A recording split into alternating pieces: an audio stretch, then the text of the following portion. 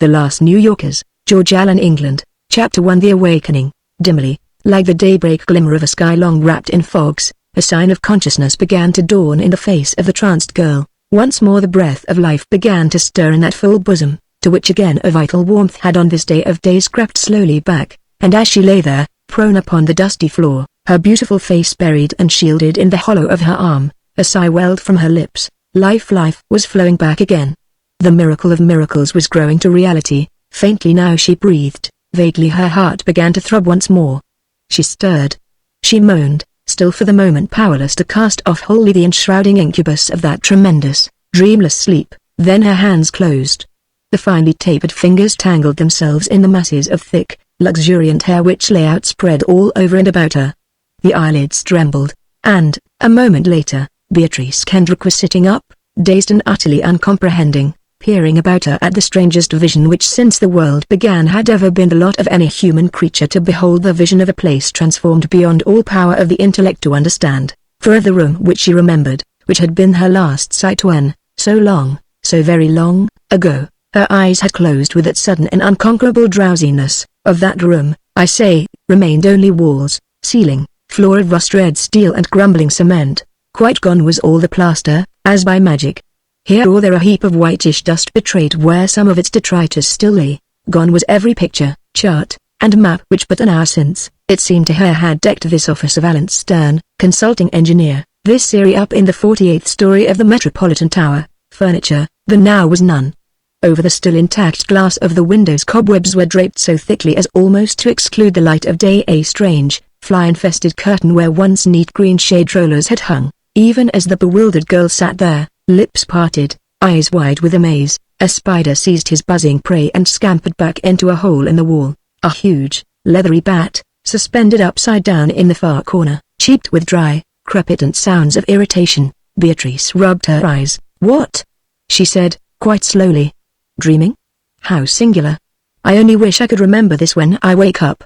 Of all the dreams I've ever had, this one's certainly the strangest. So real, so vivid. Why, I could swear I was awakened yet." All at once a sudden doubt flashed into her mind. An uneasy expression dawned across her face.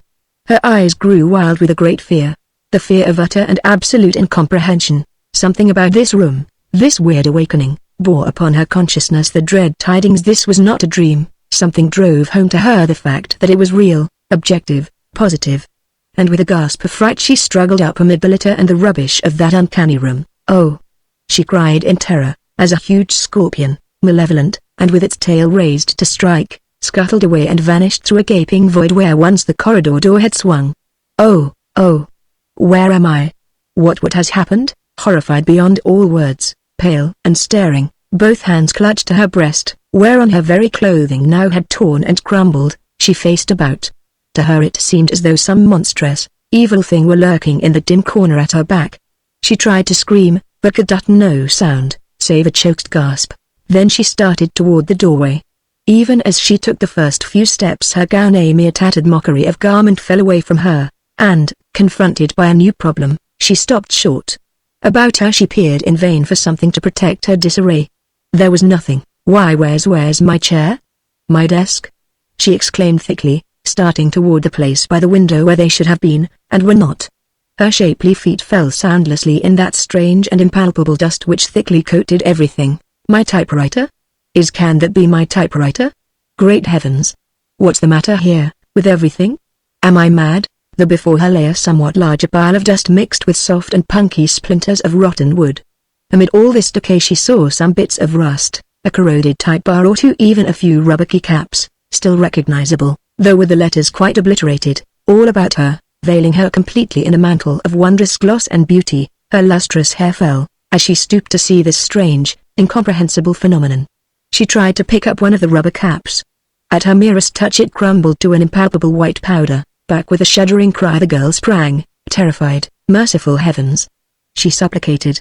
What does all this mean?" For a moment she stood there, her every power of thought, of motion, numbed. Breathing not, she only stared in a wild kind of cringing amazement, as perhaps you might do if you should see a dead man move. Then to the door she ran.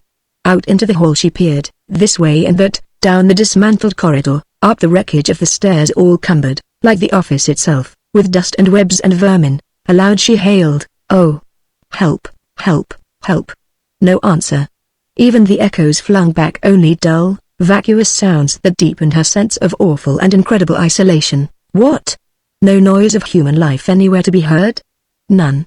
No familiar hum of the metropolis now rose from what, when she had fallen asleep, had been swarming streets and miles on miles of habitations. Instead, a blank, unbroken leaden silence, that seemed part of the musty, choking atmosphere, a silence that weighed down on Beatrice like funeral palls. Dumbfounded by all this, and by the universal crumbling of every perishable thing, the girl ran, shuddering, back into the office.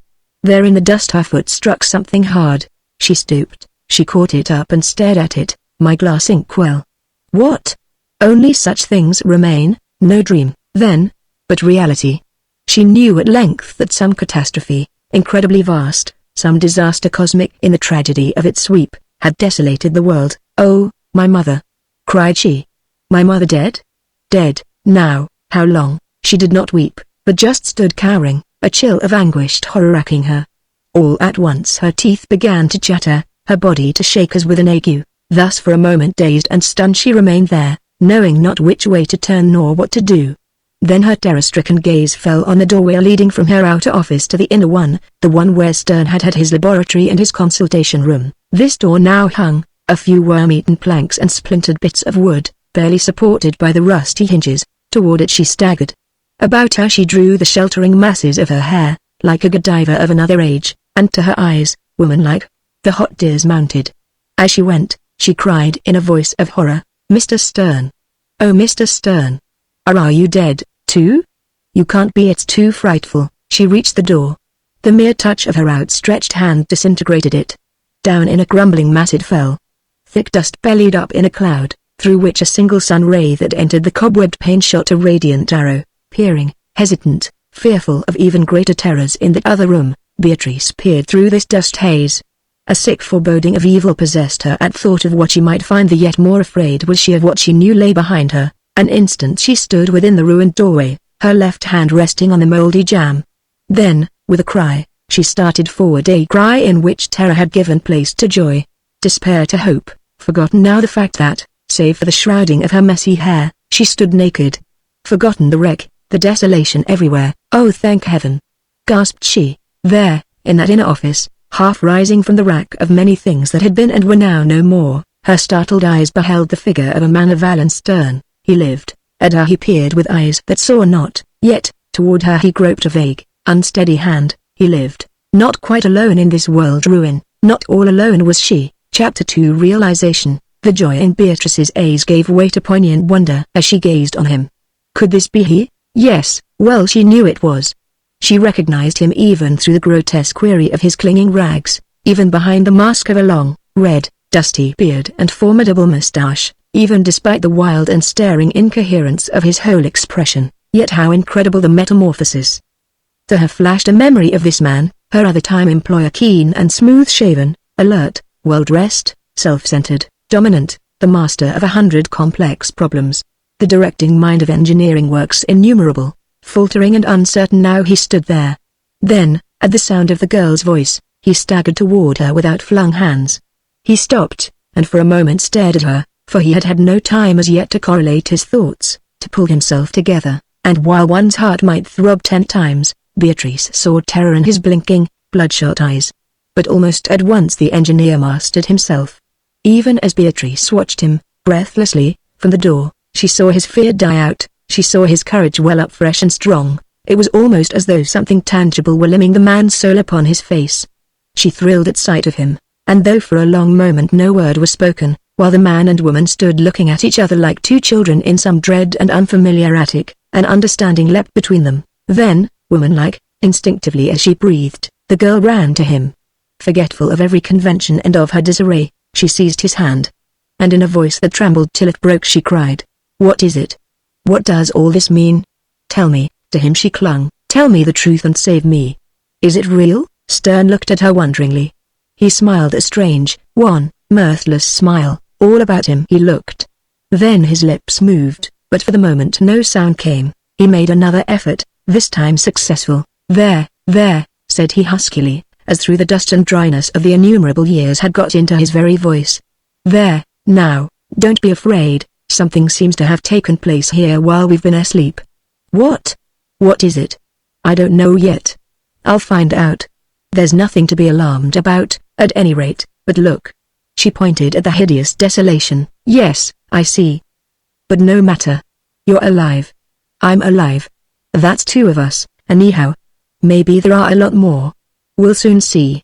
Whatever it may be, we'll win." He turned and, trailing rags and streamers of rotten cloth that once had been a business suit, he waded through the confusion of wreckage on the floor to the window. If you have seen a weather-beaten scarecrow flapping in the wind, you have some notion of his outward guise.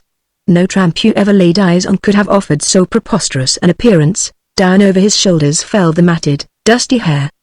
His tangled beard reached far below his waist.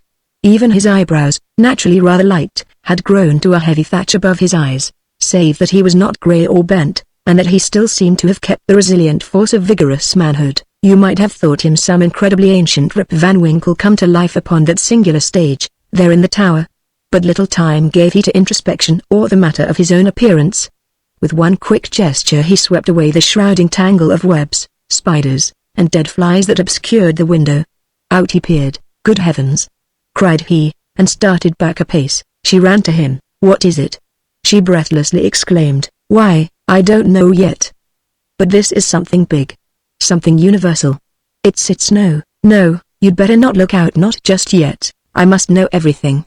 Let me see." Now she was at his side, and, like him, staring out into the clear sunshine, out over the vast expanses of the city. A moment's utter silence fell. Quite clearly hummed the protest of an imprisoned fly in a web at the top of the window. The breathing of the man and woman sounded quick and loud. "All wrecked?" cried Beatrice. "But then, wrecked? It looks that way," the engineer made answer, with a strong effort holding his emotions in control. "Why not be frank about this? You'd better make up your mind at once to accept the very worst." "I see no signs of anything else." "The worst? You mean?" "I mean just what we see out there. You can interpret it as well as I." Again the silence while they looked, with emotions that could find no voicing in words. Instinctively the engineer passed an arm about the frightened girl and drew her close to him. "And the last thing I remember," whispered she, "was just after you'd finished dictating those Taunton Bridge specifications. I suddenly felt so sleepy. Only for a minute I thought I'd close my eyes and rest, and then, this." She nodded. "Same here," said he. "What the deuce can have struck us? Us and everybody and everything? Talk about your problems. Lucky I'm sane and sound, and, he did not finish, but fell once more to studying the incomprehensible prospect. Their view was towards the east, but over the river and the reaches of what had once upon a time been Long Island City and Brooklyn, as familiar a scene in the other days as could be possibly imagined. But now how altered an aspect greeted them. "It's surely all wiped out, all gone into ruins," said Stern slowly and carefully, weighing each word. "No hallucination about that." He swept the skyline with his eyes, that now peered keenly out from beneath those bushy brows. Instinctively he brought his hand up to his breast. He started with surprise. "What's this?" he cried. "Why, I've got a full yard of whiskers. My good lord. Whiskers on me? And I used to say," he burst out laughing. At his beard he plucked with merriment that jangled horribly on the girl's tense nerves. Suddenly he grew serious.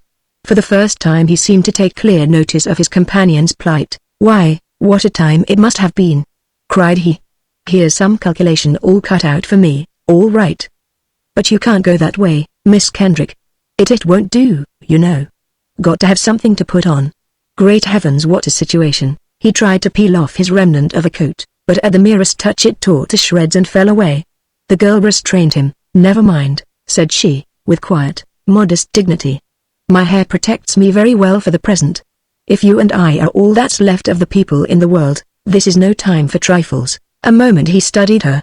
Then he nodded, and grew very grave. "Forgive me," he whispered, laying a hand on her shoulder. Once more he turned to the window and looked out. "So then, it's all gone?" he queried, speaking as to himself. "Only a skyscraper standing here or there?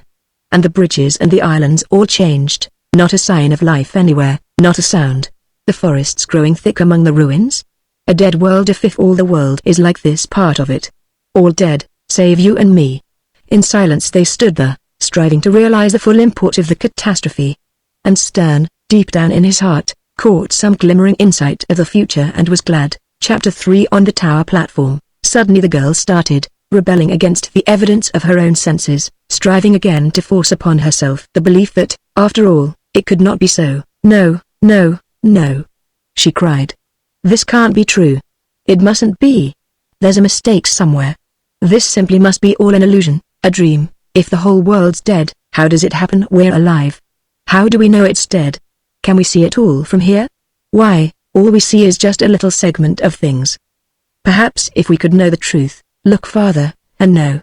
He shook his head. I guess you'll find it's real enough, he answered, no matter how far you look. But, just the same, it won't do any harm to extend our radius of observation. Come, let's go on up to the top of the tower, up to the observation platform. The quicker we know all the available facts the better. Now, if I only had a telescope. He thought hard a moment, then turned and strode over to a heap of friable disintegration that lay where once his instrument case had stood, containing his surveying tools. Down on his ragged knees he fell, his rotten shreds of clothing tore and ripped at every movement, like so much water-soaked paper. A strange, hairy, dust-covered figure, he knelt there. Quickly he plunged his hands into the rubbish and began pawing it over and over with eager haste. Ah! He cried with triumph. Thank heaven, brass and lenses haven't crumbled yet. Up he stood again. In his hand the girl saw a peculiar telescope. My level, see? He exclaimed, holding it up to view. The wooden tripod's long since gone. The fixtures that held it on won't bother me much, neither will the spirit glass on top. The main thing is that the telescope itself seems to be still intact. Now we'll see. Speaking, he dusted off the eyepiece and the objective with a bit of rag from his coat sleeve. Beatrice noted that the brass tubes were all eaten and pitted with verdigris, but they still held firmly. And the lenses, when Stern had finished cleaning them, showed as bright and clear as ever. Come, now, come with me, he bade. Out through the doorway into the hall he made his way while the girl followed. As she went she gathered her wondrous veil of hair more closely about her. In this universal disorganization, this wreck of all the world, how little the conventions counted. Together, picking their way up the broken stairs, where now the rust-bitten steel showed through the corroded stone and cement in 1,000 places, they cautiously climbed. Here, spider webs thickly shrouded the way, and had to be brushed down.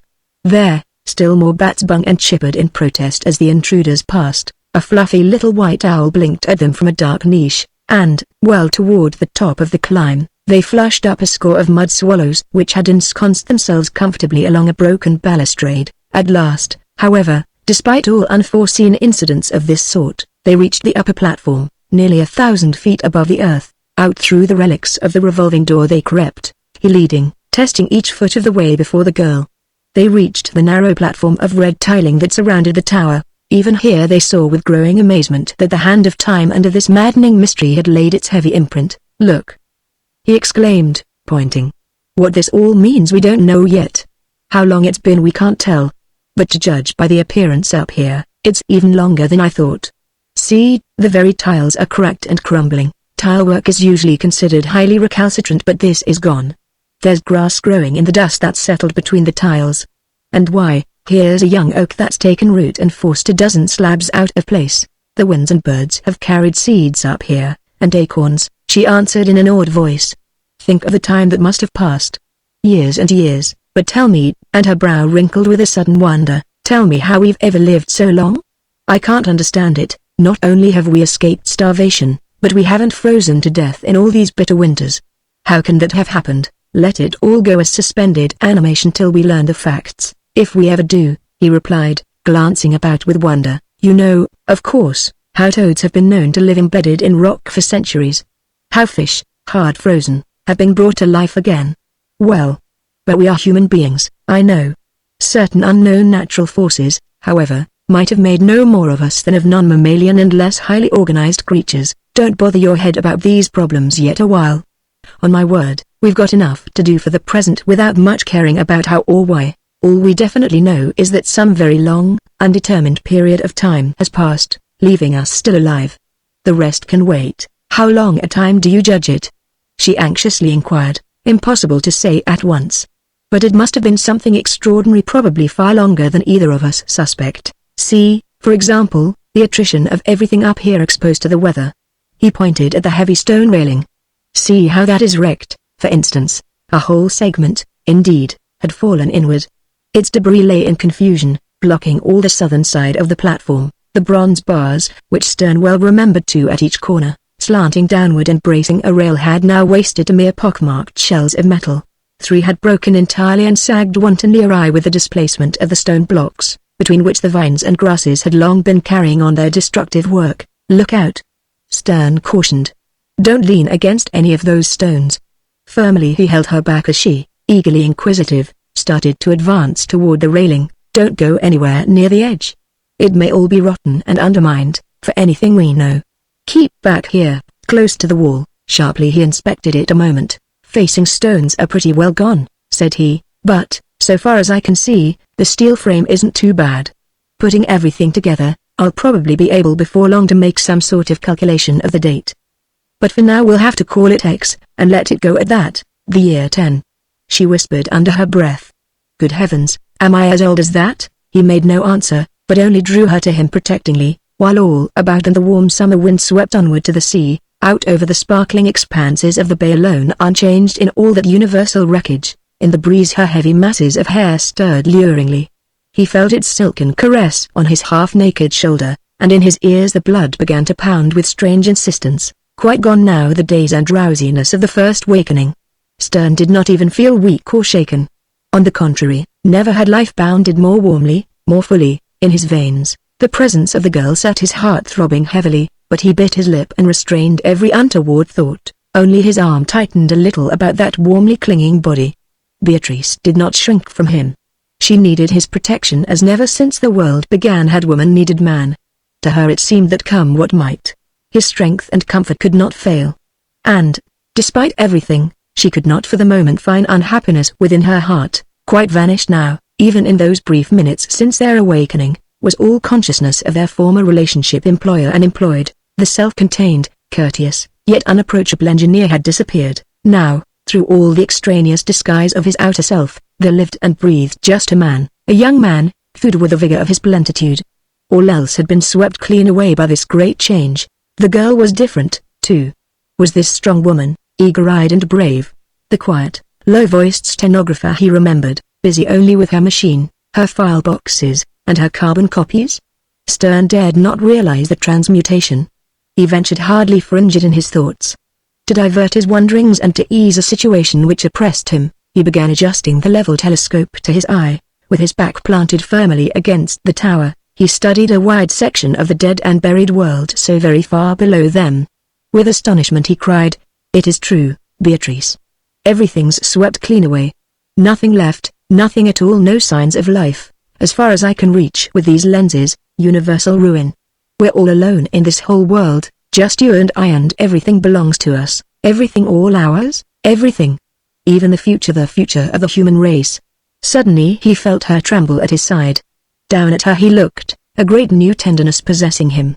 He saw that tears were forming in her eyes. Beatrice pressed both hands to her face and bowed her head. Filled with strange emotions, the man watched her for a moment, then in silence, realizing the uselessness of any words, knowing that in this monstrous Ragnarok of all humanity no ordinary relations of life could bear either cogency or meaning. He took her in his arms, and there alone with her, far above the ruined world, high in the pure air of mid-heaven, he comforted the girl with words till then unthought of and unknown to him. Chapter 4 The City of Death. Presently Beatrice grew calmer. For though grief and terror still weighed upon her soul, she realized that this was no fit time to yield to any weakness now when 1,000 things were pressing for accomplishment. If their own lives, too, were not presently to be snuffed out in all this universal death. Come, said Stern reassuringly. I want you, too, to get a complete idea of what has happened. From now on you must know all, share all, with me.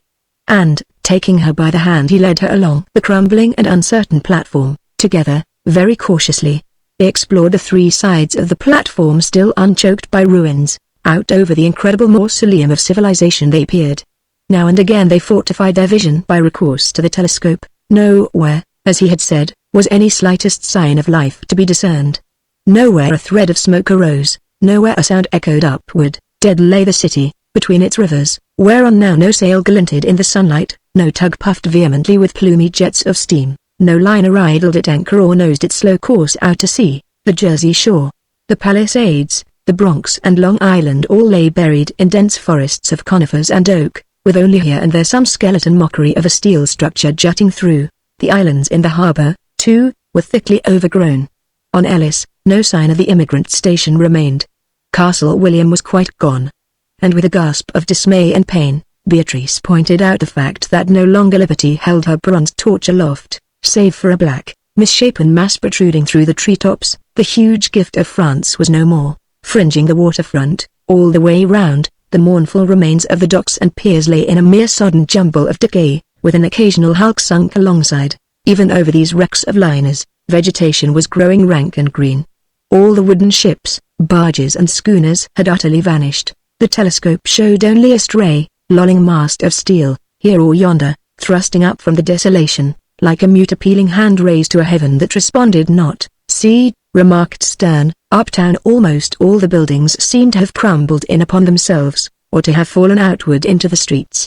What an inconceivable tangle of detritus those streets must be. And, do you notice the park hardly shows at all? Everything's so overgrown with trees you can't tell where it begins or ends. Nature has her revenge at last, on man. The universal claim, made real," said Beatrice. "Those rather clearer lines of green, I suppose, must be the larger streets.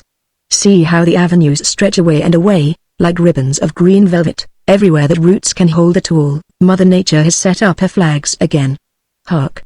What's that?" A moment they listened intently. Up to them, from very far, rose a wailing cry. Tremulous, long-drawn, formidable. "Oh! Then there are people, after all?" faltered the girl, grasping Stern's arm. He laughed. "No, hardly," answered he. "I see you don't know the wolf cry. I didn't till I heard it in the Hudson Bay country, last winter, that is, last winter, plus X.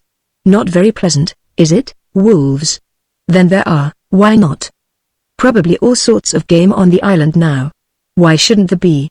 All in Mother Nature's stock in trade, you know. But come, don't let that worry you. We're safe, for the present. Time enough to consider hunting later. Let's creep around here to the other side of the tower, and see what we can see." Silently she acquiesced.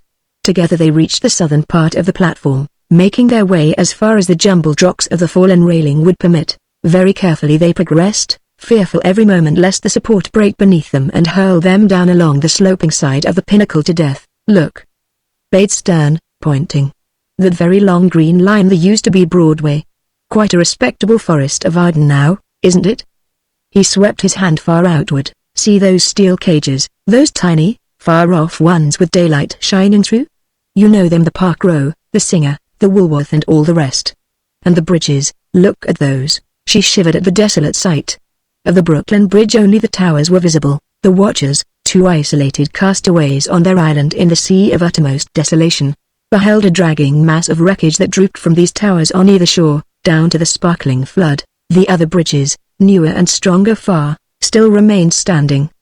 But even from that distance Stern could quite plainly see, without the telescope, that the Williamsburg Bridge had buckled downward and that the farther span of the Blackwell's Island Bridge was in ruinous disrepair. How horrible, how ghastly is all this waste and ruin, thought the engineer.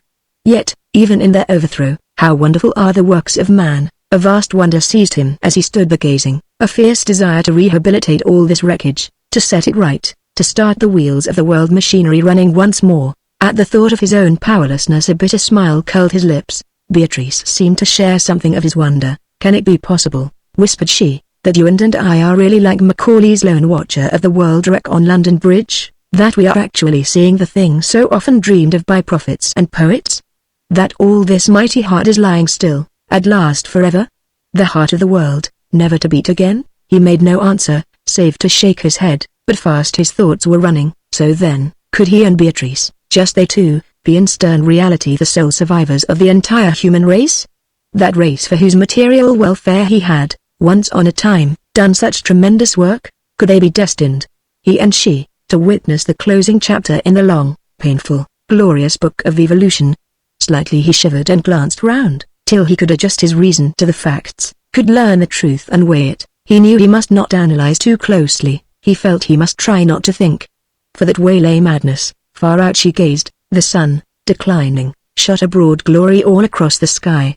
Purple and gold and crimson lay the light bands over the breast of the Hudson. Dark blue the shadows streamed across the ruined city with its crowding forests, its blank staring windows and sagging walls, its thousands of gaping vacancies, where wood and stone and brick had crumbled down the city where once the tides of human life had ebbed and flowed, roaring resistlessly. High overhead drifted a few rosy clouds, part of that changeless nature which alone did not repel or mystify these two beleaguered waifs.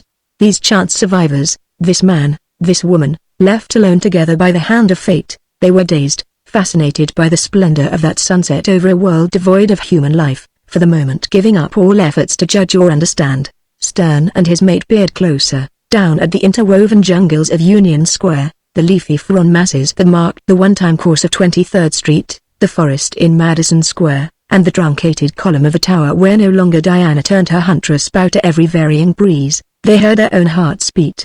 The intake of their breath sounded strangely loud. Above them, on a broken cornice, some resting swallows twittered. All at once the girl spoke. "See the Flatiron Building over there?" said she. "What a hideous wreck." From Stern she took the telescope, adjusted it, and gazed minutely at the shattered pile of stone and metal. Blotched as with leprosy stood the walls, whence many hundreds of blocks had fallen into Broadway, forming a vast moraine that for some distance choked that thoroughfare. In numberless places the steel frame peered through. The whole roof had caved in, crushing down the upper stories, of which only a few sparse upstanding metal beams remained. The girl's gaze was directed at a certain spot which she knew well. "Oh, I can even see into some of the offices on the 18th floor," cried she. "There, look." And she pointed. "That one near the front. I used to know," she broke short off. In her trembling hands the telescope sank. Stern saw that she was very pale. "Take me down," she whispered. "I can't stand it any longer. I can't, possibly. The sight of that wrecked office. Let's go down where I can't see that." Gently, as though she had been a frightened child, Stern led her round the platform to the doorway, then down the crumbling stairs and so to the wreckage and dust-strewn confusion of what had been his office. And there, his hand upon her shoulder, he bade her still be of good courage. "Listen now, Beatrice," said he. "Let's try to reason this thing out together. Let's try to solve this problem like two intelligent human beings. Just what's happened, we don't know. We can't know yet a while, till I investigate. We don't even know what year this is. Don't know whether anybody else is still alive, anywhere in the world. But we can find out after we've made provision for the immediate present and formed some rational plan of life. If all the rest are gone, swept away, wiped out clean like figures on a slate, then why we should have happened to survive whatever it was that struck the earth, is still a riddle far beyond our comprehension." He raised her face to his, noble despite all its grotesque disfigurements. He looked into her eyes as though to read the very soul of her, to judge whether she could share this fight, could brave this coming struggle. "All these things may yet be answered. Once I get the proper data for this series of phenomena, I can find the solution. Never fear. Some vast world duty may be ours, far greater, infinitely more vital than anything that either of us has ever dreamed. It's not our place, now, to mourn nor fear.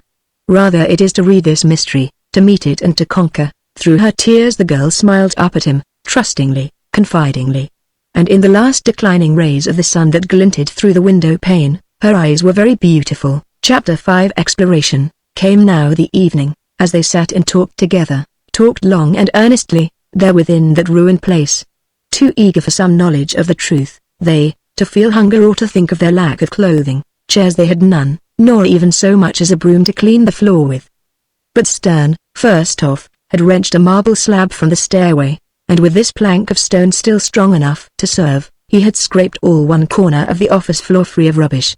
This gave them a preliminary camping place wherein to take their bearings and discuss what must be done. "So then," the engineer was saying as the dusk grew deeper, "so then, we'll apparently have to make this building our headquarters for a while. As nearly as I can figure, this is about what must have happened. Some sudden, deadly, numbing plague or cataclysm must have struck the earth, long, long ago. It may have been an almost instantaneous onset of some new and highly fatal microorganism, propagating with such marvelous rapidity that it swept the world clean in a day, doing its work before any resistance could be organized or thought of. Again, some poisonous gas may have developed, either from a fissure in the Earth's crust, or otherwise. Other hypotheses are possible, but of what practical value are they now? We only know that here, In this uppermost office of the tower, you and I have somehow escaped with only a long period of completely suspended animation. How long? God alone knows. That's a query I can't even guess the answer to as yet. Well, to judge by all the changes, Beatrice suggested thoughtfully, it can't have been less than 100 years. Great heavens! And she burst into a little satiric laugh. Am I 124 years old? Think of that, you underestimate, Stern answered. But no matter about the time question for the present, we can't solve it now, neither can we solve the other problem about Europe and Asia and all the rest of the world. Whether London, Paris, Berlin, Rome, and every other city, every other land, all have shared this fate, we simply don't know. All we can have is a feeling of strong probability that life, human life I mean, is everywhere extinct save right here in this room. Otherwise, don't you see, men would have made their way back here again, back to New York, where all these incalculable treasures seem to have perished, and, he broke short off. Again, far off, they heard a faint re-echoing roar. For a moment they both sat speechless. What could it be? Some distant wall toppling down? A hungry beast scenting its prey? They could not tell. But Stern smiled. I guess, said he, guns will be about the first thing I'll look for, after food. There ought to be good hunting down in the jungles of Fifth Avenue and Broadway. You shoot, of course? No? Well, I'll soon teach you. Lots of things both of us have got to learn now. No end of them. He rose from his place on the floor, went over to the window and stood for a minute peering out into the gloom. Then suddenly he turned. What's the matter with me, anyhow? He exclaimed with irritation.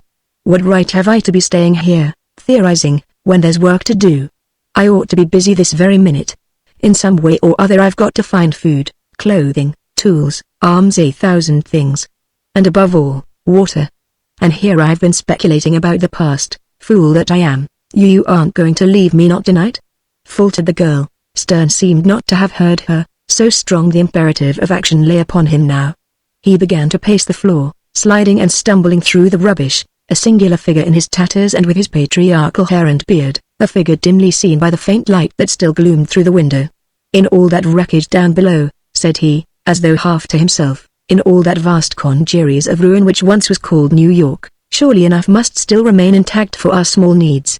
Enough till we can reach the land, the country, and raise food of our own. Don't go now, pleaded Beatrice. She, too, stood up, and out she stretched her hands to him. Don't, please. We can get along some way or other till morning. At least, I can. No, it isn't right. Down in the shops and stores, who knows but we might find, but you're unarmed. And in the streets in the forest, rather, listen. He commanded rather abruptly. This is no time for hesitating or for weakness. I know you'll stand your share of all that we must suffer, dare and do together. Some way or other I've got to make you comfortable. I've got to locate food and drink immediately. Got to get my bearings. Why, do you think I'm going to let you, even for one night, go fasting and thirsty, sleep on bare cement, and all that sort of thing? If so, you're mistaken. No, you must spare me for an hour or two. Inside of that time I ought to make a beginning. A whole hour, 2 would probably be nearer it. I promise to be back inside of that time, but, and her voice quivered just a trifle, but suppose some will forbear. Oh, I'm not quite so foolhardy as all that, he retorted. I'm not going to venture outside till tomorrow. My idea is that I can find at least a few essentials right here in this building. It's a city in itself, or was. Offices, stores, shops, everything right here together in a lump. It can't possibly take me very long to go down and rummage out something for your comfort. Now that the first shock and surprise of our awakening are over, we can't go on in this way, you know. H''M! Dressed in such exceedingly primitive garb. Silently she looked at his dim figure in the dusk. Then she stretched out her hand. I'll go too, said she quite simply. You'd better stay. It's safer here. No, I'm going, but if we run into dangers, never mind. Take me with you. Over to her he came. He took her hand. In silence he pressed it. Thus for a moment they stood. Then, arousing himself to action, he said, first of all, a light. A light? How can you make a light? Why, there isn't a match left anywhere in this whole world. I know, but there are other things. Probably my chemical flasks and vials aren't injured. Glass is practically imperishable. And if I'm not mistaken, the bottles must be lying somewhere in that rubbish heap over by the window. He left her wondering. and knelt among the litter. For a while he silently delved through the triturated bits of punky wood and rust-red metal that now represented the remains of his chemical cabinet. All at once he exclaimed, "Here's one. And here's another. This certainly is luck. I shouldn't wonder if I got almost all of them back." One by one he found a score of thick, ground glass vials. Some were broken, probably by the shock when they and the cabinet had fallen, but a good many still remained intact. Among these were the two essential ones. By the last dim ghost of light through the window, and by the sense of touch, Stern was able to make out the engraved symbols P and S on these bottles. "Phosphorus and sulfur," he commented. "Well, what more could I reasonably ask? Here's alcohol, too, hermetically sealed. Not too bad, eh?" While the girl watched, with wondering admiration, Stern thought hard a moment. Then he set to work. First he took a piece of the corroded metal framework of the cabinet, a steel strip about 18 inches long, frail in places, but still sufficiently strong to serve his purpose. Tearing off some rags from his coat sleeve, he wadded them together into a ball as big as his fist. Around this ball he twisted the metal strip, so that it formed at once a holder and a handle for the rag mass. With considerable difficulty he worked the glass stopper out of the alcohol bottle, and with the fluid saturated the rags. Then, on a clear bit of the floor, he spilled out a small quantity of the phosphorus and sulfur. "This beats getting fire by friction or hollow," he cheerfully remarked. "I've tried that, too, and I guess it's only in books a white man ever succeeds at it. But this way, you see, it's simplicity itself. Very moderate friction, with a bit of wood from the wreckage of the door, sufficed to set the phosphorus ablaze." Stern heaped on a few tiny lumps of sulfur. Then, coughing as the acrid fumes arose from the sputter of blue flame, he applied the alcohol-soaked torch. Instantly a puff of fire shot up, colorless and clear, throwing no very satisfactory light, yet capable of dispelling the thickest of the gloom. The blaze showed Stern's eager face, long-bearded and dusty, as he bent over this crucial experiment. The girl, watching closely, felt a strange new thrill of confidence and solace. Some realization of the engineer's resourcefulness came to her, and in her heart she had confidence that, though the whole wide world had crumbled into ruin, yet he would find a way to smooth her path, to be a strength and refuge for her. But Stern had no time for any but matters of intensest practicality. From the floor he arose, holding the flambe in one hand, the bottle of alcohol in the other. "Come now," bade he, and raised the torch on high to light her way. "You're still determined to go?" For an answer she nodded. Her eyes gleamed by the uncanny light, and so, together, he leading out of the room and along the wrecked hall, they started on their trip of exploration out into the unknown. Chapter 6 Treasure Trove. Never before had either of them realized just what the meaning of 48 stories might be. For all their memories of this height were associated with smooth sliding elevators that had whisked them up as through the tremendous height had been the merest trifle. This night, however, what with the broken stairs, the debris-cumbered hallways, the lurking darkness which the torch could hardly hold back from swallowing them, they came to a clear understanding of the problem. Every few minutes the flame burned low and Stern had to drop on more alcohol, holding the bottle high above the flame to avoid explosion. Long before they had compassed the distance to the ground floor, the girl lagged with weariness and shrank with nameless fears. Each black doorway that yawned along their path seemed ominous with memories of life that had perished there, of death that now reigned all supreme. Each corner, every niche and crevice, breathed out the spirit of the past and of the mystic tragedy which in so brief a time had wiped the human race from earth, as a mother wipes the milky lips of her child. And Stern, though he said little save to guide Beatrice and warn her of unusual difficulties, felt the somber magic of the place. No poet, he, only a man of hard and practical details. Yet he realized that, were he dowered with the faculty, here lay matter for an epic of death such as no Homer ever dreamed, no Virgil ever could have penned. Now and then, along the corridors and down the stairways, they chanced on curious little piles of dust, scattered at random in fantastic shapes. These for a few minutes puzzled Stern, till stooping, he stirred one with his hand. Something he saw that made him start back with a stifled exclamation. "What is it?" cried the girl, startled. "Tell me." But he, realizing the nature of his discovery, for he had seen a human incisor tooth, gold-filled, there in the odd little heap, straightened up quickly and assumed to smile. "It's nothing, nothing at all," he answered. "Come, we haven't got any time to waste.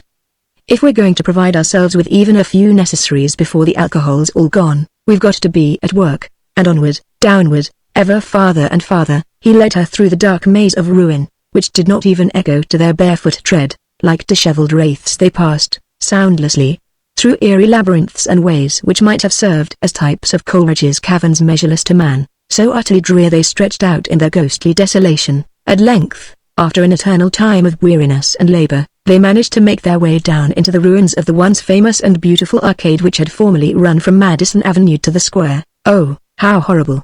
gasped Beatrice, shrinking, as they clambered down the stairs and emerged into this scene of chaos, darkness, death, where long ago the arcade had stretched its path of light and life and beauty, of wealth and splendor, like an epitome of civilization all gathered in that constricted space. The little light disclosed stark horror, feeble as a will-o'-the-wisp in that enshrouding dark. The torch showed only hints of things: here a fallen pillar, there a shattered mass of wreckage where a huge section of the ceiling had fallen, yonder a gaping aperture left by the disintegration of a wall. Through all this rubbish and confusion, over and through a score of the little dust piles which Stern had so carefully avoided explaining to Beatrice, they climbed and waded, and with infinite pain slowly advanced. "What we need is more light," exclaimed the engineer presently. "We've got to have a bonfire here," and before long he had collected a considerable pile of wood, ripped from the doorways and window casings of the arcade. This he set fire to. In the middle of the floor, soon a dull, wavering glow began to paint itself upon the walls, and to fling the comrades' shadows, huge and weird, in dancing mockery across the desolation. Strangely enough, many of the large plate glass windows lining the arcade still stood intact. They glittered with the uncanny reflections of the fire as the man and woman slowly made way down the passage. "See," exclaimed Stern, pointing. "See all these ruined shops? Probably almost everything is worthless. But there must be some things left that we can use. See the post office, down there on the left. Think of the millions in real money, gold and silver, in all these safes here and all over the city in the banks and vaults. Millions. Billions, jewels, diamonds, wealth simply inconceivable. Yet now a good water supply, some bread, meat, coffee, salt, and so on, a couple of beds, a gun or two and some ordinary tools would outweigh them all. Clothes, too," the girl suggested. "Plain cotton cloth is worth $10 million an inch now." "Right," answered Stern, gazing about him with wonder, "and I offer a bushel of diamonds for a razor and a pair of scissors." Grimly he smiled as he stroked his enormous beard. "But come, this won't do. There'll be plenty of time to look around and discuss things in the morning. Just now we've got a definite errand. Let's get busy." Thus began their search for a few prime necessities of life, there in that charnel house of civilization, by the dull reflections of the firelight and the pallid torch glow. Though they forced their way into 10 or 12 of the arcade shops, they found no clothing, no blankets or fabric of any kind that would serve for coverings or to sleep upon. Everything at all in the nature of cloth had either sunk back into moldering annihilation or had at best grown far too fragile to be of the slightest service. They found, however, a furrier's shop, and this they entered eagerly. From rusted metal hooks a few warped fragments of skin still hung, moth-eaten, riddled with holes, ready to crumble at the merest touch. "There's nothing in any of these to help us," judged Stern. "But maybe we might find something else in here." Carefully they searched the littered place, all dust and horrible disarray, which made sad mockery of the gold leaf sign still visible on the window. "Lang, importer. All the latest novelties." On the floor Stern discovered 3 more of those little dust middens which meant human bodies, pitiful remnants of an extinct race, of unknown people in the long ago. What had he now in common with them? The remains did not even inspire repugnance in him. All at once Beatrice uttered a cry of startled gladness. "Look here!" A storage chest. True enough, there stood a cedar box, all seamed and cracked and bulging, yet still retaining a semblance of its original shape. The copper bindings and the lock were still quite plainly to be seen, as the engineer held the torch close. Though green and corroded with incredible age, one effort of Stern's powerful arms sufficed to tip the chest quite over. As it fell it burst. Down in a mass of pulverized, worm-eaten splinters it disintegrated. Out rolled furs, many and many of them, black, and yellow, and striped the pelts of the grizzly, of the leopard, the cheetah, the Royal Bengal himself. "Hooray!" shouted the man, catching up first one, then another, and still a third. Almost intact. A little imperfection here and that doesn't matter. Now we've got clothes and beds. What's that? Yes, maybe they are a trifle warm for this season of the year, but this is no time to be particular. See, now, how do you like that?" Over the girl's shoulders, as he spoke, he flung the tiger skin. "Magnificent," he judged, standing back a pace or two and holding up the torch to see her better. When I find you a big gold pin or clasp to fasten that with at the throat, you'll make a picture of another and more splendid Bodicea." He tried to laugh at his own words, but merriment sat ill there in that place, and with such a subject. For the woman, thus clad, had suddenly assumed a wild, barbaric beauty. Bright gleamed her grey eyes by the light of the lamp, limpid, and deep, and earnest. They looked at Stern. Her wonderful hair, shaken out in bewildering masses over the striped, tawny savagery of the robe, made colourful contrasts, barbarous, seductive, half-hidden. The woman's perfect body, beautiful as that of a wood nymph or a pagan dryad, roused atavistic passions in the engineer. He dared speak no other word for the moment, but bent beside the shattered chest again and fell to looking over the furs. A polar bear skin attracted his attention, and this he chose. Then, with it slung across his shoulder, he stood up. "Come," said he, steadying his voice with an effort. "Come, we must be going now. Our light won't hold out very much longer. We've got to find food and drink before the alcohol's all gone, got to look out for practical affairs, whatever happens. Let's be going." Fortune favored them. In the wreck of a small fancy grocer's booth down toward the end of the arcade, where the post office had been, they came upon a stock of goods in glass jars. All the tinned foods had long since perished, but the impermeable glass seemed to have preserved fruits and vegetables of the finer sort, and chipped beef and the like, in a state of perfect soundness. Best of all, they discovered the remains of a case of mineral water. The case had crumbled to dust, but 14 bottles of water were still intact. "Pile 3 or 4 of these into my fur robe here," directed Stern. "Now, a few of the other jars, that's right. Tomorrow we'll come down and clean up the whole stock. But we've got enough for now, we'd best be getting back up the stairs again," said he. And so they started. "Are you going to leave that fire burning?" asked the girl, as they passed the middle of the arcade. "Yes. It can't do any harm. Nothing to catch here, only old metal and cement. Besides, it would take too much time and labor to put it out." Thus they abandoned the gruesome place and began the long, exhausting climb. It must have taken them an hour and a half at least to reach their eyrie. Both found their strength taxed to the utmost. Before they were much more than halfway up, the ultimate drop of alcohol had been burned. The last few hundred feet had to be made by slow, laborious feeling, aided only by such dim reflections of the gibbous moon as glimmered through a window, cobweb-hung, or through some break in the walls. At length, however, for all things have an end, breathless and spent, they found their refuge.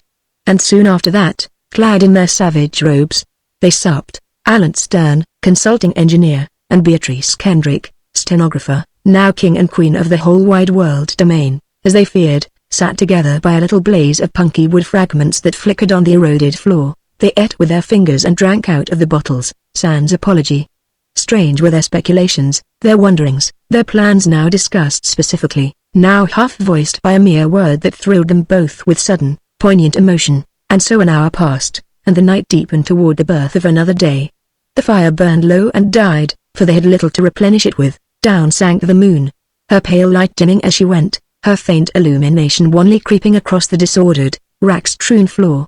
And at length Stern, in the outer office, Beatrice in the other, they wrapped themselves within their furs and laid them down to sleep. Despite the age-long trance from which they both had but so recently emerged, a strange lassitude weighed on them. Yet long after Beatrice had lost herself in dreams, Stern lay and thought strange thoughts, yearning and eager thoughts, there in the impenetrable gloom. Chapter 7 The Outer World. Before daybreak the engineer was up again, and active. Now that he faced the light of morning, with 1,000 difficult problems closing in on every hand, he put aside his softer moods, his visions and desires, and like the scientific man he was addressed himself to the urgent matters in hand. The girl's safe enough alone, here, for a while, thought he, looking in upon her where she lay, calm as a child, folded within the clinging masses of the tiger skin. I must be out and away for 2 or 3 hours, at the very least.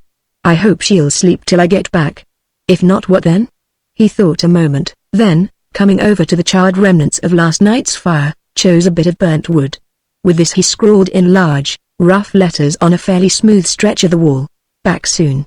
All okay, don't worry." Then, turning, he set out on the long, painful descent again to the earth level, garish now, and doubly terrible, since seen with more than double clearness by the graying dawn. The world ruin seemed to him. Strong of body and of nerve as he was, he could not help but shudder at the numberless traces of sudden and pitiless death which met his gaze. Everywhere lay those dust heaps, with here or there a tooth, a ring, a bit of jewelry showing everywhere he saw them, all the way down the stairs, in every room and office he peered into, and in the time-ravished confusion of the arcade. But this was scarcely the time for reflections of any sort. Life called, and labor, and duty, not mourning for the dead world, nor even wonder or pity at the tragedy which had so mysteriously befallen. And as the man made his way over and through the universal wreckage, he took counsel with himself. First of all, water, thought he. We can't depend on the bottled supply. Of course, there's the Hudson, but it's brackish, if not downright salt. I've got to find some fresh and pure supply, close at hand. That's the prime necessity of life. What with the canned stuff, and such game as I can kill, there's bound to be food enough for a while. But a good water supply we must have, and at once. Yet, prudent rather for the sake of Beatrice than for his own, he decided that he ought not to issue out, unarmed, into this new and savage world, of which he had as yet no very definite knowledge. And for a while he searched, hoping to find some weapon or other. I've got to have an axe, first of all, said he. That's man's first need, in any wilderness. Where shall I find one? He thought a moment. In the basements, exclaimed he. Maybe I can locate an engine room, a storeroom, or something of that sort. There's sure to be tools in a place like that. And, laying off the bearskin, he prepared to explore the regions under the ground level. He used more than half an hour, through devious ways and hard labor, to make his way to the desired spot. The ancient stairway, leading down, he could not find. But by clambering down one of the elevator shafts, digging toes and fingers into the crevices in the metal framework and the cracks in the concrete, he managed at last to reach a vaulted sub-cellar, festooned with webs, damp, noisome and obscure. Considerable light glimmered in from a broken sidewalk grating above, and through a gaping, jagged hole near one end of the cellar, beneath which lay a badly broken stone. The engineer figured that this block had fallen from the tower and come to rest only here, and this awoke him to a new sense of ever-present peril. At any moment of the night or day, he realized, some such mishap was imminent. Eternal vigilance, he whispered to himself. Then, dismissing useless fears, he set about the task in hand. By the dim illumination from above, he was able to take cognizance of the musty-smelling place, which, on the whole, was in a better state of repair than the arcade. The first cellar yielded nothing of value to him, but, making his way through a low vaulted door, he chanced into what must have been one of the smaller, auxiliary engine rooms. This, he found, contained a battery of 4 dynamos, a small seepage pump, and a crumbling marble switchboard with part of the wiring still comparatively intact. At sight of all this valuable machinery scaled and pitted with rust, Stern's brows contracted with a feeling akin to pain. The engineer loved mechanism of all sorts, its care and use had been his life, and now these mournful relics, strange as that may seem, affected him more strongly than the little heaps of dust which marked the spots where human beings had fallen in sudden, inescapable death. Yet even so, he had no time for musing. Tools, cried he, peering about the dim-lit vault. Tools, I must have some. Till I find tools, I'm helpless. Search as he might, he discovered no axe in the place, but in place of it he unearthed a sledgehammer. Though corroded, it was still quite serviceable. Oddly enough, the oak handle was almost intact, cyanized wood, probably, reflected he, as he laid the sledge to one side and began delving into a bed of dust that had evidently been a workbench. And here's a chisel. A spanner, too. A heap of rusty old wire nails. Delightedly he examined these treasures. They're worth more to me, he exulted, than all the gold between here and what's left of San Francisco. He found nothing more of value in the litter. Everything else was rusted beyond use. So, having convinced himself that nothing more remained, he gathered up his finds and started back whence he had come. After some quarter hour of hard labor, he managed to transport everything up into the arcade. Now for a glimpse of the outer world, quoth he, gripping the sledge well in hand. He made his way through the confused nexus of ruin. Disguised as everything now was, fallen and disjointed, murdering, blighted by age incalculable, still the man recognized many familiar features. Here, he recalled, the telephone booths had been, there the information desk. Yonder, again, he remembered the little curved counter where once upon a time a man in uniform had sold tickets to such as had wanted to visit the tower. Counter now was dust, ticket man only a crumble of fine, greyish powder. Stern shivered slightly, and pressed on. As he approached the outer air, he noticed that many a grassy tuft and creeping vine had rooted in the pavement of the arcade, upprying the marble slabs and cracking the once magnificent floor. The doorway itself was almost choked by a tremendous Norway pine which had struck right close to the building, and now insolently blocked that way where, other time many thousand men and women every day had come and gone. But Stern clambered out past this obstacle, testing the floor with his sledge, as he went, lest he fall through an unseen weak spots into the depths of coal cellars below. And presently he reached the outer air, unharmed. But, the sidewalks! Cried he, amazed. The street, the square? Where are they? And in astonishment he stopped, staring. The view from the tower, though it had told him something of the changes wrought, had given him no adequate conception of their magnitude. He had expected some remains of human life to show upon the earth, some semblance of the metropolis to remain in the street. But no, nothing was there, nothing at all on the ground to show that he was in the heart of a city. He could, indeed, catch glimpses of a building here or there. Through the tangled thickets that grew close up to the age-worn walls of the Metropolitan, he could make out a few bits of tottering construction on the south side of what had been 23rd Street, but of the street itself, no trace remained, no pavement, no sidewalk, no curb. And even so near and so conspicuous an object as the wreck of the Flatiron was now entirely concealed by the dense forest. Soil had formed thickly over all the surface.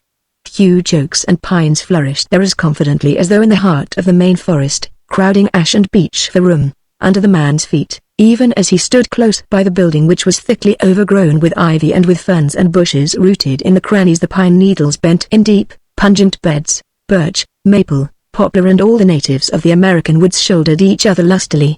By the state of the fresh young leaves, just bursting their sheaths, Stern knew the season was mid-May. Through the wind-swayed branches, little flickering patches of morning sunlight met his gaze, as they played and quivered on the forest moss or over the sere pine spills. Even upon the huge, squared stones which here and there lay in disorder, and which Stern knew must have fallen from the tower, the moss grew very thick, and more than one such block had been rent by frost and growing things. How long has it been, great heavens?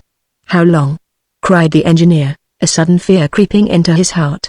For this, the reasserted dominance of nature, bore in on him with more appalling force than anything he had yet seen. About him he looked, trying to get his bearings in that strange milieu. Why, said he, quite slowly, it sits just as though some cosmic jester, all-powerful, had scooped up the fragments of a ruined city and tossed them pell-mell into the core of the Adirondacks. It's horrible, ghastly, incredible. Dazed and awed, he stood as in a dream, a strange figure with his mane of hair, his flaming, trailing beard, his rags, for he had left the bearskin in the arcade, his muscular arm, knotted as he held the sledge over his shoulder. Well might he have been a savage of old times, one of the early barbarians of Britain, perhaps, peering in wonder at the ruins of some deserted Roman camp. The chatter of a squirrel high up somewhere in the branches of an oak, recalled him to his wits. Down came spiraling a few bits of bark and acorn shell, quite in the old familiar way. Farther off among the woods, a robin's throaty morning notes drifted to him on the odorous breeze. A wren, surprisingly tame, chippered busily. It hopped about, not 10 feet from him, entirely fearless. Stern realized that it was now seeing a man for the first time in its life, and that it had no fear. His bushy brows contracted as he watched the little brown body jumping from twig to twig in the pine above him. A deep, full breath he drew. Higher, still higher he raised his head. Far through the leafy screen he saw the overbending arch of sky in tiny patches of turquoise. The same old world, after all, the same, in spite of everything, thank God. He whispered, his very tone a prayer of thanks, and suddenly, though why he could not have told, the grim engineer's eyes grew wet with tears that ran, unheeded, down his heavy bearded cheeks. Chapter 8. A sign of peril. Stern's weakness as he judged it lasted but a minute. Then, realizing even more fully than ever the necessity for immediate labor and exploration, he tightened his grip upon the sledge and set forth into the forest of Madison Square. Away from him scurried a cottontail. A snake slid, hissing, out of sight under a jungle of fern. A butterfly, dull brown and ochre, settled upon a branch in the sunlight, where it began slowly opening and shutting its wings. That's a Danaus plexippus, right enough, commented the man. But there are some odd changes in it. Yes, indeed, certainly some evolutionary variants. Must be a tremendous time since we went to sleep, for sure. Probably very much longer than I'd guess. That's a problem I've got to go to work on, before many days, but now for the present he dismissed it again. He pushed it aside in the press of urgent matters. And, parting the undergrowth, he broke his crackling way through the deep wood. He had gone but a few hundred yards when an exclamation of surprised delight burst from his lips. "Water! Water!" he cried. "What?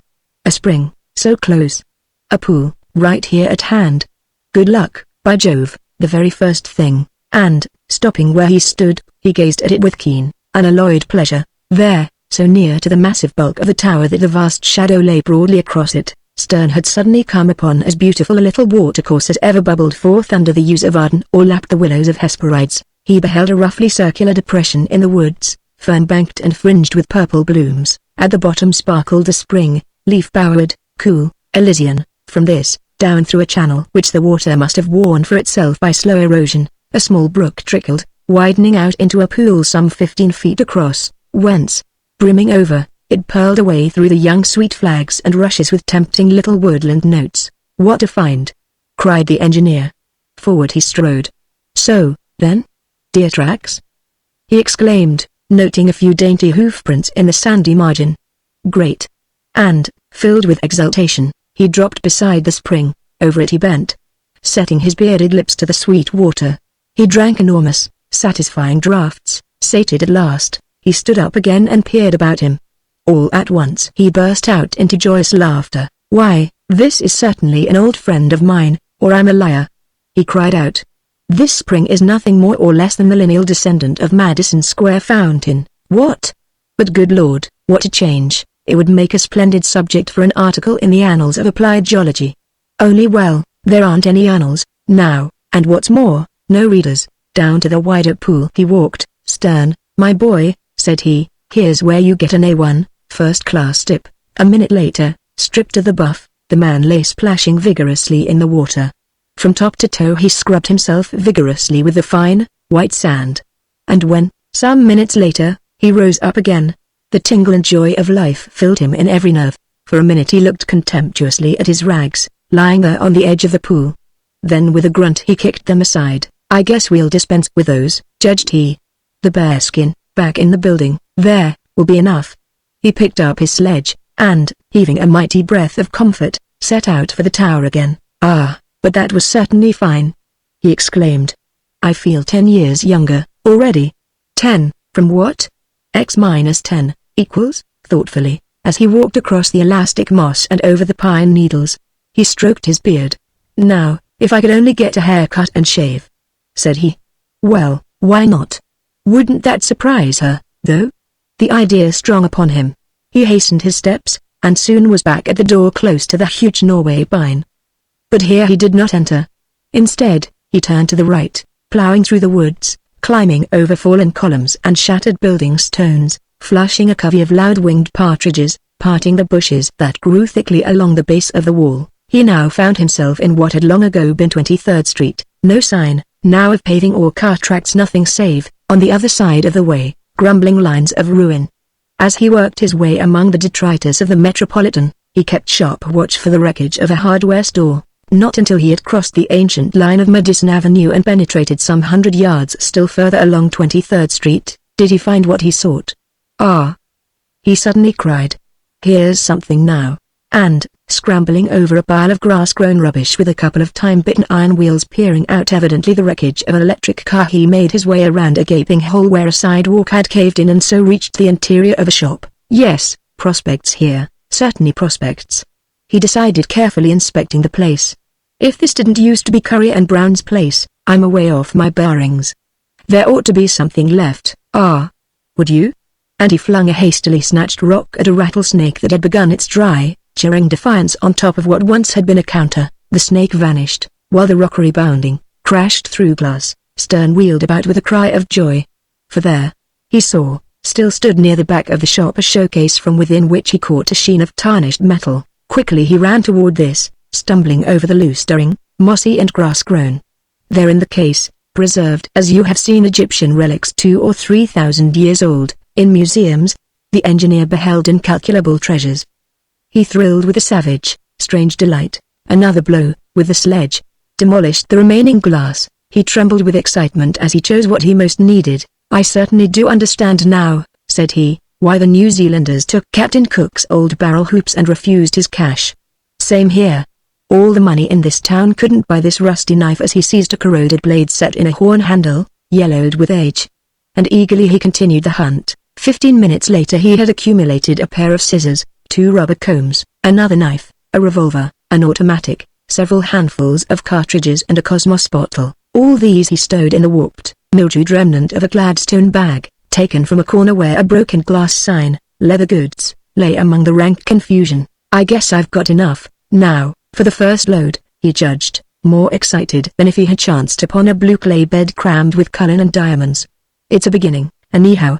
Now for Beatrice. Joyously as a schoolboy with a pocket full of new won marbles, he made his exit from the ruins of the hardware store, and started back toward the tower, but hardly had he gone 100 feet when all at once he drew back with a sharp cry of wonder and alarm. There at his feet, in plain view under a little maple sapling, lay something that held him frozen with astonishment. He snatched it up, dropping the sledge to do so. "What? What?"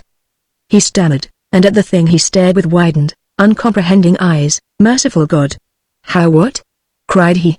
The thing he held in his hand was a broad, fat, flint assegai point. Chapter 9 Headway Against Odds. Stern he gazed at this alarming object with far more trepidation than he would have eyed a token authentically labeled, "Direct from Mars." For the space of a full half-minute he found no word, grasped no coherent thought, came to no action save to stand there, thunderstruck, holding the rotten leather bag in one hand, the spearhead in the other. Then, suddenly, he shouted a curse and made as though to fling it clean away. But ere it had left his grasp, he checked himself. "No, there's no use in that," said he, quite slowly.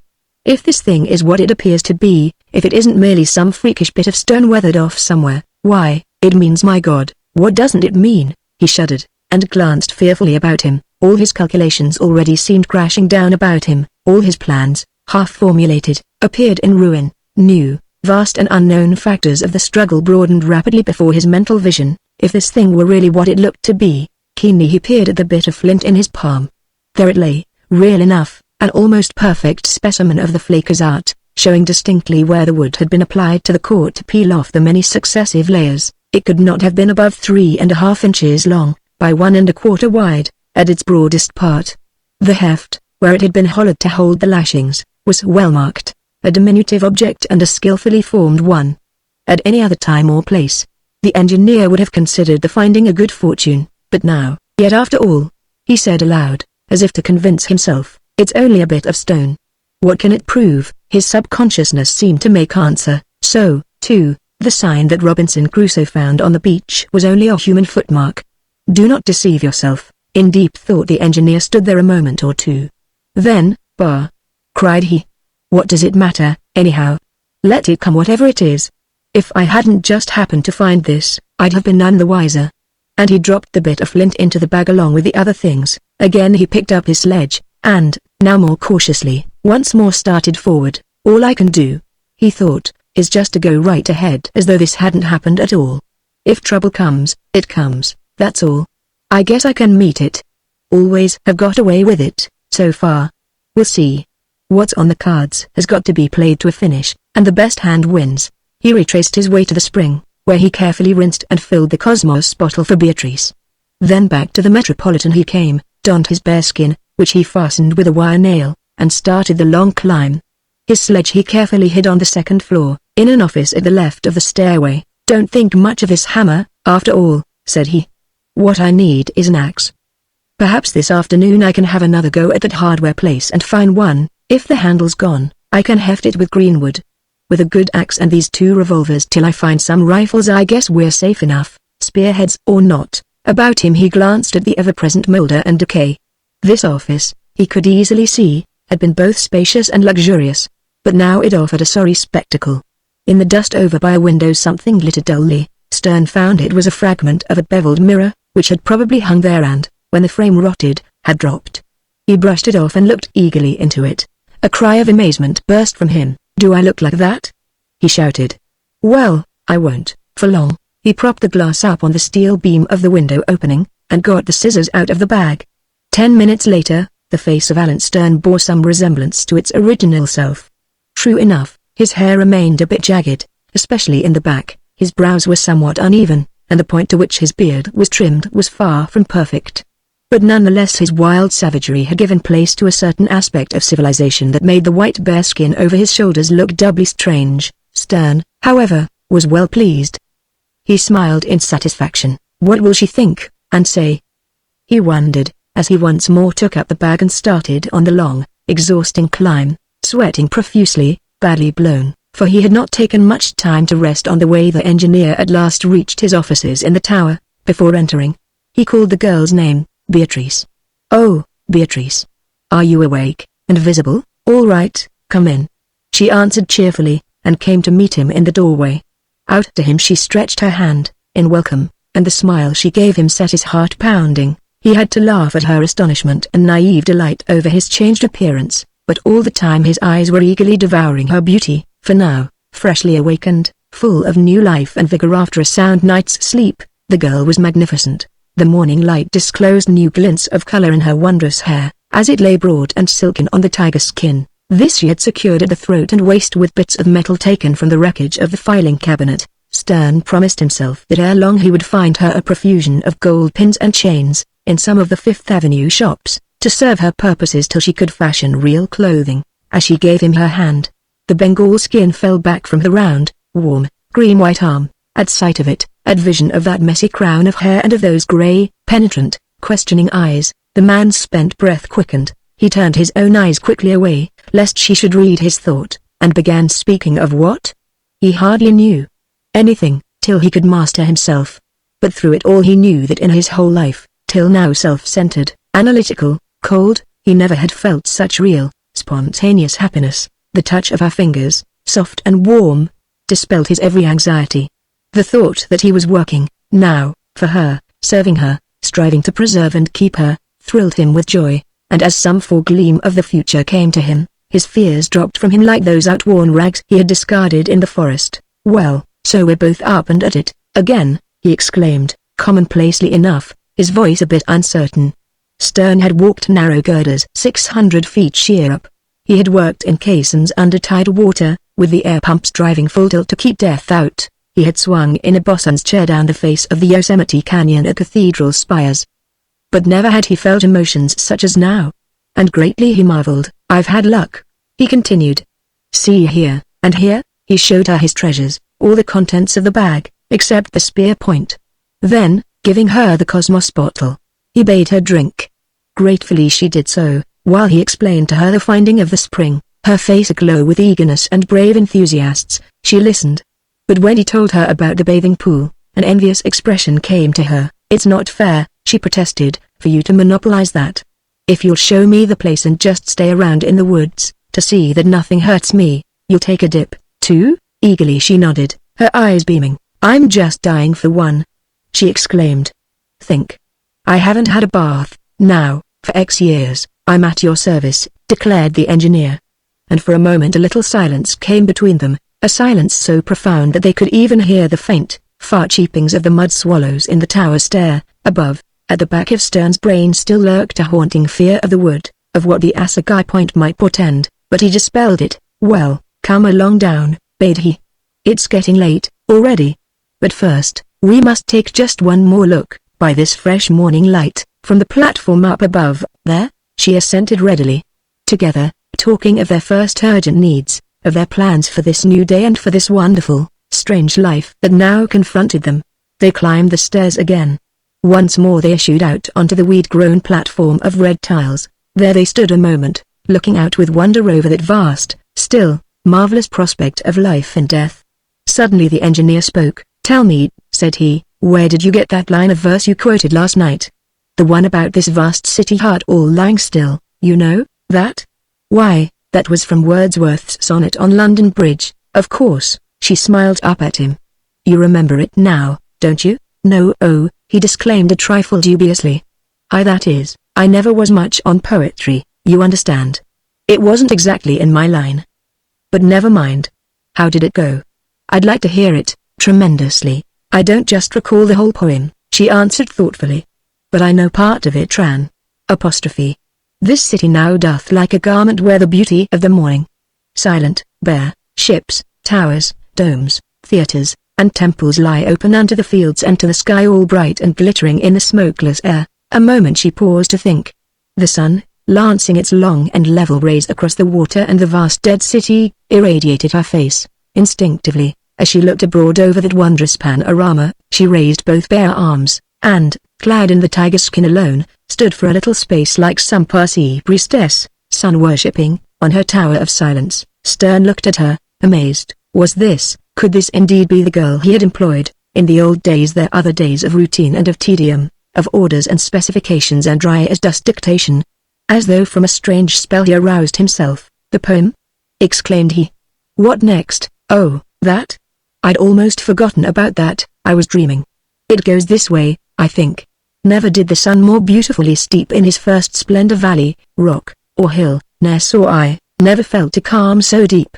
The river glideth at his own sweet will. Dear God!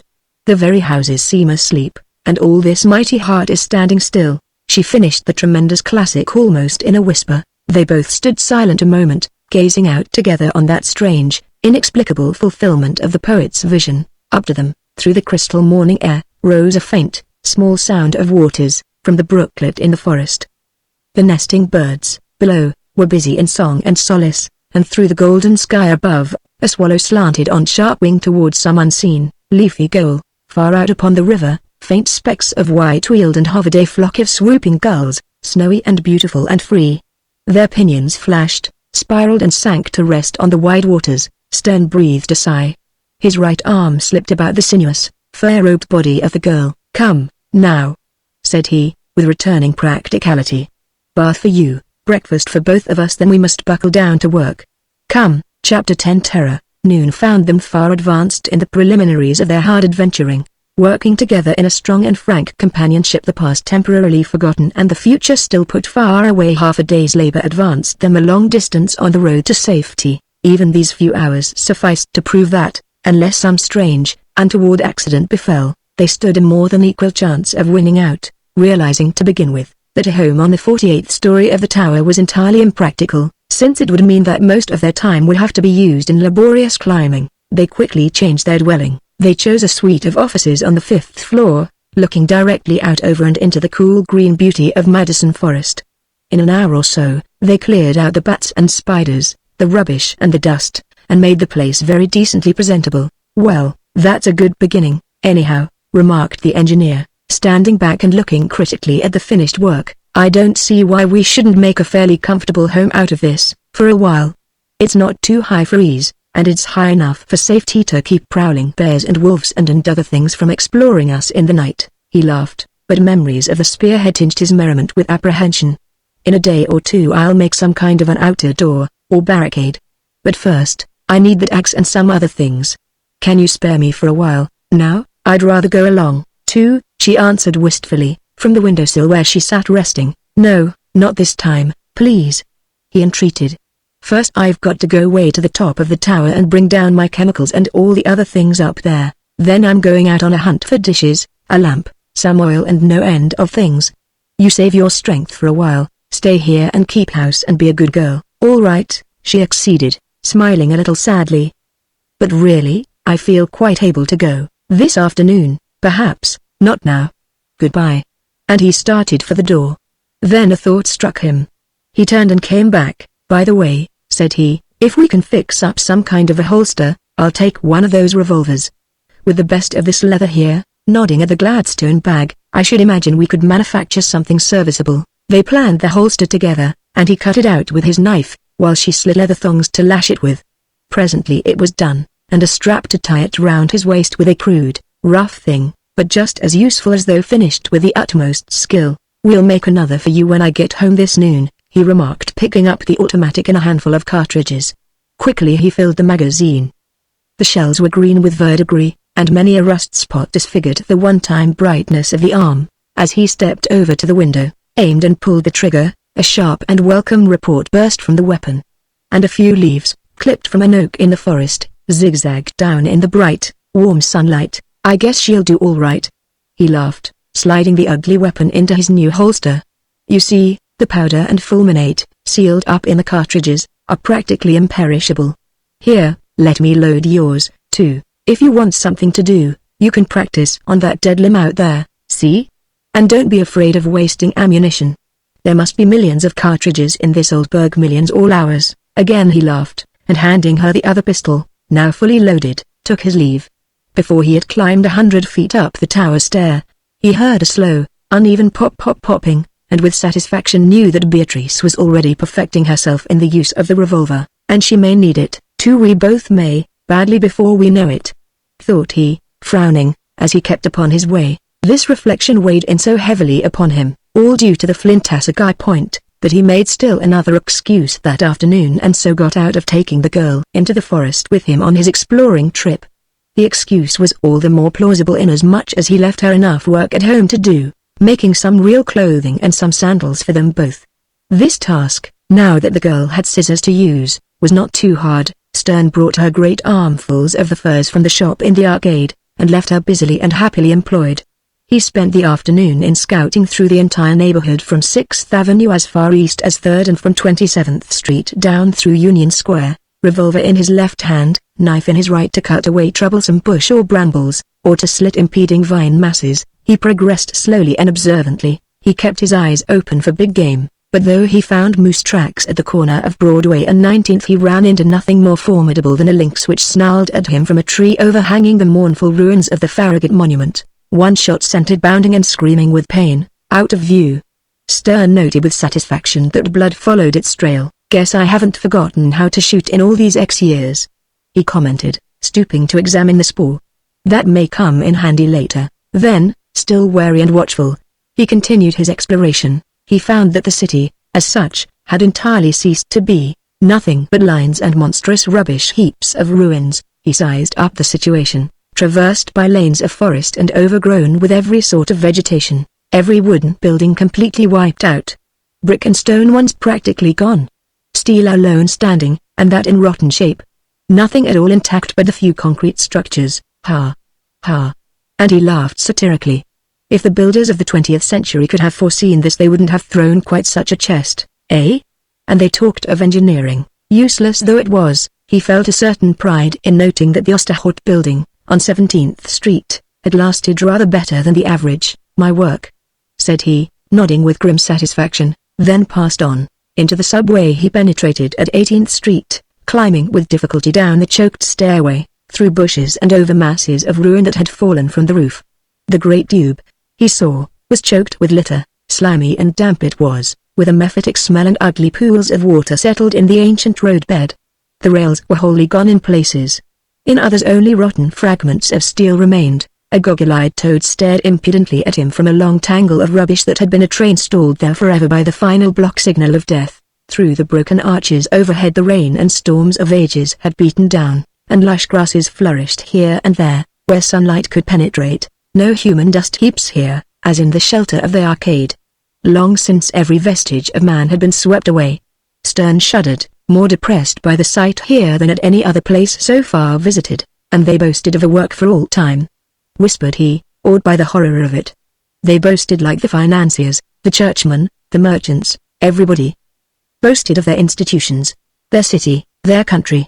And now, out he clambered presently, terribly depressed by what he had witnessed, and set to work laying in still more supplies from the wrecked shops.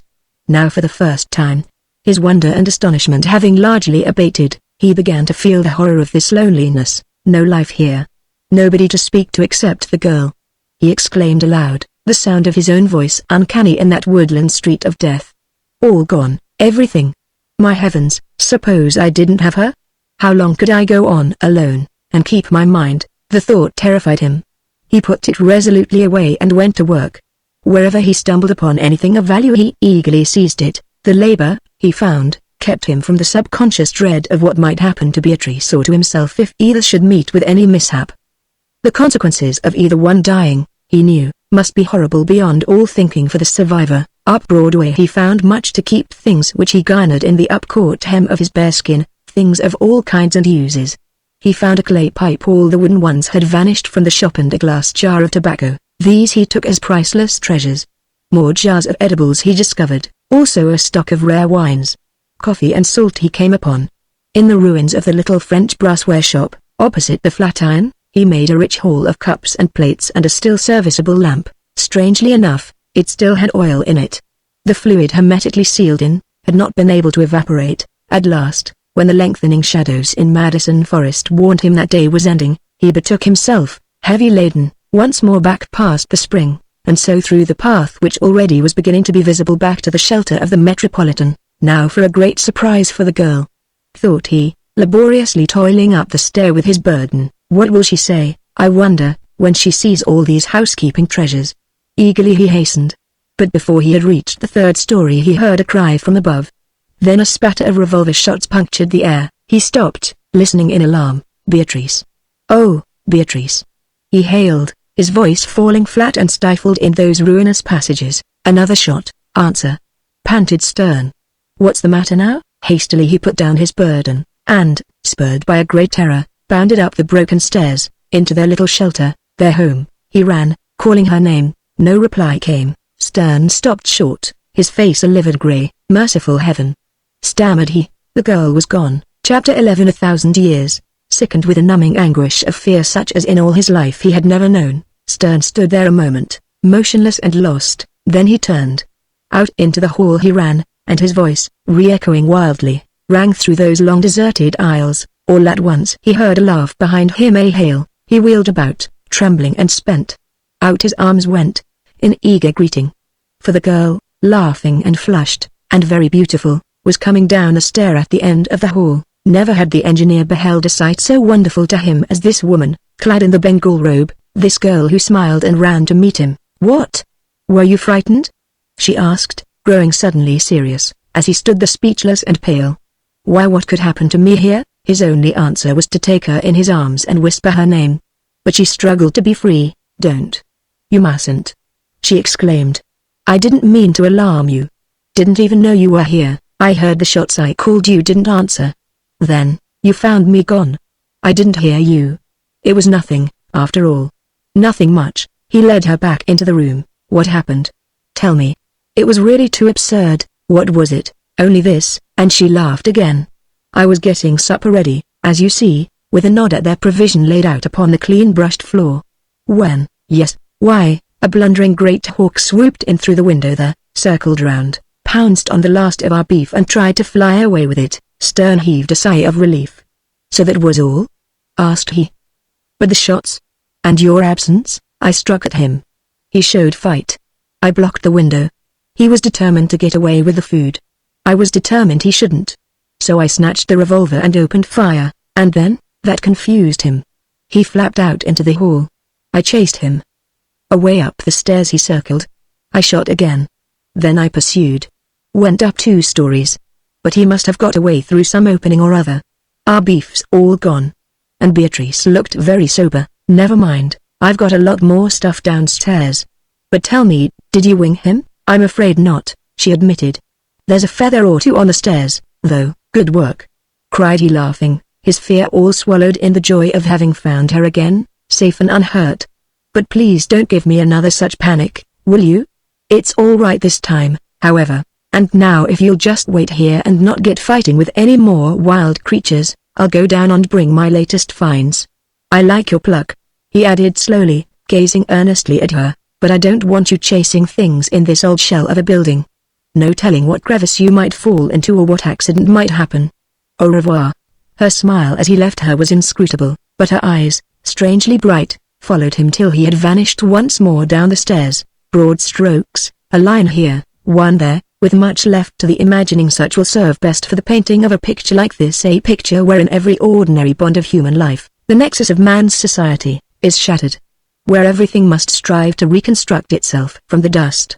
Where the future, if any such there may be, must rise from the ashes of a crumbling past. Broad strokes, for detailed ones would fill too vast a canvas.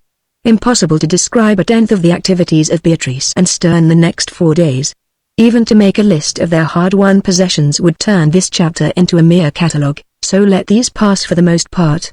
Day by day the man, issuing forth sometimes alone, sometimes with Beatrice, labored like a titan among the ruins of New York, though more than 90% of the city's one-time wealth had long since vanished, and though all standards of worth had wholly changed, yet much remained to harvest. Infinitudes of things, more or less damaged, they bore up to their shelter, up the stairs which here and the Stern had repaired with rough-hewn logs. For now he had an axe, found in that treasure house of Currier and Brown's, brought to a sharp edge on a wet, flat stone by the spring, and hefted with a sapling. This implement was of incredible use, and greatly enheartened the engineer.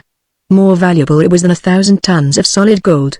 The same store yielded also a well-preserved enameled water pail and some smaller dishes of likeware, 3 more knives, quantities of nails, and some small tools, also the tremendous bonanza of a magazine rifle and a shotgun, both of which Stern judged would come into shape by the application of oil and by careful tinkering. Of ammunition, here and elsewhere, the engineer had no doubt he could unearth unlimited quantities. With steel, he reflected, and with my flint spearhead, I can make fire at any time. Wood is plenty, and there's lots of punk. So the first step in re-establishing civilization is secure. With fire, everything else becomes possible. After a while, perhaps, I can get around to manufacturing matches again. But for the present my few ounces of phosphorus and the flint and steel will answer very well. Beatrice, like the true woman she was, addressed herself eagerly to the fascinating task of making a real home out of the barren desolation of the 5th-floor offices. Her splendid energy was no less than the engineer's. And very soon a comfortable air pervaded the place. Stern manufactured a broom for her by cutting willow withes and lashing them with hide strips onto a trimmed branch. Spiders and dust all vanished. A true housekeeping appearance set in. To supplement the supply of canned food that accumulated along one of the walls, Stern shot what game he could: squirrels, partridges and rabbits. Metal dishes, especially of solid gold, ravished from Fifth Avenue shops, took their place on the crude table he had fashioned with his axe. Not for aesthetic effect did they now value gold, but merely because that metal had perfectly withstood the ravages of time. In the ruins of a magnificent store near 31st Street, Stern found a vault burst open by frost and slow disintegration of the steel. Here something over a quart of loose diamonds, big and little, rough and cut, were lying in confusion all about. Stern took none of these. Their value now was no greater than that of any pebble, but he chose a massive clasp of gold for Beatrice, for that could serve to fasten her robe. And in addition he gathered up a few rings and one-time costly jewels which could be worn. For the girl, after all, was one of Eve's daughters. Bit by bit he accumulated many necessary articles, including some toothbrushes which he found sealed in glass bottles, and a variety of gold toilet articles. Use was his first consideration now. Beauty came far behind. In the corner of their rooms, after a time, stood a fair variety of tools, some already serviceable, others waiting to be polished, ground and hefted, and in some cases retempered. 2 rough chairs made their appearance. The north room, used only for cooking, became their forge and oven all in one. For here, close to a window where the smoke could drift out, Stern built a circular stone fireplace, and here Beatrice presided over her copper casseroles and saucepans from the little shop on Broadway. Here, too, Stern planned to construct a pair of skin bellows, and presently to set up the altars of Vulcan and of Tubal Cain once more. Both of them thanked whatever gods there be that the girl was a good cook. She amazed the engineer by the variety of dishes she managed to concoct from the canned goods, the game that Stern shot, and fresh dandelion greens dug near the spring. These edibles, with the blackest of black coffee, soon had them in fine fettle. "I certainly have begun to put on weight," laughed the man after dinner on the 4th day, as he lighted his fragrant pipe with a roll of blazing birch bark. "My bearskin is getting tight. You'll have to let it out for me, or else stop such magic in the kitchen." She smiled back at him, sitting there at ease in the sunshine by the window, sipping her coffee out of a gold cup with a solid gold spoon. Stern, feeling the May breeze upon his face, hearing the bird songs in the forest depths, felt a well-being, a glow of health and joy such as he had never in his whole life known, the health of outdoor labor and sound sleep and perfect digestion, the joy of accomplishment and of the girl's near presence. "I suppose we do live pretty well," she answered, surveying the remnants of the feast. "Potted tongue and peas, fried squirrel, partridge and coffee ought to satisfy anybody. But still, what is it? I would like some buttered toast and some cream for my coffee, and some sugar." Stern laughed heartily. "You don't want much?" he exclaimed, vastly amused, the while he blew a cloud of latakia smoke. "Well, you be patient, and everything will come, in time. You mustn't expect me to do magic. On the 4th day you don't imagine I've had time enough to round up the 10,000th descendant of the erstwhile cow, do you? Or grow cane and make sugar? Or find grain for seed, clear some land, plow, harrow, plant, hoe, reap, winnow, grind and bolt and present you with a bag of prime flour? Now really?" She pouted at his raillery. For a moment there was silence, while he drew at his pipe. At the girl he looked a little while. Then, his eyes a bit far away, he remarked in a tone he tried to render casual, "By the way, Beatrice, it occurs to me that we're doing rather well for old people, very old." She looked up with a startled glance. "Very?" she exclaimed. "You know how old then?" "Very, indeed," he answered. "Yes, I've got some sort of an idea about it. I hope it won't alarm you when you know." "Why, how so?" "Alarm me?" she queried with a strange expression. "Yes, because, you see, it's rather a long time since we went to sleep." "Quite so. You see, I've been doing a little calculating, off and on, at odd times. Been putting two and two together, as it were. First, there was the matter of the dust in sheltered places, to guide me. The rate of deposition of what, in one or two spots, can't have been anything less than cosmic or star dust, is fairly certain. Then again, the rate of this present deterioration of stone and steel has furnished another index. And last night I had a little peek at the pole star, through my telescope, while you were asleep. The good old star has certainly shifted out of place a bit. Furthermore, I've been observing certain evolutionary changes in the animals and plants about us. Those have helped, too." And what have you found out?" asked she with tremulous interest. "Well, I think I've got the answer, more or less correctly. Of course it's only an approximate result, as we say in engineering. But the different items check up with some degree of consistency, and I'm safe in believing I'm within at least 100 years of the date one way or the other. Not a bad factor of safety, that, with my limited means of working." The girl's eyes widened. From her hand fell the empty gold cup. It rolled away across the clean-swept floor. "What?" cried she. "You've got it, within 100 years. Why, then you mean it's more than 100. Indulgently the engineer smiled. "Come, now," he coaxed. "Just guess, for instance, how old you really are, and growing younger every day. 200 maybe? Oh, surely not as old as that. It's horrible to think of." "Listen," bade he. "If I count your 24 years, when you went to sleep, you're now, what? You're now at the very minimum calculation, just about 1024. Some age, that, eh?" Then, as she stared at him wide-eyed, he added with a smile, "No disputing that fact, no dodging it. The thing's as certain as that you're now the most beautiful woman in the whole wide world." Chapter 12. Drawing together. Days passed, busy days, full of hard labor and achievement, rich in experience and learning, in happiness, in dreams of what the future might yet bring. Beatrice made and finished a considerable wardrobe of garments for them both. These, when the fur had been clipped close with the scissors, were not oppressively warm, and, even though on some days a bit uncomfortable, the man and woman tolerated them because they had no others. Plenty of bathing and good food put them in splendid physical condition, to which their active exercise contributed much. And thus, judging partly by the state of the foliage, partly by the height of the sun, which Stern determined with considerable accuracy by means of a simple, homemade quadrant, they knew mid-May was past and June was drawing near. The housekeeping by no means took up all the girl's time. Often she went out with him on what he called his pirating expeditions, that now sometimes led them as far afield as the sad ruins of the wharves and piers, or to the stark desolation and wreckage of Lower Broadway and the one-time busy hives of newspaperdom, or up to Central Park or to the great remains of the two railroad terminals. These two places, the former tide gates of the city's life, impressed Stern most painfully of anything. The disintegrated tracks, the jumbled remains of locomotives and luxurious pullmans with weeds growing rank upon them, the sunlight beating down through the caved-in roof of the Pennsylvania Station concourse, where millions of human beings once had trod in all the haste of men's paltry, futile affairs, filled him with melancholy, and he was glad to get away again, leaving the place to the jungle, the birds and beasts that now laid claim to it. Sic transit gloria mundi, he murmured, as with sad eyes he mused upon the down-tumbled columns along the facade, the overgrown entrance-way, the cracked and falling arches and architraves. And this, they said, was builded for all time. It was on one of these expeditions that the engineer found and pocketed unknown to Beatrice another disconcerting relic. This was a bone, broken and splintered, and of no very great age, gnawed with perfectly visible tooth marks. He picked it up, by chance, near the west side of the ruins of the old city hall. Stern recognized the manner in which the bone had been cracked open with a stone to let the marrow be sucked out. The sight of this gruesome relic revived all his fears, tenfold more acutely than ever, and filled him with a sense of vague, impending evil, of peril deadly to them both. This was the more keen, because the engineer knew at a glance that the bone was the upper end of a human femur, or, at the very least, belonging to some highly anthropoid animal.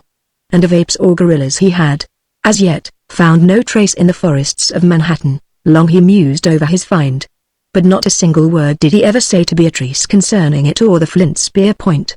Only he kept his eyes and ears well open for other bits of corroborative evidence. And he never ventured a foot from the building unless his rifle and revolver were with him, their magazines full of high-power shells. The girl always went armed, too, and soon grew to be such an expert shot that she could drop a squirrel from the tip of a fir, or wing a heron in full flight. Once her quick eyes spied a deer in the tangles of the one-time Gramercy Park, now no longer neatly hedged with iron palings, but spread in wild confusion that joined the rout of growth beyond. On the instant she fired, wounding the creature. Stern's shot, echoing hers, missed. Already the deer was away, out of range through the forest. With some difficulty they pursued down a glen-like strip of woods that must have once been Irving Place. 200 yards south of the park they sighted the animal again. And the girl with a single shot sent it crashing to earth. "Bravo, Diana!" hurrahed Stern, running forward with enthusiasm. The deer fever was on him, as strong as in his old days in the Hudson Bay country. Hot was the pleasure of the kill when that meant food. As he ran he jerked his knife from the skin sheath the girl had made for him. Thus they had fresh venison to their heart's content, venison broiled over white-hot coals in the fireplace, juicy and savory, sweet beyond all telling. A good deal of the meat they smoked and salted down for future use. Stern undertook to tan the hide with strips of hemlock bark laid in a water pit dug near the spring. He added also some oak bark, nut galls and a good quantity of young sumac shoots. "I guess that ought to hit the mark if anything will," remarked he, as he immersed the skin and weighed it down with rocks. "It's like the old shotgun prescriptions of our extinct doctors, a little of everything, bound to do the trick, one way or another." The great variety of labors now imposed upon him began to try his ingenuity to the full. In spite of all his wealth of practical knowledge and his scientific skill, he was astounded at the huge demands of even the simplest human life. The girl and he now faced these, without the social cooperation which they had formerly taken entirely for granted, and the change of conditions had begun to alter Stern's concepts of almost everything. He was already beginning to realize how true the old saying was, "One man is no man," and how the world had been the world merely because of the interrelations, the interdependencies of human beings in vast numbers.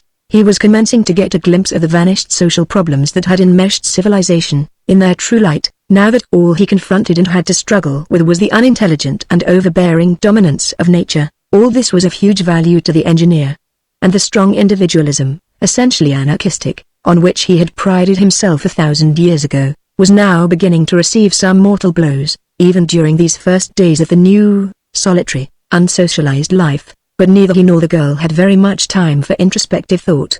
Each moment brought its immediate task, and every day seemed busier than the last had been. At meals, however, or at evening, as they sat together by the light of their lamp in the now homelike offices, Stern and Beatrice found pleasure in a little random speculation. Often they discussed the catastrophe and their own escape. Stern brought to mind some of Professor Raoul Pictet's experiments with animals, in which the Frenchman had suspended animation for long periods by sudden freezing. This method seemed to answer, in a way, the girls' earlier questions as to how they had escaped death in the many long winters since they had gone to sleep. Again, they tried to imagine the scenes just following the catastrophe, the horror of that long-past day, and the slow, irrevocable decay of all the monuments of the human race. Often they talked till past midnight, by the glow of their stone fireplace, and many were the aspects of the case that they developed. These hours seemed to Stern the happiest of his life, for the rapprochement between this beautiful woman and himself at such times became very close and fascinatingly intimate, and Stern felt, little by little, that the love which now was growing deep within his heart for her was not without its answer in her own. But for the present the man restrained himself and spoke no overt word. For that, he understood, would immediately have put all things on a different basis, and there was urgent work still waiting to be done. "There's no doubt in my mind," said he one day as they sat talking, "that you and I are absolutely the last human beings, civilized I mean, left alive anywhere in the world. If anybody else had been spared, whether in Chicago or San Francisco, in London, Paris or Hong Kong, they'd have made some determined effort before now to get in touch with New York. This, the prime center of the financial and industrial world, would have been their first objective point. But suppose, asked she, there were others, just a few here or there, and they'd only recently waked up, like ourselves? Could they have succeeded in making themselves known to us so soon?" He shook a dubious head. "There may be someone else, somewhere," he answered slowly, But there's nobody else in this part of the world, anyhow. Nobody in this particular Eden but just you and me. To all intents and purposes I'm Adam. And you, well, you're Eve. But the tree?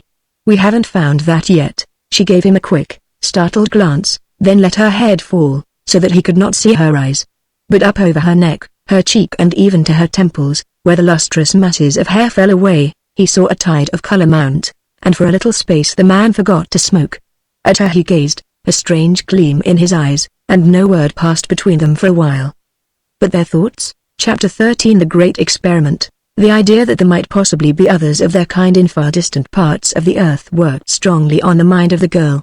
Next day she broached the subject again to her companion. Suppose, theorized she, there might be a few score of others, maybe a few hundred, scattered here and there? They might awaken one by one, only to die, if less favorably situated than we happen to be. Perhaps thousands may have slept, like us, only to wake up to starvation. There's no telling, of course, he answered seriously. Undoubtedly that may be very possible.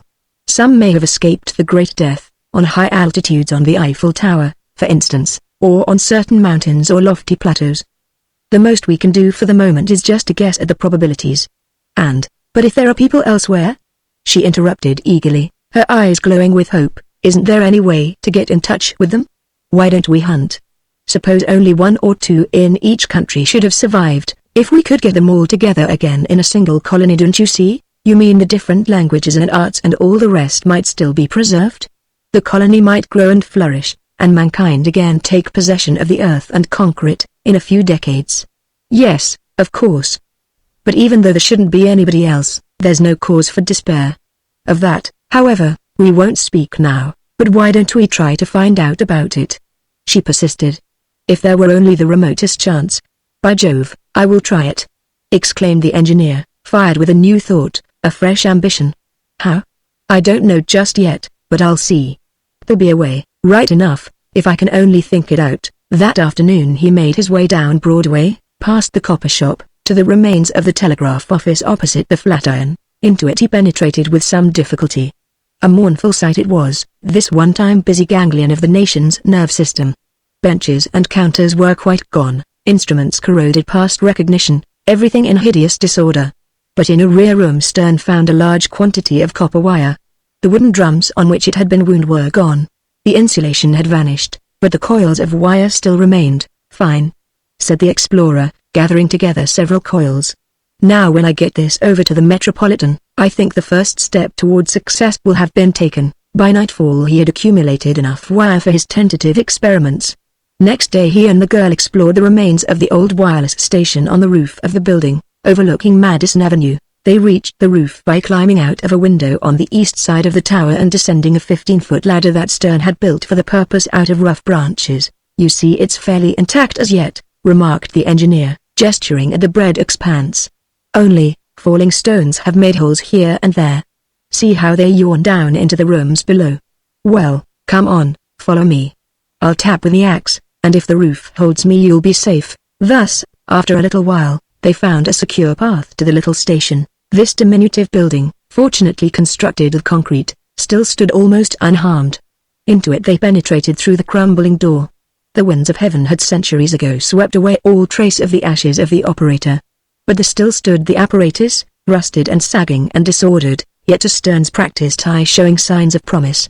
An hour's careful overhauling convinced the engineer that something might yet be accomplished, and thus they set to work in earnest. First, with the girl's help, he strung his copper wire antennae from the tiled platform of the tower to the roof of the wireless station. Rough work this was, but answering the purpose as well as though of the utmost finish. He connected up the repaired apparatus with these antennae, and made sure all was well. Then he dropped the wires over the side of the building to connect with one of the dynamos in the sub-basement. All this took 2.5 days of severe labor, in intervals of food getting, cooking and household tasks. At last, when it was done, now for some power! Exclaimed the engineer. And with his lamp he went down to inspect the dynamos again and to assure himself that his belief was correct, his faith that one or two of them could be put into running order. 3 of the machines gave little promise, for water had dripped in on them and they were rusted beyond any apparent rehabilitation. The 4th, standing nearest 23rd Street, had by some freak of chance been protected by a canvas cover, This cover was now only a mass of rotten rags, but it had at least safeguarded the machine for so long that no very serious deterioration had set in. Stern worked the better part of a week with such tools as he could find or make. He had to forge a wrench for the largest nuts, taking down the dynamo, oiling, filing, polishing and repairing it, part by part. The commutator was in bad shape and the brushes terribly corroded. But he tinkered and patched, hammered and heated and filed away, and at last, putting the machine together again with terrible exertion, decided that it would run. Steam now was his next watchword, when he had wired the dynamo to connect with the station on the roof. And this was on the 8th day since he had begun his labor. An examination of the boiler room, which he reached by moving a ton of fallen stonework from the doorway into the dynamo room, encouraged him still further. As he penetrated into this place, feeble shining lamp held on high, eyes eager to behold the prospect, he knew that success was not far away. Down in these depths, almost as in the interior of the Great Pyramid of Giza, through the place smelled dank and close and stifling. Time seemed to have lost much of its destructive power. He chose one boiler that looked sound, and began looking for coal. Of this he found a plentiful supply, well preserved, in the bunkers. All one afternoon he labored, wheeling it in a steel barrow and dumping it in front of the furnace. Where the smokestack led to and what condition it was in he knew not. He could not tell where the gases of combustion would escape to, but this he decided to leave to chance. He grimaced at sight of the rusted flues and the steam pipes connecting with the dynamo room, pipes now denuded of their asbestos packing and leaky at several joints. A strange, gnome-like picture he presented as he poked and pried in those dim regions, by the dim rays of the lamp. Spiders, roaches and a great grey rat or two were his only companions. Those, and hope. "I don't know, but I'm a fool to try and carry this thing out," said he, dubiously surveying the pipe. "I'm liable to start something here that I can't stop. Water glasses leaky, gauges plugged up, safety valve rusted into its seat, the devil." But still he kept on. Something drove him inexorably forward. For he was an engineer and an American. His next task was to fill the boiler. This he had to do by bringing water, 2 pails at a time from the spring.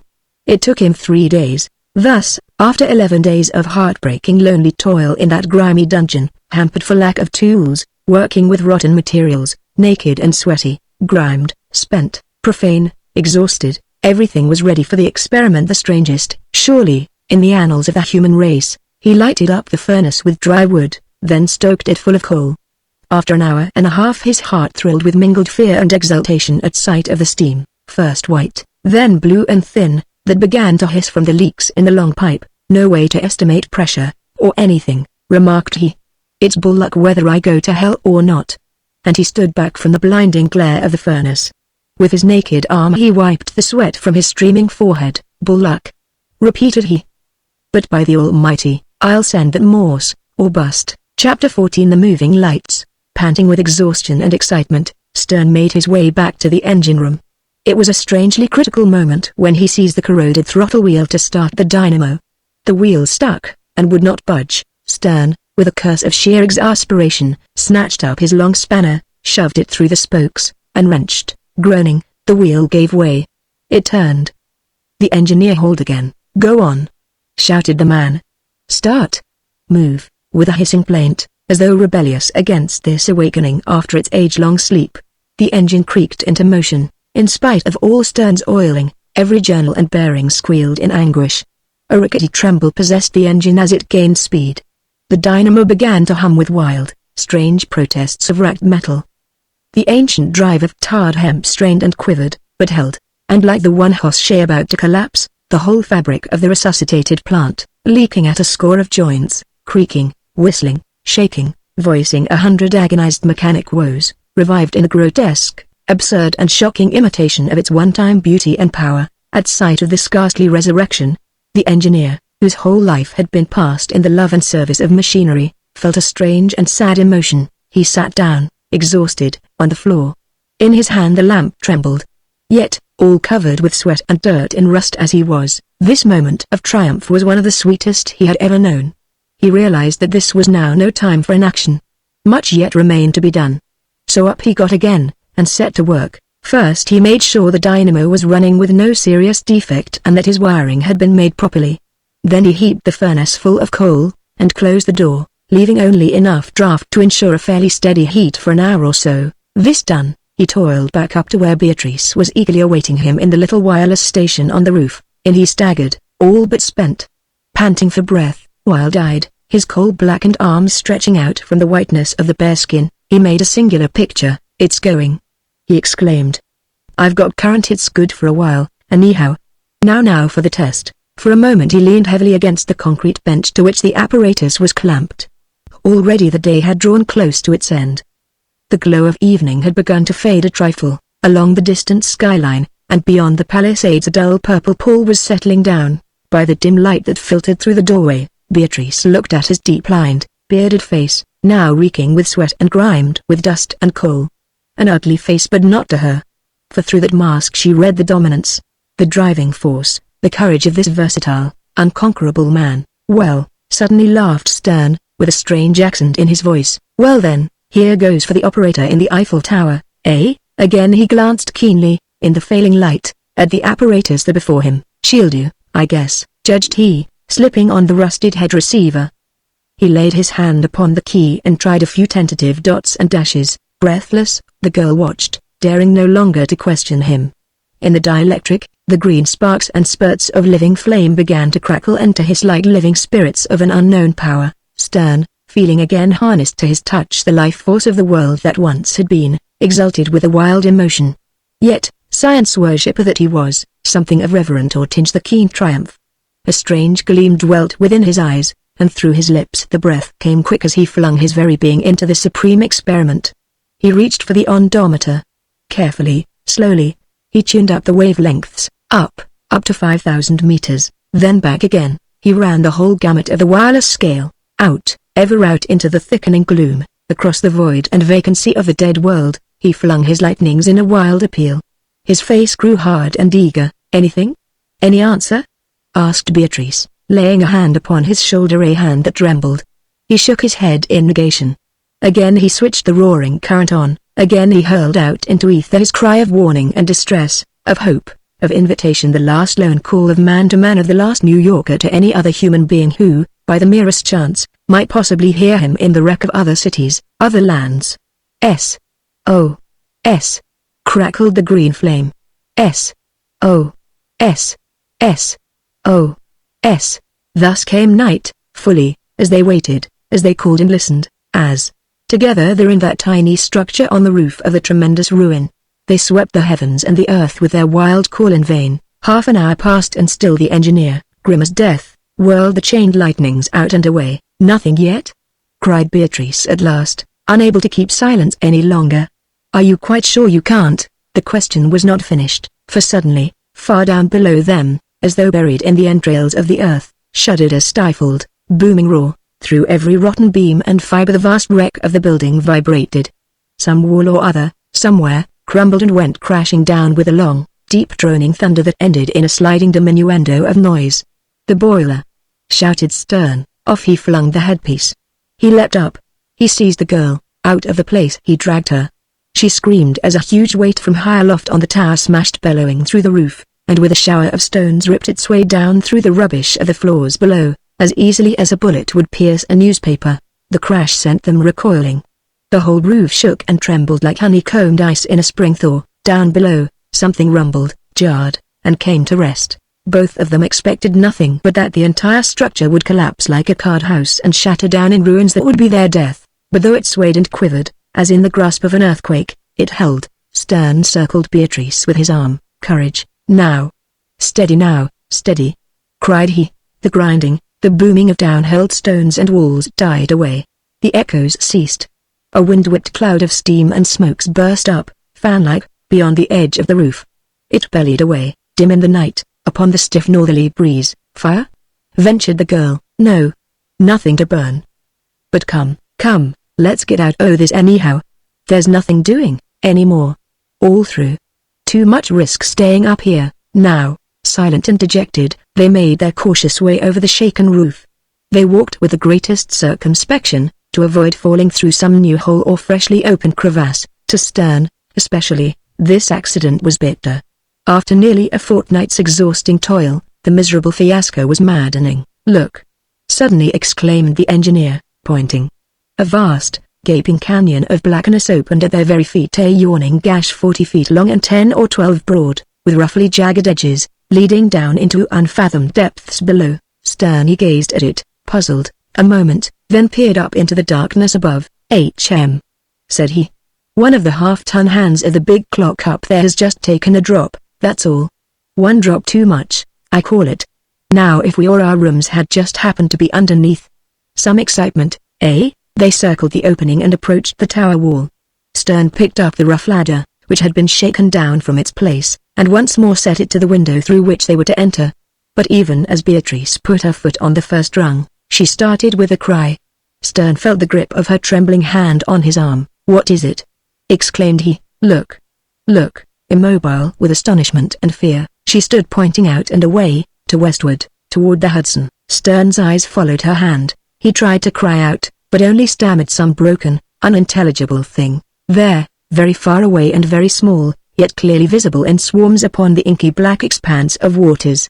100, 1,000 little points of light were moving. Chapter 15 Portents of War. Stern and Beatrice stood there a few seconds at the foot of the ladder, speechless, utterly at a loss for any words to voice the turmoil of confused thoughts awakened by this inexplicable apparition. But all at once the girl, with a wordless cry, sank on her knees beside the vast looming bulk of the tower.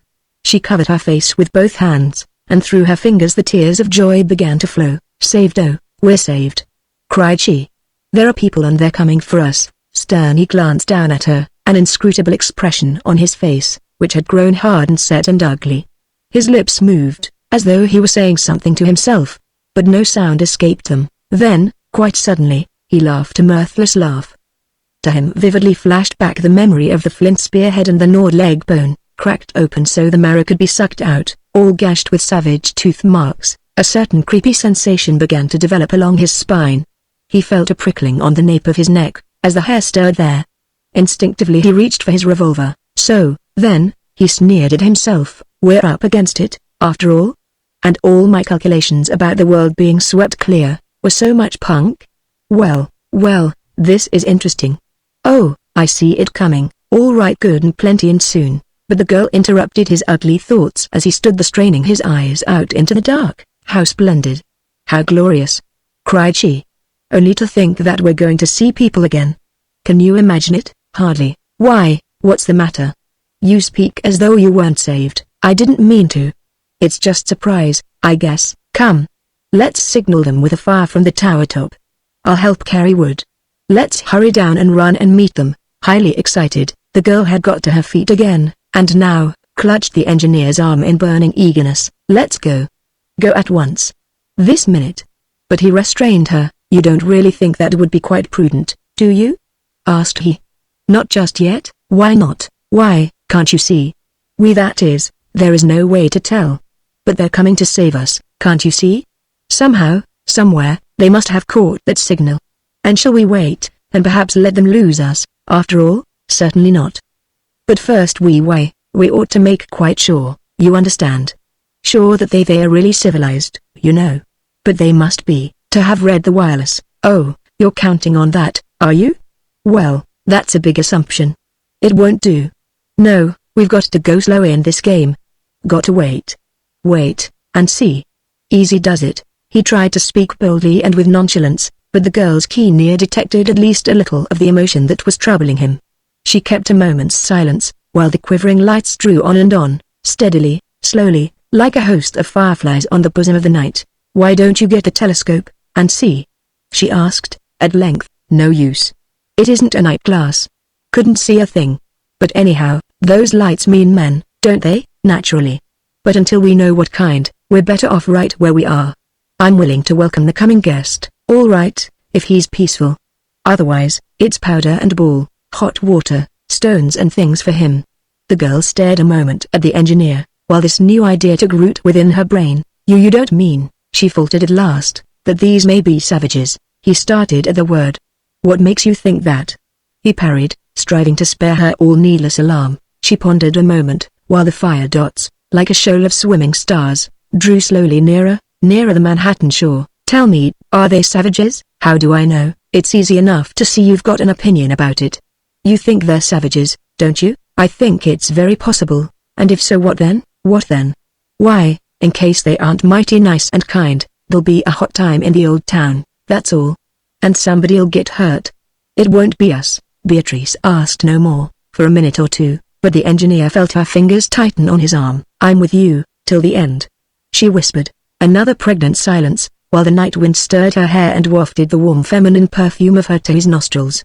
Stern took a long, deep breath. A sort of dizziness crept over him, as from a glass of wine on an empty stomach. The call of a woman strove to master him, but he repelled it. And, watching the creeping lights, he spoke to himself as much as to the girl, spoke, lest he think too much. There's a chance, a mere possibility, said he, that those boats, canoes, coracles or whatever they may be, belong to white people, far descendants of the few suppositions survivors of the cataclysm. There's some slight chance that these people may be civilized, or partly so. Why they're coming across the Hudson, at this time o' night, with what object and to what place, we can't even guess. All we can do is wait, and watch and be ready for anything, she echoed. You've seen me shoot. You know. He took her hand, and pressed it. And silence fell again, as the long vigil started. There in the shadow of the tower, on the roof, for some quarter of an hour, neither spoke. Then at last, said Stern, see, now. The lights seemed to be winking out. The canoes must have come close in toward the shore of the island. They're being masked behind the trees. The people, whoever they are, will be landing directly now, and then, wait and see. They resign themselves to patience. The girl's breath came quickly, as she watched. Even the engineer felt his heart throb with accelerated haste. Now, far in the east, dim over the flat and dreary ruins of Long Island, the sky began to silver, through a thin veil of cirrus cloud. A pallid moon was rising. Far below, a breeze stirred the tree fronds in Madison Forest. A bat staggered drunkenly about the tower, then reeled away into the gloom, and, high aloft, an owl uttered its melancholy plaint. Beatrice shuddered. They'll be here pretty soon, whispered she. Hadn't we better go down, and get our guns? In case. Time enough, he answered. Wait a while, hark. What's that? She exclaimed suddenly, holding her breath. Off to northward, dull, muffled, all but inaudible. They both heard a rhythmic pulsing, strangely barbaric. Heavens! Ejaculated Stern. War drums. Tom-toms, as I live. Chapter 16. The gathering of the hordes. Tom-toms? So they are savages? Exclaimed the girl, taking a quick breath. But what then? Don't just know, yet. It's a fact, though, they're certainly savages. Two tribes, one with torches, one with drums. Two different kinds, I guess. And they're coming in here to parley or fight or something. Regular powwow on hand. Trouble ahead, whichever side wins. For us, that depends. Maybe we'll be able to lie hidden, here, till this thing blows over, whatever it may be. If not, and if they cut off our water supply, well, he ended with a kind of growl. The sound gave Beatrice a strange sensation. She kept a moment's silence, then remarked, they're up around Central Park now. The drums are, don't you think so? How far do you make that? Close on to 2 miles. Come, let's be moving. In silence they climbed the shaky ladder, reached the tower stairs and descended the many stories to their dwelling. Here, the first thing Stern did was to strike a light, which he masked in a corner, behind a skin stretched like a screen from one wall to the other. By this illumination, very dim yet adequate, he minutely examined all their firearms. He loaded everyone to capacity and made sure all were in working order. Then he satisfied himself that the supply of cartridges was ample. These he laid carefully along by the windows overlooking Madison Forest, by the door leading into the suite of offices, and by the stairhead that gave access to the 5th floor. Then he blew out the light again. 2 revolvers, 1 shotgun, and 1 rifle, all told, said he. All magazine arms. I guess that'll hold them for a while, if it comes down to brass tacks. How's your nerve, Beatrice? Never better, she whispered, from the dark. He saw the dim white blur that indicated her face, and it was very dear to him, all of a sudden dearer, far, than he had ever realized. Good little girl, he exclaimed, giving her the rifle. A moment his hand pressed hers. Then with a quick intake of the breath, he strode over to the window and once more listened. She followed, much nearer, now. Judged he. Hear that, will you? Again they listened. Louder now the drum sounded, dull, ominous, pulsating like the hammering of a fever pulse inside a sick man's skull. A dull, confused hum, a noise as of a swarming mass of bees. drifted downwind. "Maybe they'll pass by?" whispered Beatrice. "It's Madison Forest they're aiming at," returned the engineer. "See there?" He pointed to westward. There, far off along the forest lane of 14th Street, a sudden gleam of light flashed out among the trees, vanished, reappeared, was joined by 2, 10, 100 others. And now the whole approach to Madison Forest, by several streets, began to sparkle with these foxfollets, weaving and flickering unsteadily toward the square, here, there, everywhere through the dense masses of foliage. The watchers could already see a dim and moving mass, fitfully illuminated by torches that now burned steady, now flared into red and smoky turbulence of flame in the night wind, like monster glowworms, crawling among the trees. The girl exclaimed. "We could mow them down, from here, already. God grant we shan't have to fight, shhh. Wait and see what's up." Now, from the other horde, coming from the north, sounds of warlike preparation were growing ever louder. With quicker beats the insistent tom-toms throbbed their rhythmic melancholy rune, hollow and dissonant. Then all at once the drums ceased, and through the night there drifted a minor chant, a wail, that rose, fell, died, and came again, lagging as many strange voices joined it, and from the square, below, a shrill, high-pitched, half-animal cry responded. Creeping shudders chilled the flesh along the engineer's backbone. "What I need, now," thought he, "is about 100 pounds of high-grade dynamite, or a gallon of nitroglycerin. Better still, a dozen capsules of my own invention, my pulverite. I guess that would settle things mighty quick. It would be the joker in this game, all right. Well, why not make some? With what chemicals I've got left, couldn't I work up a half pint? Bottled in glass flasks, I guess it would turn the trick on why, they look black." Suddenly interrupted the girl. "See there and there?" She pointed toward the spring. Stern saw moving shadows in the dark. Then, through an opening, he got a blurred impression of a hand, holding a torch. He saw a body, half human. The glimpse vanished, but he had seen enough. Black, yes, blue-black. They seemed so, anyhow. And why, did you see the size of them? No bigger than apes. Good heaven, involuntarily he shuddered. For now, like a dream horde of hideous creatures seen in a nightmare, the torchbearers had spread all through the forest at the base of the Metropolitan. Away from the building out across by the spring and even to Fifth Avenue the mob extended, here thick, the thin, without order or coherence, a shifting, murmuring, formless, seemingly planless congeries of dull brutality, here or there, where the swaying of the trees parted the branches a little. The wavering lights brought some fragment of the mass to view. No white thing showed anywhere. All was dark and vague. Indistinctly, waveringly as in a vision, dusky heads could be made out. The showed naked arm, greasily shining for a second in the ruddy glow which now diffused itself through the whole wood. Here the watchers saw a glistening back, again, an out-thrust leg, small and crooked, ape-like and repulsive, and once again the engineer got a glimpse of a misshapen hand, a long, lean, hideous hand that clutched a spear. But, hardly seen, it vanished into obscurity once more. Seems as though malformed human members, black and bestial, had been flung at random into a ghastly kaleidoscope, turned by a madman. Whispered Stern.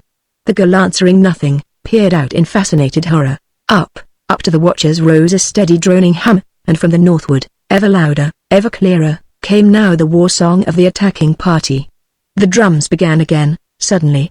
A high-pitched, screaming laugh echoed and died among the woods beyond the ruins of 28th Street. Still in through the western approaches of the square, more and more lights kept straggling. Thicker and still more thick grew the press below. Now the torch glow was strong enough to cast its lurid reflections on the vacant staring wrecks of windows and of walls, gaping like the shattered skulls of a civilization which was no more. To the nostrils of the man and woman up floated an acrid, pitchy smell.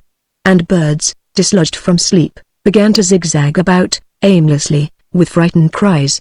One even dashed against the building, close at hand, and fell, a fluttering, broken thing, to earth. Stern, with a word of hot anger, fingered his revolver. But Beatrice laid her hand upon his arm. "Not yet," begged she.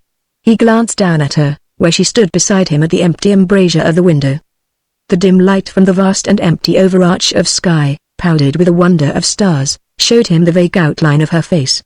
Wistful and pale she was, yet very brave.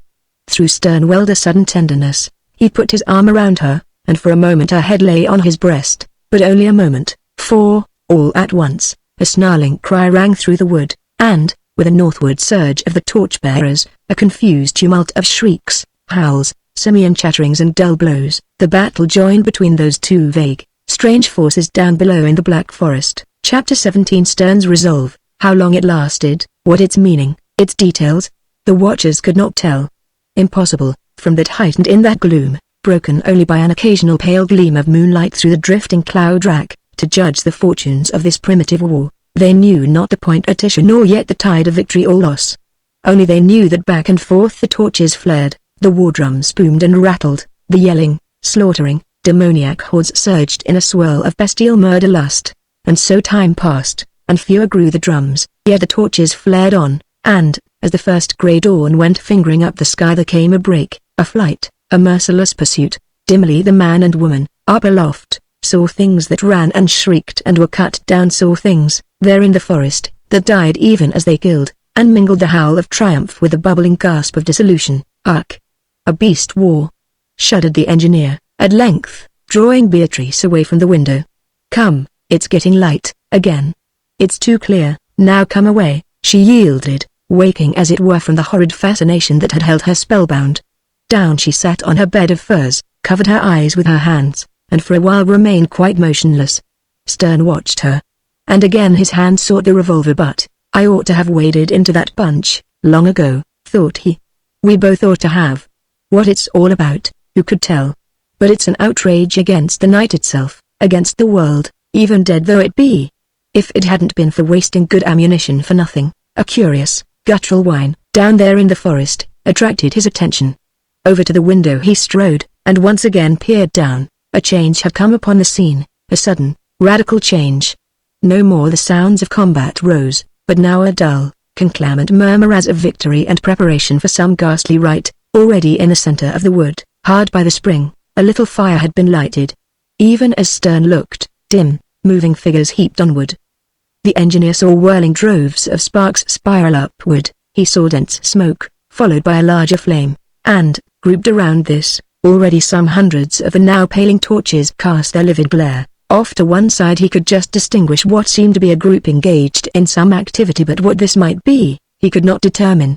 Yet, all at once a scream of pain burst out therefrom, and then a gasping cry that ended quickly and did not come again, another shriek, and still a third, and now into the leaping flames some dark, misshapen things were flung, and a great shout arose, then rose, also, a shrill, sing-song whine, and suddenly drums roared, now with a different cadence. Hark!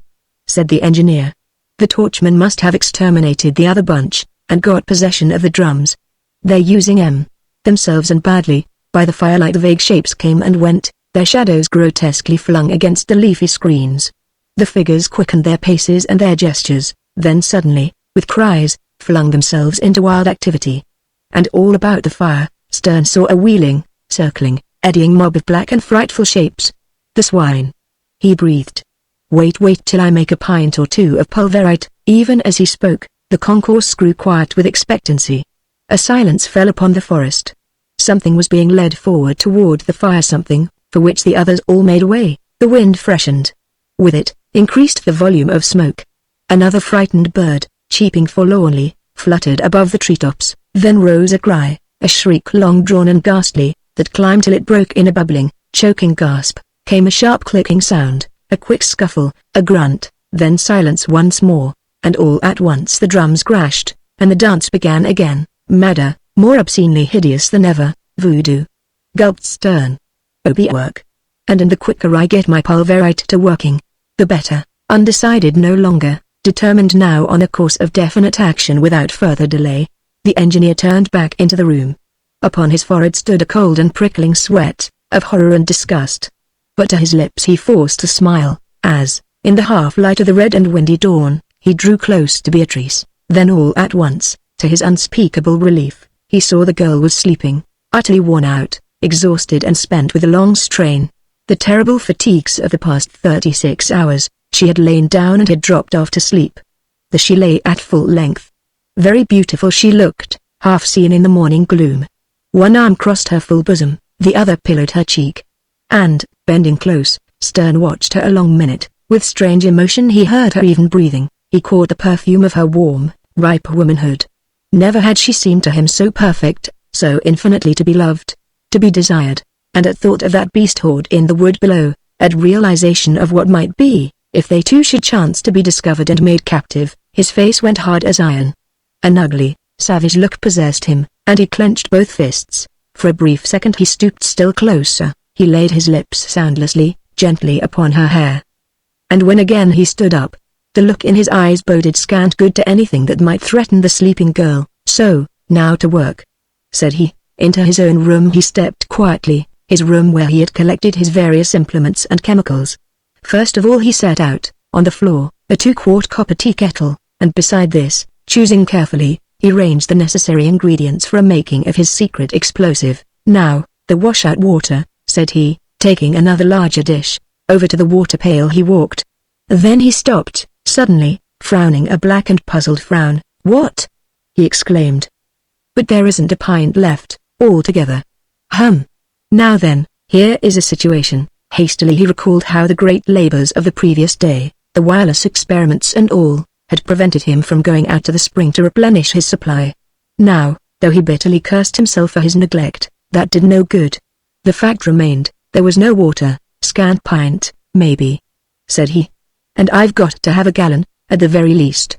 To say nothing of drink for 2 people. And the horde, there, camping round the spring. Jerusalem." Softly he whistled to himself, then, trying to solve this vital, unexpected problem, fell to pacing the floor. Day, slowly looming through the window, showed his features set and hard. Close at hand, the breath of morning wind stirred the treetops. But of the usual busy twitter and gossip of birds among the branches, now there was none. For down below in the forest, the ghoulish vampire revels still held sway. Stern, at a loss, swore hotly under his breath. Then suddenly he found himself. He came to a decision. "I'm going down," he vowed. "I'm going down, to see." Chapter 18. The supreme question. Now that his course lay clear before him, the man felt an instant and a huge relief. Whatever the risks, the dangers, this adventuring was better than a mere inaction.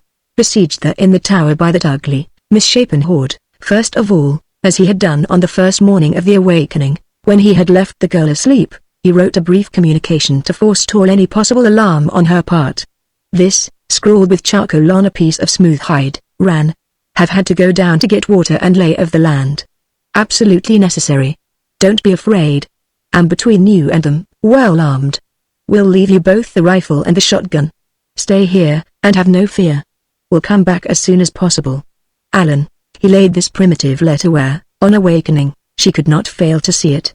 Then, making sure again that all the arms were fully charged, he put the rifle and the gun close beside his note, and saw to it that his revolvers lay loosely and conveniently in the holsters she had made for him. One more reconnaissance he made at the front window. This done, he took the water pail and set off quietly down the stairs. His feet were noiseless as a cat's. At every landing he stopped, listening intently. Down, ever down, story by story he crept. To his chagrin, though he had half expected worse, he found that the boiler explosion of the previous night had really made the way impassable, from the 3rd story downward. These lowest flights of steps had been so badly broken, that now they gave no access to the arcade. All that remained of them was a jumbled mass of wreckage, below the gaping hole in the 3rd floor hallway. "That means," said Stern to himself, "I've got to find another way down. And quick, too." He set about the task with a will. Exploration of several lateral corridors resulted in nothing, but at last good fortune led him to stairs that had remained comparatively uninjured. And down these he stole, pail in one hand, revolver ready in the other, listening, creeping, every sense alert. He found himself, at length, in the shattered and dismembered wreckage of the once famed marble court. Fallen now were the carved and gilded pillars, gone, save here or there for a fragment, the wondrous balustrade. One of the huge newel posts at the bottom lay on the cracked floor of marble squares. The other, its metal chandelier still clinging to it, lolled drunkenly askew. But Stern had neither time nor inclination to observe these waffle changes. Instead, he pressed still forward, and, after a certain time of effort, found himself in the arcade once more. Here the effects of the explosion were very marked. A ghastly hole opened into the sub-cellar below, masses of fallen ceiling blocked the way, and every pane of glass in the shop fronts had shattered down. Smoke had blackened everything. Ashes and dirt, ad infinitum, completed the dreary picture, seen there by the still insufficient light of morning. But Stern cared nothing for all this. It even cheered him a trifle. In case of a mix-up, thought he, there couldn't be a better place for ambushing these infernal cannibals, for mowing them down, wholesale, for sending them skywooting to Tophet, in bunches. And with a grim smile, he worked his way cautiously toward Madison Forest and the Pine Tree Gate. As he drew near, his care redoubled. His grip on the revolver butt tightened. "They mustn't see me first," said he to himself. Into a littered wreck of an office at the right of the exit he silently crept. Here, he knew, the outer wall of the building was deeply fissured. He hoped he might be able to find some people aware, unseen, he could peer out on the bestial mob. He set his water pail down, and on hands and knees, hardly breathing, taking infinite pains not to stir the loose rubbish on the floor, not even to crunch the fallen lumps of mortar, forward he crawled. Yes, there was a glimmer of light through the crack in the wall. Stern silently wormed in between a corroded steel I-beam and a cracked granite block, about the edges of which the small green tendrils of a vine had laid their hold. This way, then that, he craned his neck. And all at once, with a sharp breath, he grew rigid in horrified, eager attention. "Great Lord!" he whispered. What, though, from the upper stories and by torchlight? He had already formed some notion of the horde. He had in no wise been prepared for what he now was actually beholding through a screen of sumacs that grew along the wall outside. Why, this can't be real, thought he. It must be some damned hallucination.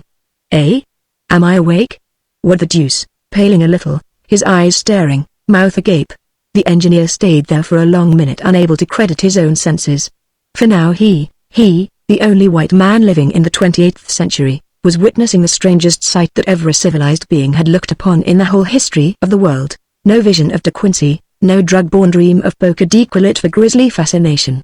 Frankenstein, de Maupassant's Horla, all the fantastic literary monsters of the past faded to tawdry, childish bogies beside the actual observations of Stern, the engineer, the man of science and cold fact. Why, what are these?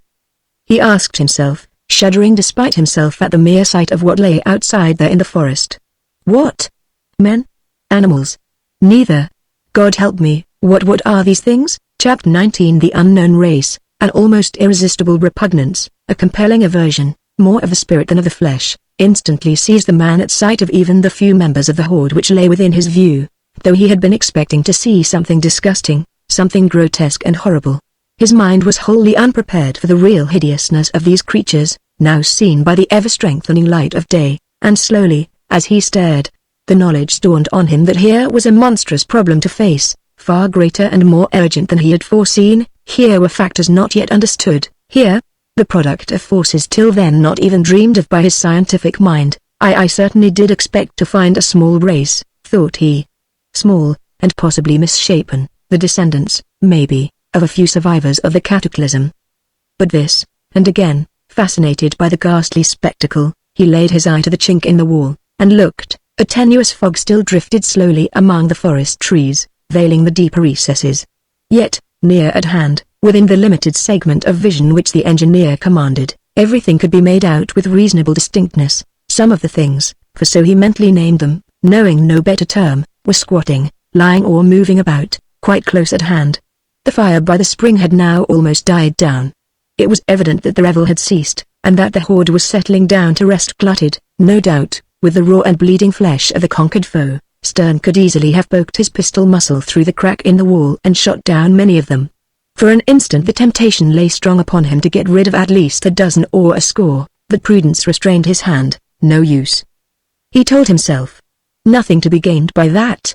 But, once I get my proper chance at them, and again, striving to observe them with the cool and calculating eye of science, he studied the shifting, confused picture out there before him. Then he realized that the feature which, above all else, struck him as ghastly and unnatural, was the color of the things. Not black, not even brown, said he. I thought so, last night, but daylight corrects the impression. Not red, either, or copper-colored. What color, then? For heaven's sake, what? He could hardly name it. Through the fog, it struck him as a dull slate gray, almost a blue. He recalled that once he had seen a child's modeling clay, much used and very dirty, of the same shade, which certainly had no designation in the chromatic scale.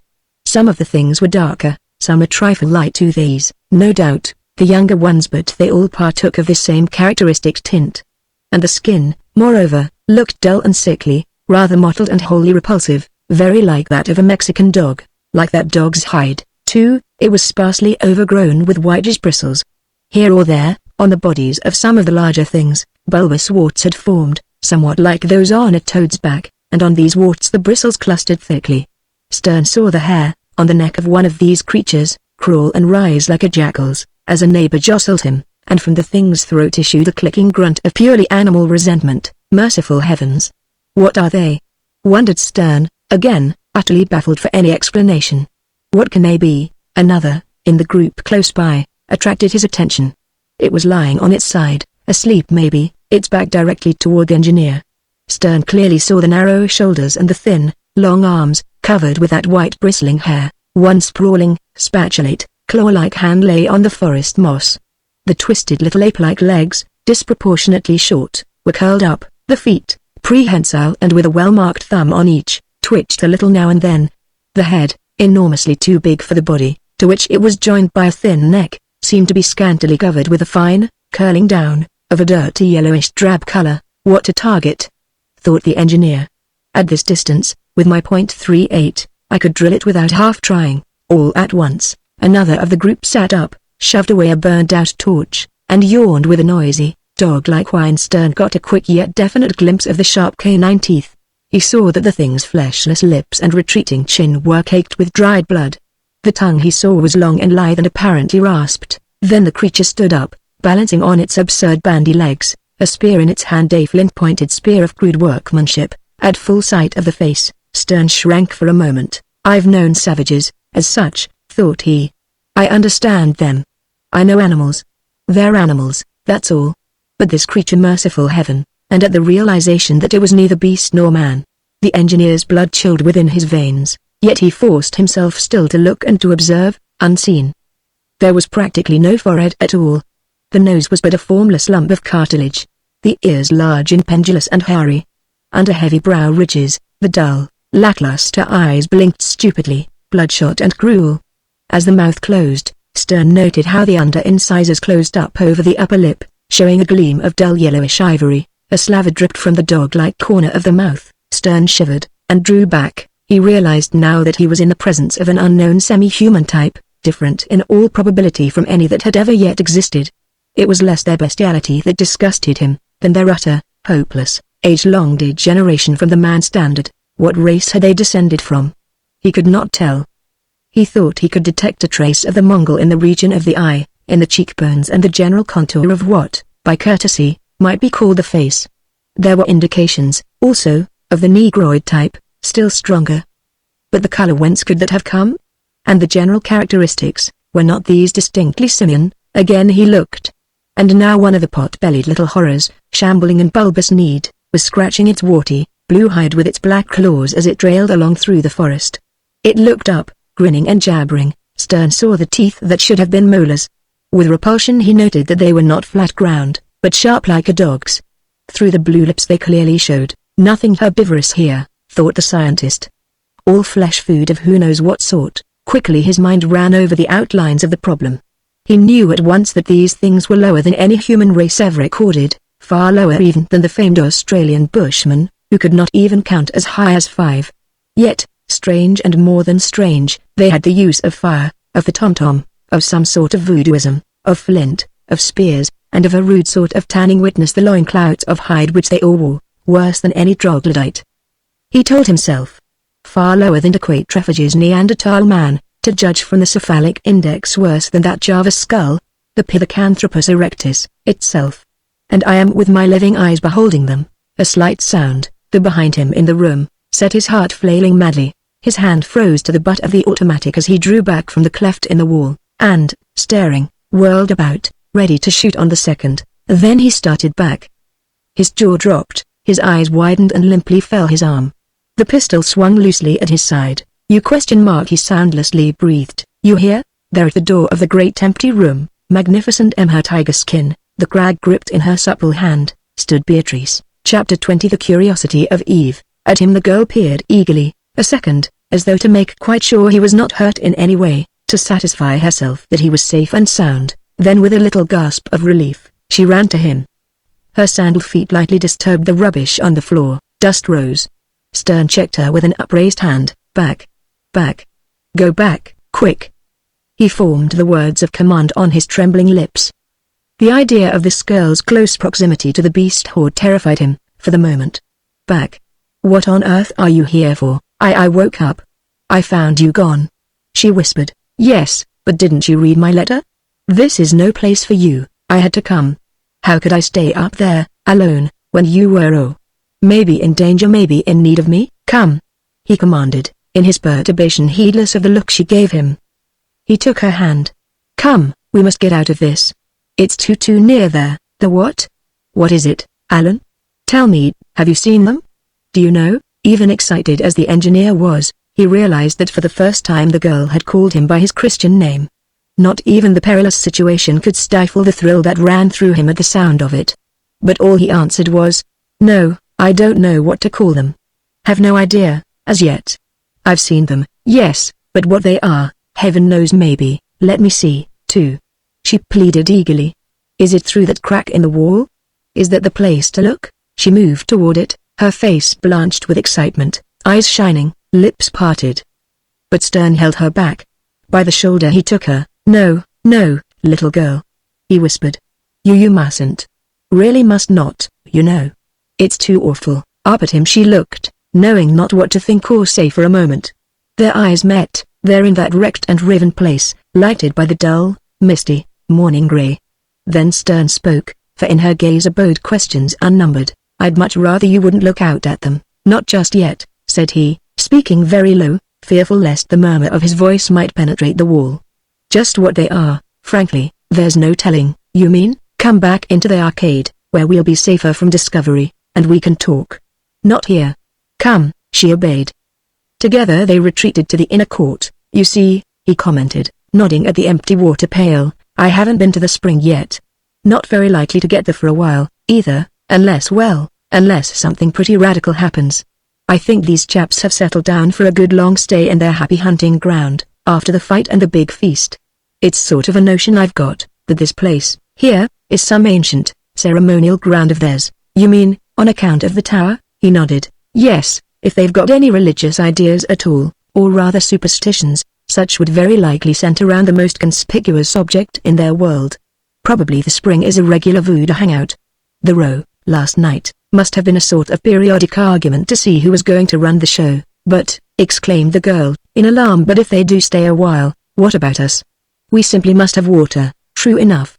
And, inasmuch as we can't drink brine and don't know where there's any other spring, it looks as though we'd either have to make up to these fellows or wade into them, doesn't it? But we'll get water safe enough, never fear. Just now, for the immediate present, I want to get my bearings a little, before going to work. They seem to be resting up, a bit, after their pleasant little soiree. Now, if they'd only all go to sleep, it'd be a walkover. The girl looked at him, very seriously. You mustn't go out there alone, whatever happens.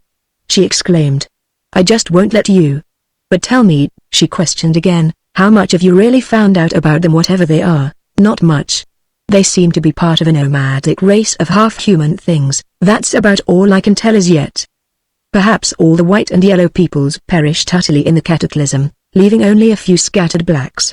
You know blacks are immune to several germ infections that destroy other races. Yes.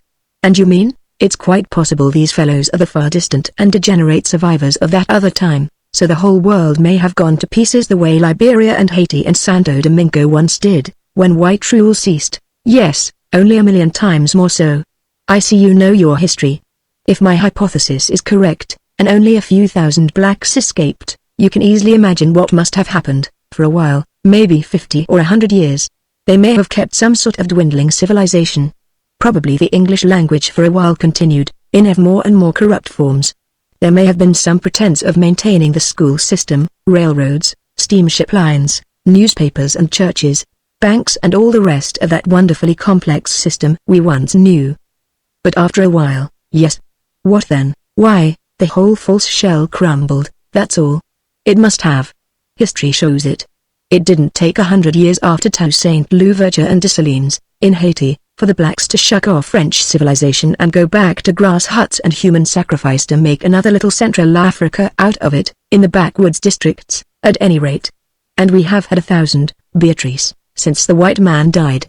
She thought a moment, and shook her head. What a story, she murmured. What an incredible, horribly fascinating story that would make, if it could ever be known, or written. Think of the ebb tide of everything. Railroads abandoned and falling to pieces, cities crumbling, ships no longer sailing, language and arts and letters forgotten, agriculture shrinking back to a few patches of corn and potatoes, and then to nothing at all, everything changing, dying, stopping, and the ever-increasing yet degenerating people leaving the city ruins, which they could not rebuild, taking to the fields, the forests, the mountains, going down, down, back toward the primeval state, down through barbarism, through savagery, to what? To what we see, answered the engineer, bitterly. To animals, retaining by ghastly mockery some use of fire and of tools. All this, according to one theory. Is there another? She asked eagerly. Yes, and I wish we had the shade of Darwin, of Haeckel, or of Claude here with us to help us work it out. How do you imagine it? Why, like this. Maybe, after all, even the entire black race was swept out along with the others, too. Perhaps you and I were really the only two human beings left alive in the world. Yes, but in that case, how came they here?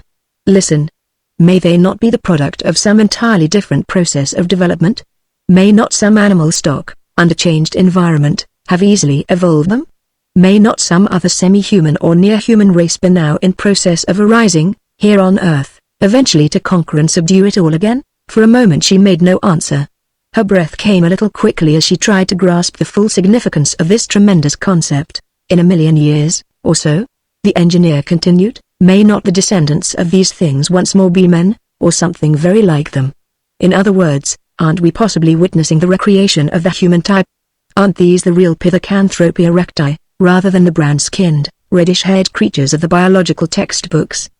There's our problem. She made no answer, but a sudden overmastering curiosity leapt into her eyes. Let me see them for myself. I must. I will. And before he could detain her, the girl had started back into the room whence they had come. No, no, no, Beatrice, he whispered, but she paid no heed to him. Across the littered floor she made her way, and by the time Stern could reach her side, she had set her face to the long, crumbling crack in the wall and with a burning eagerness was peering out into the forest. Chapter 21. Eve becomes an Amazon. Stern laid a hand on her shoulder, striving to draw her away. This spectacle, it seemed to him, was no fit sight for her to gaze on. But she shrugged her shoulders as if to say, I'm not a child. I'm your equal, now, and I must see. So the engineer desisted. And he, too, set his eye to the twisting aperture, at sight of the narrow segment of forest visible through it, and of the several members of the horde. A strong revulsion came upon him. Up welled the deep-seated love for the memory of the race of men and women as they once had been the people of the other days. Stern almost seemed to behold them again, those tall, athletic, straight-limbed men, those lithe, deep-breasted women, fair-skinned and with luxuriant hair, all alike now plunged for 1,000 years in the abyss of death and of eternal oblivion. Never before had the engineer realized how dear, how infinitely close to him his own race had been. Never had he so admired its diverse types of force and beauty, as now when all were but a dream. Ugh! Thought he, disgusted beyond measure at the sight before him. And all these things are just as much alike as so many ants in a hill. I question if they've got the reason and the socialized intelligence of ants. He heard the girl breathe quick, as she, too, watched what was going on outside. A certain change had taken place there. The mist had somewhat thinned away, blown by the freshening breeze through Madison Forest and by the higher rising sun. Both watchers could now see further into the woods, and both perceived that the horde was for the most part disposing itself to sleep. Only a few vague, uncertain figures were now moving about, with a strangely unsteady gait, weak-kneed and simian. In the nearest group, which Stern had already had a chance to study, all save one of the creatures had lain down. The man and woman could quite plainly hear the raucous and bestial snoring of some half-dozen of the gorged things. Come away, you've seen enough, more than enough, he whispered in the girl's ear. She shook her head. No, no, she answered, under her breath. How horrible and yet, how wonderful. Then a misfortune happened, trivial yet how direly pregnant, for Stern, trying to readjust his position, laid his right hand on the wall above his head. A little fragment of loose marble, long since ready to fall, dislodged itself and bounced with a sharp click against the steel I-beam over which they were both peeking. The sound, perhaps, was no greater than you would make in snapping an ordinary lead pencil in your fingers, Yet on the instant 3 of the things raised their bulbous and exaggerated heads in an attitude of intense, suspicious listening. Plain to see that their senses, at least, excel those of the human being, even as a dog's might. The individual which, alone of them all, had been standing, wheeled suddenly round and made a step or two toward the building. Both watchers saw him with terrible distinctness, there among the sumacs and birches, with the beauty of which he made a shocking contrast. Plain now was the simian aspect, plain the sidelong and uncertain gait, bent back and crooked legs, the long, pendulous arms and dully ferocious face, and as the thing listened, its hair bristling, it thrust its villainous, ape-like head well forward. Open fell the mouth, revealing the dog teeth and the blue, shriveled-looking gums, a wrinkle creased the low, dull brow. Watching with horrified fascination, Stern and Beatrice beheld and heard the creature sniff the air, as though taking up some scent of danger or of the hunt. Then up came the right arm. They saw the claw hand with a spear, poise itself a moment. From the open mouth burst with astounding force and suddenness a snarling yowl, inarticulate, shrill, horrible beyond all thinking. An instant agitation took place all through the forest. The watchers could see only a small, fan-like space of it, and even this, only a few rods from the building. Yet by the confused, vague noise that began, they knew the alarm had been given to the whole horde. Here, there. The cry was repeated. A shifting, moving sound began. In the visible group, the things were getting to their hand-like feet, standing unsteadily on their loose-skinned, scaly legs, gawping about them, whining and clicking with disgusting sounds. Sudden, numbing fear seized Beatrice.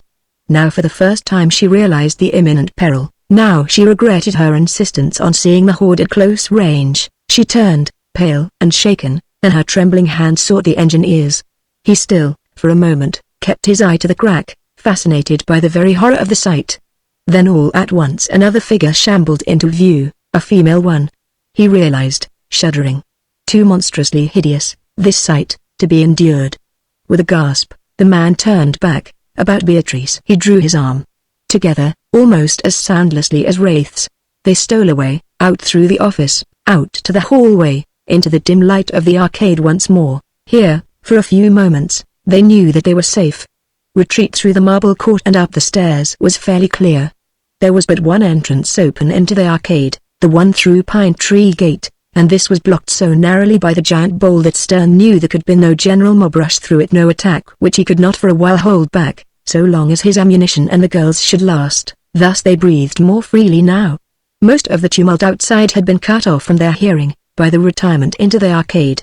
They paused, to plan their course. At Stern the girl looked eagerly. "Oh, Allan, how horrible," she whispered. "It was all my fault for having been so headstrong, for having insisted on a look at them. Forgive me, SH. He cautioned again. "No matter about that. The main thing, now, is whether we attack or wait." "Attack? Now? I don't think much of going upstairs without that pail of water. We'll have a frightful time with thirst, to say nothing of not being able to make the pulverite. Water we must have. If it weren't for your being here, I'd mighty soon wade into that bunch and see who wins. But well, I haven't any right to endanger." Beatrice seized his hand and pulled him toward the doorway. "Come on," cried she. "If you and I aren't a match for them, we don't deserve to live, that's all. You know how I can shoot now. Come along." Her eyes gleamed with the light of battle for liberty, for life. Her cheeks glowed with the tides of generous blood that coursed beneath the skin. Never had Stern beheld her half so beautiful, so regal in that clinging, barbaric Bengal robe of black and yellow, caught at the throat with the clasp of raw gold. A sudden impulse seized him, dominant, resistless. For a brief moment he detained her. He held her back. About her supple body his arm tightened. She raised her face in wonder. He bent, a little, and on the brow he kissed her rapturously. "Thank God for such a comrade and a friend," said he. Chapter 22 Gods. Some few minutes later, together they approached Pine Tree Gate, leading directly out into the horde. The girl, rosier than ever, held her crag loosely in the hollow of her bare, warm right arm. One of Stern's revolvers lay in its holster. The other balanced itself in his right hand. His left held the precious water pail, so vital now to all their plans and hopes, girt in his garb of fur, belted and sandaled, well over 6 feet tall and broad of shoulder. The man was magnificent. His red beard and moustache, close-cropped, gave him a savage air that now well fitted him. For Stern was mad clear through, that Beatrice should suffer in any way, even from temporary thirst, raised up a savage resentment in his breast. The thought that perhaps it might not be possible to gain access to the spring at all, that these foul things might try to blockade them and siege them to death, wrought powerfully on him. For himself he cared nothing. The girl it was who now preoccupied his every thought. And as they made their way through the litter of the explosion, toward the exit, slowly and cautiously, he spied out every foot of the place for possible danger. If fight he must. He knew now it would be a brutal, utterly merciless fight, slaughter, extermination without any limit, to the end. But there was scant time for thought. Already they could see daylight glimmering in through the gate, past the massive column of the conifer. Daylight, and with it came a thin and acrid smoke and sounds of the uproused horde in Madison Forest. Slow. Slow, now, whispered Stern. Don't let em know a thing until we've got em covered. If we surprise em just right, who knows but the whole infernal mob may duck and run. Don't shoot till you have to, but when you do, I know, breathed she. Then, all at once, that they were at the gate, at the big tree, standing out there in the open, on the thick carpet of pine spills, and before them lay the mossy, shaded forest aisles with what a horror camped all through that peaceful, wondrous place. Oh! Gasped Beatrice. The engineer stopped as though frozen. His hand tightened on the revolver butt till the knuckles whitened. And thus, face to face with the horde, they stood for a long minute. Neither of them realized exactly the details of that first impression. The narrow slit of view which they had already got through the crack in the wall had only very imperfectly prepared them for any understanding of what these things really were, en masse. But both Beatrice and the engineer understood, even at the first moment of their exit there, that they had entered an adventure whereof the end could not be foreseen, that here before them lay possibilities infinitely more serious than any they had contemplated. For one thing, they had underestimated the numbers of the horde. They had thought, perhaps, there might be 500 in all. The torches had certainly numbered no more than that. But now they realized that the torchbearers had been but a very small fraction of the whole, for, as their eyes swept out through the forest, whence the fog had almost wholly risen, they beheld a moving, swarming mass of the creatures on every hand. A mass that seemed to extend onto indefinite vistas. A mass that moved, clicked, shifted, grunted, stank, snarled, quarreled. A mass of frightful hideousness, of inconceivable menace. The girl's first impulse was to turn, to retreat back into the building once more, but her native courage checked it. For Stern, she saw, have no such purpose, surprised though he was. He stood there like a rock, head up, revolver ready, every muscle tense and ready for whatsoever might befall. And through the girl flashed a thrill of admiration for this virile, indomitable man, coping with every difficulty, facing every peril for her sake. Yet the words he uttered now were not of classic heroism. They were simple, colloquial, inelegant. For Stern, his eyes blazing, said only, "We're in bad, girl. They're on. We've got to bluff like the devil. Have you ever seen a herd of cattle on the prairie? A herd of thousands, shift and face and, as by instinct, lower their horned heads against some enemy, a wolf pack, maybe, you know then, how this horde of dwarfish, blue, warty, misformed little horrors woke to the presence of the unknown enemy, already half alarmed by the warning given by the one, which, near the crack in the wall, had sniffed the intruders and had howled. The pack now broke into commotion. Stern and Beatrice saw a confused upheaving, a shifting and a tumult. They heard a yapping outcry.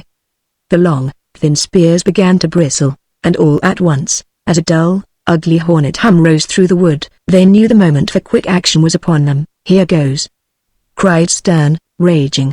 "Let's see how this will strike the hellhounds." His face white with passion and with loathing hate, he raised the automatic.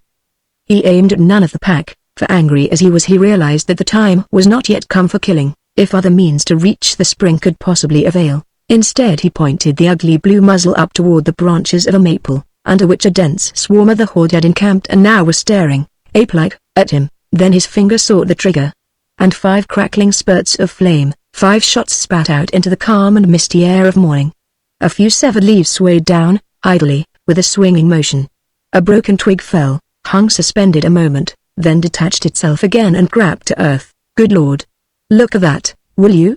cried Stern. A startled cry broke from the girl's lips. Both of them had expected some effect from the sudden fusillade, but nothing like that which actually resulted. For, as the quick shots echoed to stillness again, and even before the first of the falling leaves had spiraled to the ground, an absolute, unbroken silence fell upon that vile rabble of beast men, the silence of a numbing, paralyzing, sheer brute terror. Some stood motionless, crouching on their bandy legs, holding to whatsoever tree or bush was nearest, staring with wild eyes. Others dropped to their knees, but by far the greater part, thousands on thousands of the little monstrosities, fell prone and groveling.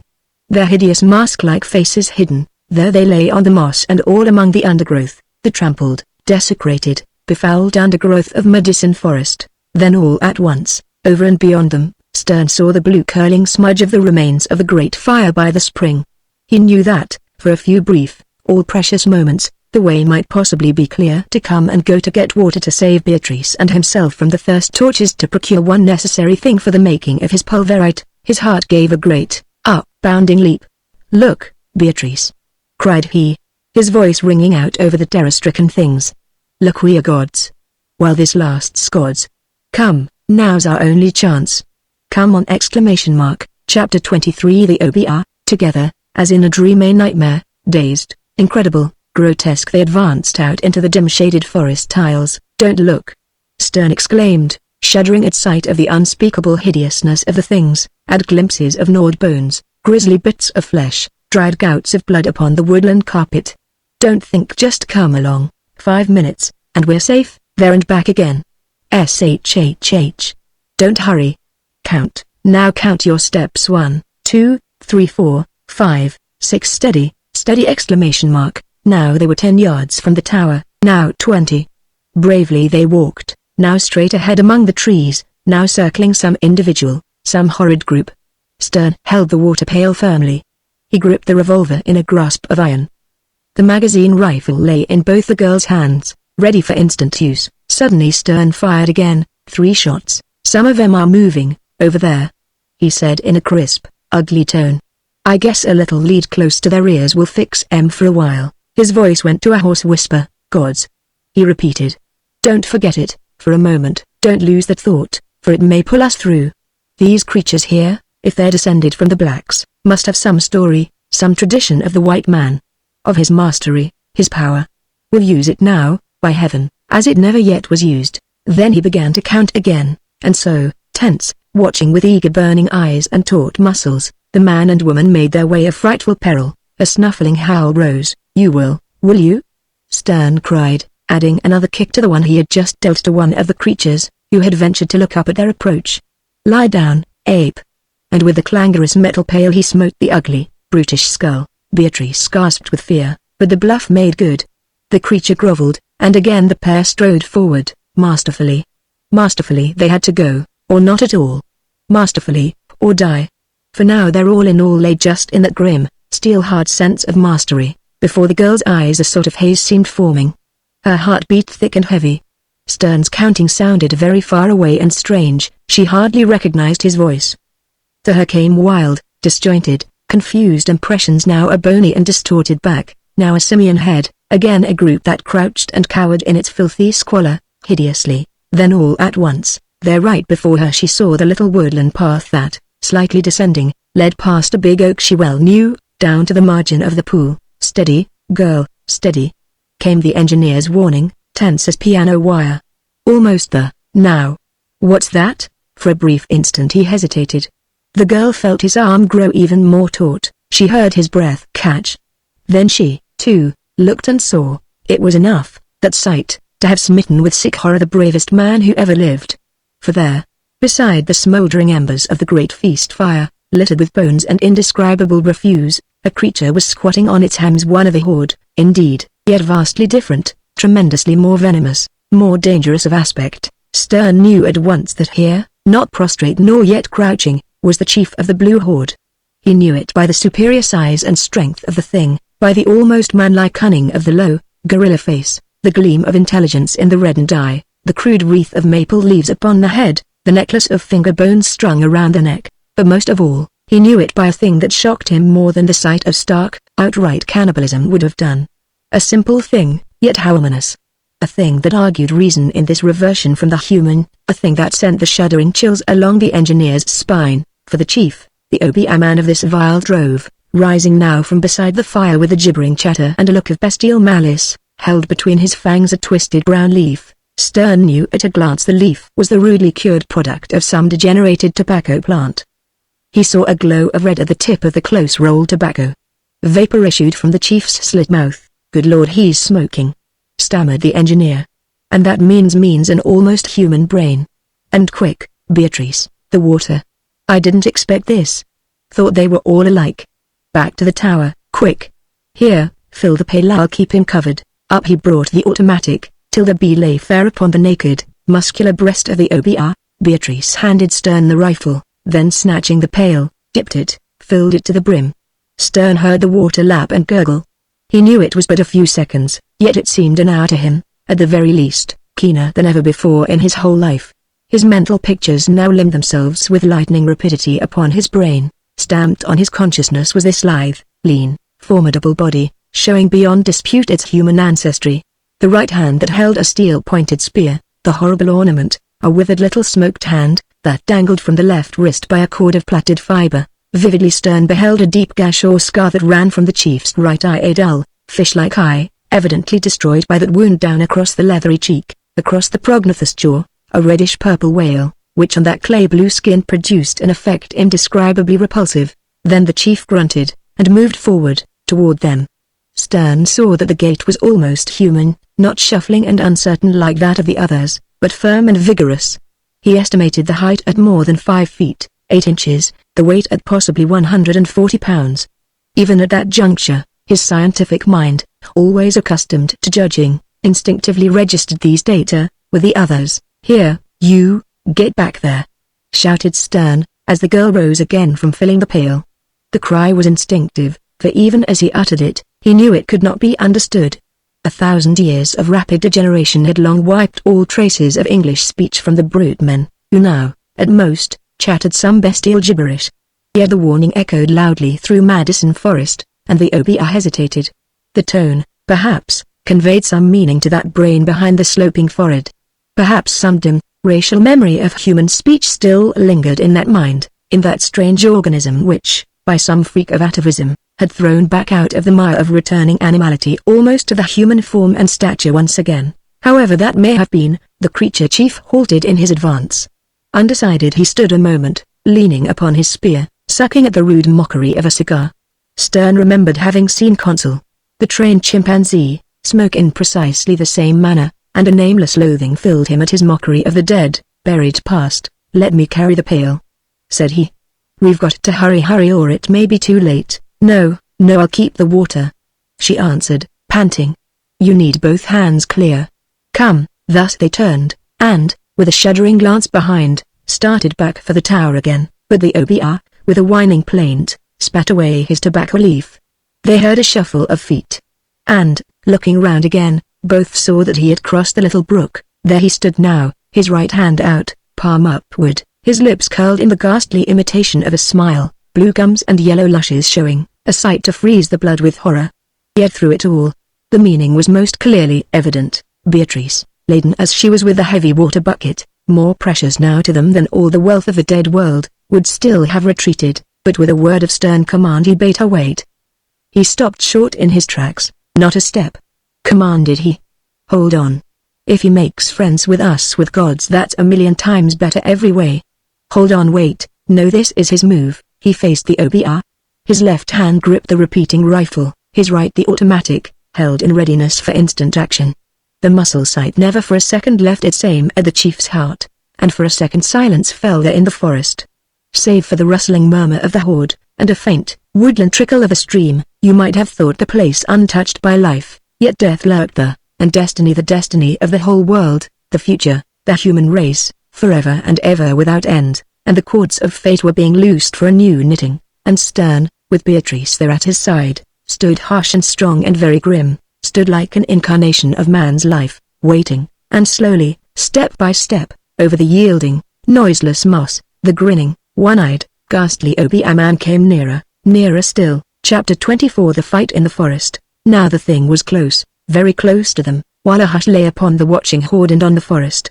So close, that Stern could hear the soughing breath between those hideous lips and see the twitching of the wrinkled lid over the black, glittering eye that blinked as you have often seen a chimpanzee's. All at once the OBR stopped and leered, his head craned forward, that ghastly rictus on his mouth. Stern's hot anger welled up again. Thus to be detained, inspected and seemingly made mock of by a creature no more than 3/4 human, stung the engineer to rage. "What do you want?" cried he, in a thick and unsteady voice. "Anything I can do for you? If not, I'll be going." The creature shook its head. Yet something of Stern's meaning may have won to its smoldering intelligence. For now it raised a hand. It pointed to the pail of water, then to its own mouth. Again it indicated the pail, then stretched a long, repulsive finger at the mouth of Stern. The meaning seemed clear. Stern, even as he stood there in anger and in wonder, too, at the fearlessness of this superthing, grasped the significance of the action. "Why, he must mean," said he, to Beatrice, "he must be trying to ask whether we intend to drink any of the water. What? Maybe it's poisoned, now, or something. Maybe he's trying to warn us." "Warn us? Why should he? How can I tell? It isn't entirely impossible that he still retains some knowledge of his human ancestors. Perhaps the tradition may have been handed down, some way, and still exists in the form of a crude beast religion. Yes, but then? Perhaps he wants to get in touch with us, again, learn from us, try to struggle up out of the mire of degeneration, who knows? If so, and it's possible, of course, he'd try to warn us of a poisoned spring." Acting on this hypothesis, of which he was now half convinced, Stern nodded. By gesture play he answered, "Yes. Yes, this woman and he intended to drink of the water." The Obeah man, grinning, showed signs of lively interest. His eyes brightened, and a look of craft, of wizened cunning crept over his uncanny features. Then he raised his head and gave a long, shrill, throaty call, ululating and unspeakably weird. Something stirred in the forest. Stern heard a rustle and a creeping murmur, and quick fear chilled his heart. To him it seemed as though a voice were calling, perhaps the inner, secret voice of his own subjective self, a voice that cried, "You, who must drink water." Now he knows you are not gods, but mortal creatures. Tricked by his question and your answer, your peril now is on you. Flee. The voice died.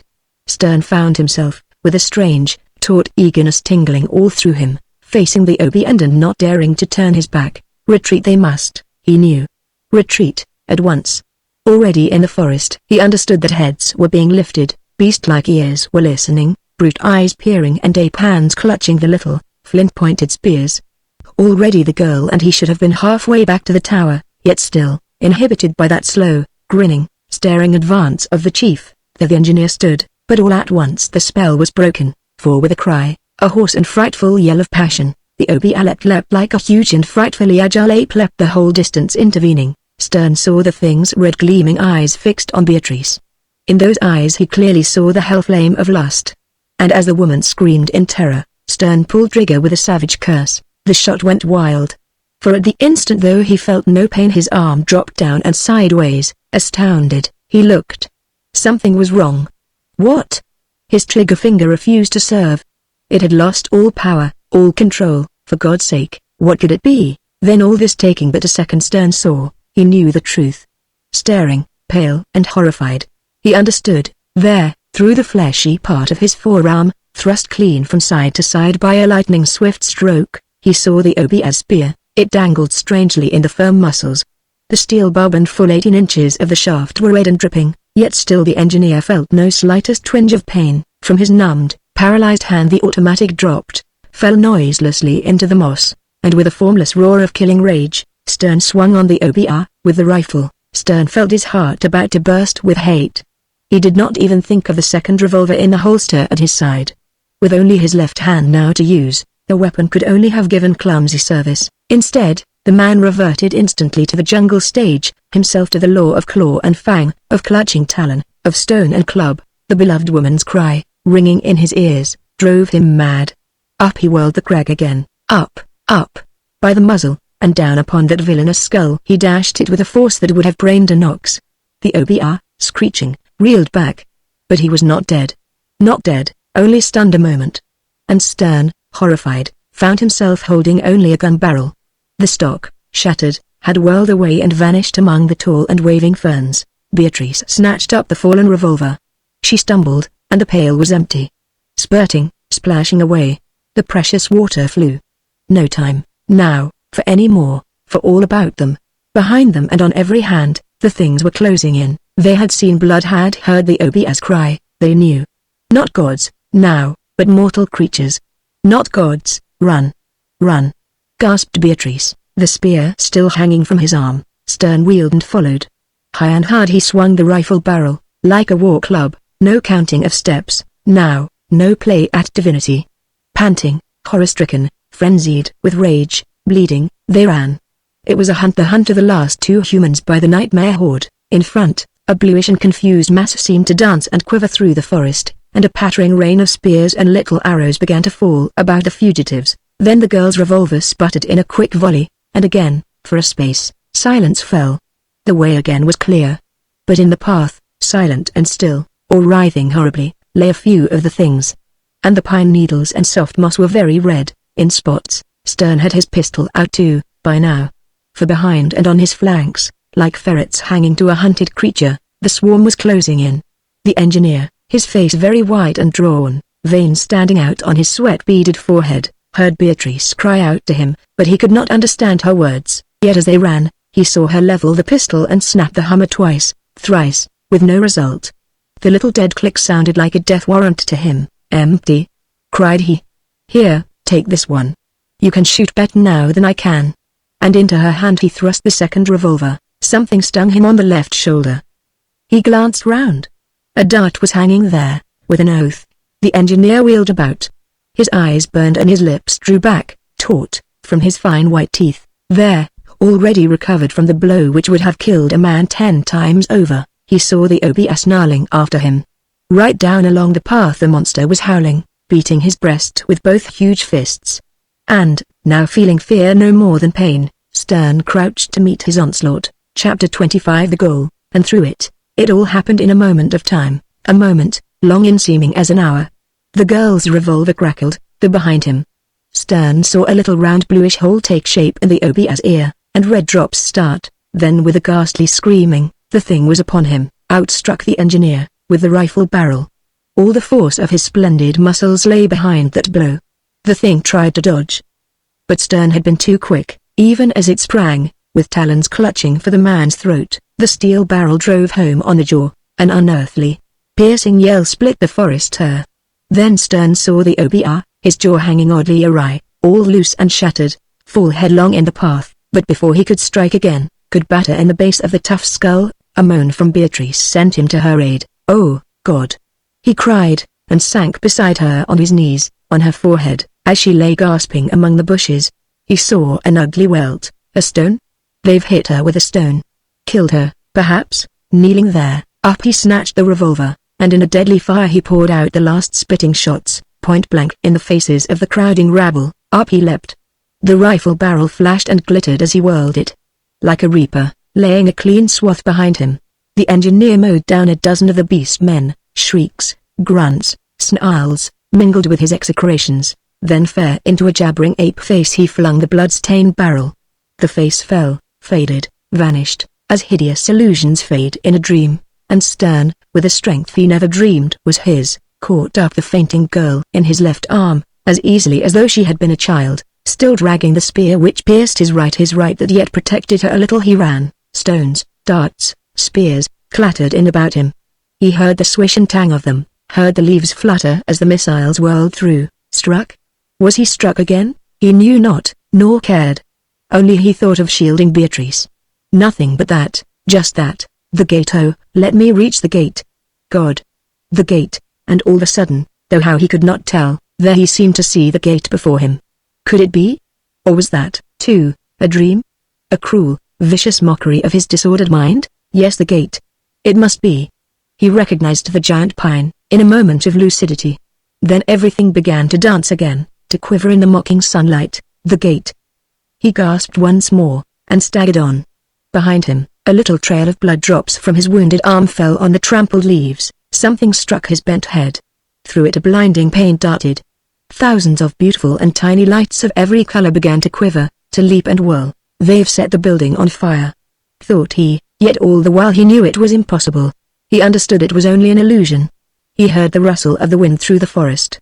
It blent and mingled with a horrid tumult of grunts, of clicking cries, of gnashing teeth and little bestial cries. The gate, sobbed Stern, between hard-set teeth, and stumbled forward, ever forward, through the horde. To him, protectingly, he clasped the beautiful body in the tiger skin. Living? Was she living yet? A great, Aching wonder filled him. Could he reach the stair with her, and bear her up it? Hurl back these devils. Save her, after all? The pain had grown exquisite, in his head. Something seemed hammering there, with regular strokes, a red-hot sledge upon an anvil of white-hot steel. To him it looked as though 100, 1,000 of the little blue fiends were leaping, shrieking, circling there in front of him. 10,000. And he must break through, break through. Where had he heard those words? Ah yes, to him instantly recurred a distant echo of a song, a Harvard football song. He remembered. Now he was back again. Yale, 0, Harvard, 17 New Haven, 1898. And see the thousands of cheering spectators. The hats flying through the air, flags waving red, most of them crimson like blood. Came the crash and boom of the old Harvard band, with Big Joe Foley banging the drum till it was fit to burst, with Marsh blowing his lungs out on the cornet, and all the other fellows raising Cain, uproar, cheering. And again the music. Everybody was singing now, everybody roaring out that brave old fighting chorus. Now all together, smash them and break through, and see. Look there. The goal, the scene shifted, all at once, in a quite unaccountable and puzzling manner. Somehow, victory wasn't quite won, after all. Not quite yet. What was the matter, then? What was wrong? Where was he? Ah, the goal. Yes, through the rack and mass of the blues. He saw it, again, quite clearly. He was sure of that, anyhow. The goalposts seemed a trifle near together, and they were certainly made of crumbling stone, instead of straight wooden beams. Odd, that. He wondered, too, why the management allowed trees to grow on the field, trees and bushes, why a huge pine should be standing right there by the left-hand post. That was certainly a matter to be investigated and complained of, later. But now was no time for kicks. Probably some blue trick, thought Stern. No matter, it won't do any good, this time. Ah! An opening. Stern's head went lower still. He braced himself for a leap. Come on, come on. He yelled defiance. Again he heard the cheering, once wind like a chorus of mad devils. An opening? No, he was mistaken. Instead, the blues were massing there by the goal. Bitterly he swore. Under his arm he tightened the ball. He ran. What? They were trying to tackle? Damn you! He cried, in boiling anger. I'll show you a trick or two yet. He stopped, circled, dodged the clutching hands, feinted with a tactic long unthought of, and broke into a straight, resistless dash for the posts. As he ran, he yelled, "Smash them and break through," all his waning strength upgathered for that run. Yet how strangely tired he felt, how heavy the ball was growing. What was the matter with his head? With his right arm? They both ached hideously. He must have got hurt, some way, in one of the downs. Some dirty work, somewhere. Rotten sport, he ran. Never in all his many games had he seen such peculiar gridiron, all tangled and overgrown. Never, such host of tackles. Hundreds of them. Where were the crimsons? What? No support, no interference? Hell, yet the goal was surely just there, now right ahead. He ran. Foul. He shouted savagely, as a blue struck at him, then another, and many more. The taste of blood came to his tongue. He spat. Foul. Right and left he dashed them, with a giant's strength. They scattered in panic, with strange and unintelligible cries. The goal. He reached it. And, as he crossed the line, he fell, down, down. Sobbed he. Chapter 26. Beatrice Stairs. An hour later, Stern and Beatrice sat weak and shaken in their stronghold on the 5th floor, resting, trying to gather up some strength again, to pull together for resistance to the siege that had set in. With the return of reason to the engineer, his free bleeding had somewhat checked the onset of fever and of consciousness to the girl. They began to piece out, bit by bit, the stages of their retreat, now that Stern had barricaded the stairs, 2 stories below, and that for a little while they felt reasonably safe. They were able to take their bearings, to recall the flight, to plan a bit for the future, a future dark with menace, seemingly hopeless in its outlook. If it hadn't been for you, Beatrice was saying, if you hadn't picked me up and carried me, when that stone struck, how's the ache now? Stern hastily interrupted, in a rather weak yet brisk voice, which he was trying hard to render matter-of-fact. Of course the lack of water, except that half-pint or so, to bathe your bruise with, is a rank barbarity. But if we haven't got any, we haven't, that's all. All till we have another go at him. Oh, Allan! She exclaimed, tremulously. Don't think of me. Of me, when your back's gashed with a spear cut, your head's battered, arm pierced, and we've neither water nor bandages, nothing of any kind to treat your wounds with. Come now, don't you bother about me." He objected, trying hard to smile, though racked with pain. "I'll be okay, fit as a fiddle, in no time. Perfect health and all that sort of thing, you know. It'll heal right away." Heads clear again already, in spite of that whack with the war club, or whatever it was they landed with. But for a while I certainly was seeing things. I had bad. Thought, well, strange things. My back? Only a scratch, that's all. It's begun to coagulate already, the blood hasn't it? And he strove to peer over his own shoulder at the slash. But the pain made him desist. He could hardly keep back a groan. His face twitched involuntarily. The girl sank on her knees beside him. Her arm encircled him, her hand smoothed his forehead, and with a strange look she studied his unnaturally pale face. "It's your arm I'm thinking about, more than anything," said she.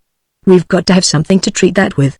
Tell me, does it hurt you very much, Allan?" He tried to laugh, as he glanced down at the wounded arm, which, ligatured about the spear thrust with a thong, and supported by a rawhide sling, looked strangely blue and swollen. "Hurt me?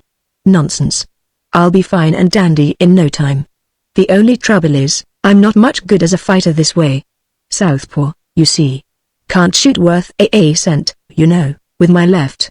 Otherwise, I wouldn't mind. Shoot? Trust me for that now," she exclaimed. "We've still got 2 revolvers and the shotgun left, and lots of ammunition.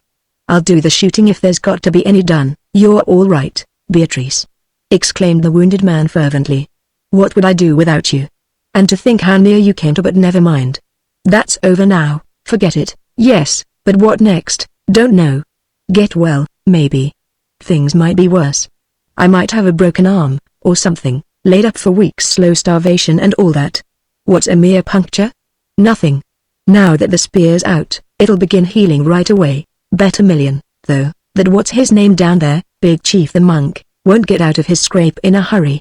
His face is certainly scrambled, or I miss my guess. You got him through the ear with 1 shot, by the way. Know that? Fact. Drilled it clean. Just a little to the right and you'd have had him for keeps. But never mind, we'll save him for the encore if there is any." "You think they'll try again?" "Can't say. They've lost a lot of fighters, killed and wounded, already. And they've had a pretty liberal taste of our style. That ought to hold them for a while. We'll see, at any rate.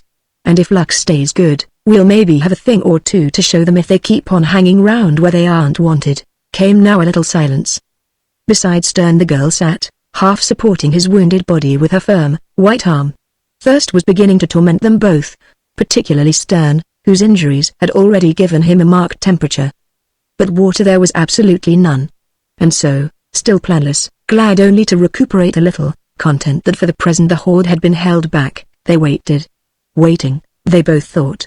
The girl's thoughts were all of him, but he, man fashion, was trying to piece out what had happened, to frame some coherent idea of it all, to analyze the urgent necessities that lay upon them both. Here and there, a disjointed bit recurred to him, even from out of the delirium that had followed the blow on the head. From the time he had recovered his senses in the building, things were clearer. He knew that the horde, temporarily frightened by his mad rush, had given him time to stumble up again and once more lift the girl, before they had ventured to creep into the arcade in search of their prey. He remembered that the spear had been gone then. Raving, he must have broken and plucked it out.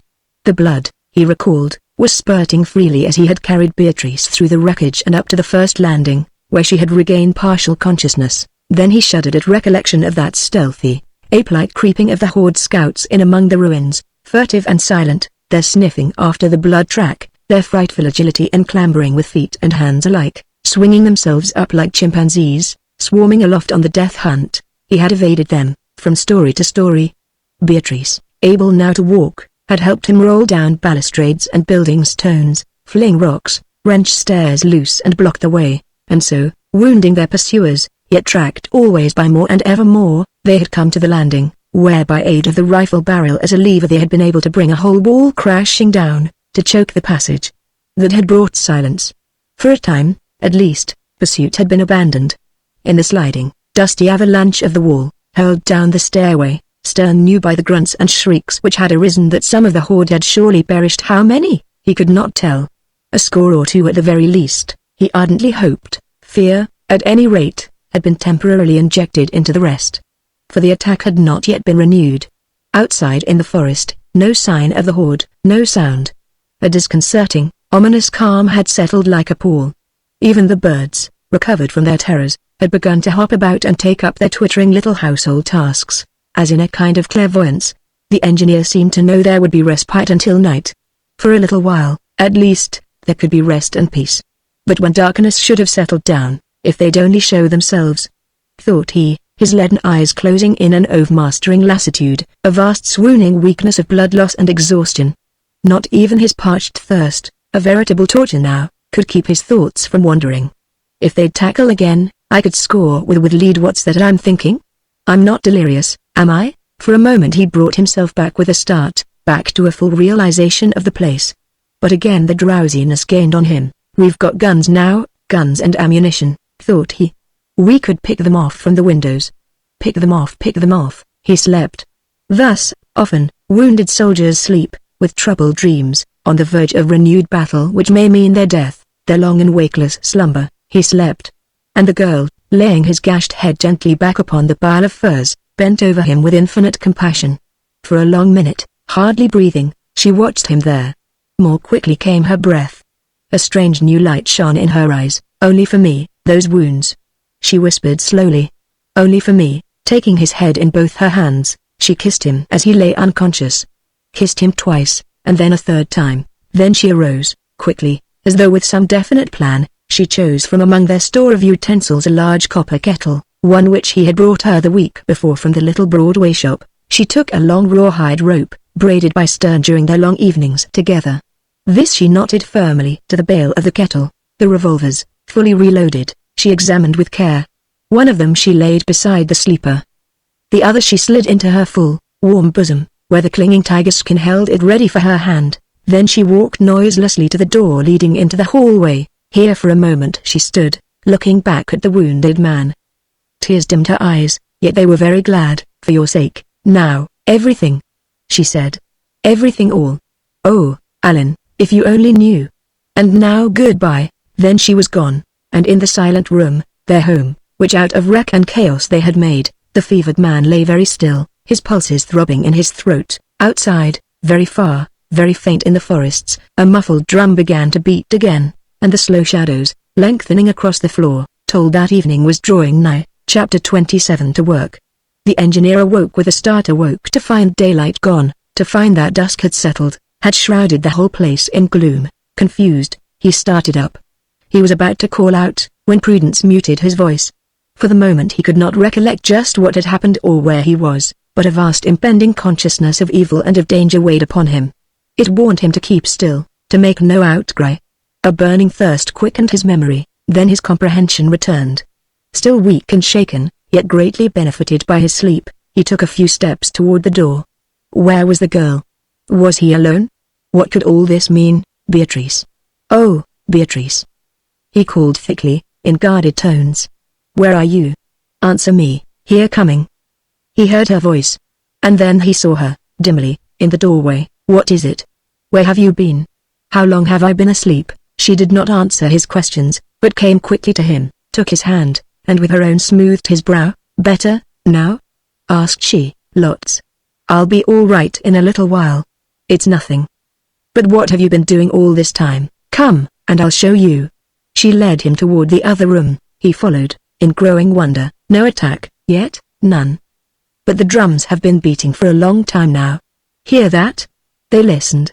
To them drifted a dull, monotonous sound, harbinger of war. Stern laughed bitterly, chokingly, by reason of his thirst. Much good their orchestra will do them, said he, when it comes to facing soft-nosed .38s.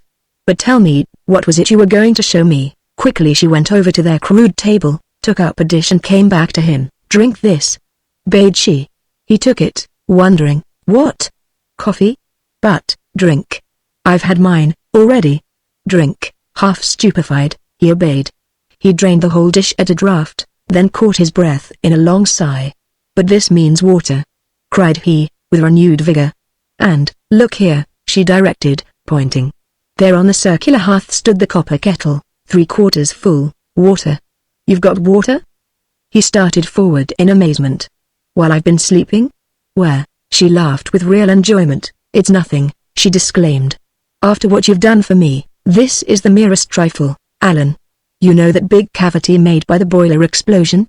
"Yes." "Well, when we looked down into it, before we ventured out to the spring, I noticed a good deal of water at the bottom, stagnant water, that had run out of the boiler and settled on the hard clay floor and in among the cracked cement. I just merely brought up some, and strained and boiled it, that's all." "So you see, but, my lord," burst out the man, "do you mean to say you went down there alone?" Once more the girl laughed. "Not alone," she answered. "One of the automatics was kind enough to bear me company. Of course the main stairway was impassable. But I found another way, off through the east end of the building and down some stairs we haven't used at all, yet. They may be useful, by the way, in case of a retreat. Once I'd reached the arcade, the rest was easy. I had that leather rope tied to the kettle handle, you see. So all I had to do was. But the Horde? The Horde? None of them down there, now that is, alive. None when I was there. All at the War Council, I imagine. I just happened to strike it right, you see. It wasn't anything. We simply had to have water, so I went and got some, that's all." "That's all?" echoed Stern, in a trembling voice. "That's all." Then, lest she see his face even by the dim light through the window, he turned aside a minute. For the tears in his eyes, he felt, were a weakness which he would not care to reveal. But presently he faced the girl again. "Beatrice," said he, words fall so flat, so hopelessly dead, they're so inadequate, so anticlimactic at a time like this, that I'm just going to skip them all. It's no use thanking you, or analyzing this thing, or saying any of the commonplace, stupid things. Let it pass. You've got water, that's enough. You've made good, where I failed." "Well," his voice broke again, and he grew silent. But she, peering at him with wonder, laid a hand upon his shoulder. "Come," said she, "you must eat something, too. I've got a little supper ready." After that, the pulverite, he started as though shot. "That's so. I can make it now," cried he, new life and energy suffusing him. "Even with my one hand, if you help me, I can make it." "Supper? No, no. To work." But she insisted, womanlike, and he at last consented to a bite. When this was over, they began preparations for the manufacture of the terrible explosive, Stern's own secret and invention, which, had not the cataclysm intervened, would have made him 10 times over a millionaire. More precious now to him, that knowledge, than all the golden treasures of the dead, forsaken world. "We've got to risk a light," said he. "If it's turned low, and shaded, maybe they won't learn our whereabouts. But however that may be, we can't work in the dark. It would be too horribly perilous. One false move, one wrong combination, even the addition of one ingredient at the improper moment, and well you understand." She nodded. "Yes," said she. "And we don't want to quit just yet." So they lighted the smaller of their copper lamps, and set to work in earnest. On the table, cleared of dishes and of food, Stern placed in order 8 glass bottles, containing the 8 basic chemicals for his reaction. Beside him, at his left hand, he set a large metal dish with 3 quarts of water, still warm. In front of him stood his copper tea kettle, the strangest retort, surely, in which the terrific compound ever had been distilled. "Now our chairs, and the lamp," said he, "and we're ready to begin. But first," and, looking earnestly at her, "first, tell me frankly, wouldn't you just a little rather have me carry out this experiment alone? You could wait elsewhere, you know. With these uncertain materials and all the crude conditions we've got to work under, there's no telling what might happen. I've never yet found a man who would willingly stand by and see me build pulverite, much less a woman. It's frightful, this stuff is. Don't be ashamed to tell me. Are you afraid?" For a long moment the girl looked at him. "Afraid with you?" said she. Chapter 28. The pulverite. An hour passed. And now, under the circle of light cast by the hooded lamp upon the table, there in that bare, wrecked office home of theirs, the pulverite was coming to its birth. Already at the bottom of the metal dish lay a thin yellow cloud, something that looked like London fog on a December morning. There, covered with the water, it gently swirled and curdled, with strange metallic glints and oily sheens, as Beatrice with a gold spoon stirred it at the engineer's command. From moment to moment he dropped in a minute quantity of glycerin, out of a glass test tube, graduated to the 100th of an ounce. Keenly, under the lamp shine, he watched the final reaction. His face, very pale and set, reflected a little of the mental stress that bound him. Along the table edge before him, limp in its sling, his wounded arm lay useless. yet with his left hand he controlled the sleeping giant in a dish. And as he dropped the glycerin, he counted, 10, 11, 12, 15, 16, 20. Now pour the water off, quick, quick. Splendidly the girl obeyed. The water ran, foaming strangely, out into a glass jar set to receive it. Her hands trembled not, nor did she hesitate. Only, a line formed between her brows, and her breath, half held, came quickly through her lips. Stop, his voice rang like a shot. Now, decant it through this funnel, into the vials. Again, using both hands for steadiness, she did his bidding, and one by one as she filled the little flasks of chained death, the engineer stopped them with his left hand. When the last was done, Stern drew a tremendous sigh, and dashed the sweat from his forehead with a gesture of victory. Into the residue in the dish he poured a little nitric acid. That's got no kick left in it, now, anyhow, said he relieved. The No3 tames it, quick enough. But the bottles take care don't tip one over, as you love your life. He stood up, slowly, and for a moment remained there, his face in the shadow of the lampshade, holding to the table edge for support, with his left hand. At him the girl looked. And now, she began. Now? The question had no time for completion. For even as she spoke, a swift little something flicked through the window, behind them. It struck the opposite wall with a sharp crack. Then fell slithering to the floor. Outside, against the building, they heard another and another little shock, and all at once a second missile darted through the air. This hit the lamp. Stern grabbed the shade and steadied it. Beatrice stooped and snatched up the thing from where it lay beside the table. Only one glance Stern gave at it, as she held it up. A long reed stem he saw wrapped at its base with cotton fibers, a fishbone point, firm lashed, and on that point a dull red stain, a blotch of something dry and shiny. Blowgun darts, cried he. Poisoned. They've seen the light, got our range. They're up there in the treetops shooting at us. With one puff, the light was gone. By the wrist he seized Beatrice. He dragged her toward the front wall, off to one side, out of range. The flasks of pulverite. Suppose a dart should hit one? Exclaimed the girl. That's so. Wait here, I'll get them. But she was there beside him as, in the thick dark, he cautiously felt for the deadly things and found them with a hand that dared not tremble. And though here, there, the little venom stings Wyses shed over them and past them, to shatter on the rear wall, she helped him bear the vials, all 9 of them, to a place of safety in the left-hand front corner where by no possibility could they be struck. Together then, quietly as wraiths, they stole into the next room, and there, from a window not as yet attacked, they spied out at the dark treetops that lay in dense masses almost brushing the walls. See? See there? Whispered Stern in the girl's ear. He pointed where, not 10 yards away and below, a blacker shadow seemed to move along a hemlock branch. Forgotten now. His wounds. Forgotten his loss of blood, his fever and his weakness. The sight of that creeping stealthy attack nerved him with new vigor. And, even as the girl looked, Stern drew his revolver. Speaking no further word, he laid the ugly barrel firm across the sill. Carefully he sighted, as best he could in that gloom lit only by the stars. Coldly as though at a target shot, he brought the muzzle sight to bear on that deep, crawling shadow. Then suddenly a spurt of fire split the night. The crackling report echoed away. And with a bubbling scream, the shadow loosened from the limb, as a ripe fruit loosens. Vaguely they saw it fall, whirl, strike a branch, slide off, and disappear. All at once a pattering rain of darts flickered around them. Stern felt one strike his fur jacket and bounce off. Another grazed the girl's head.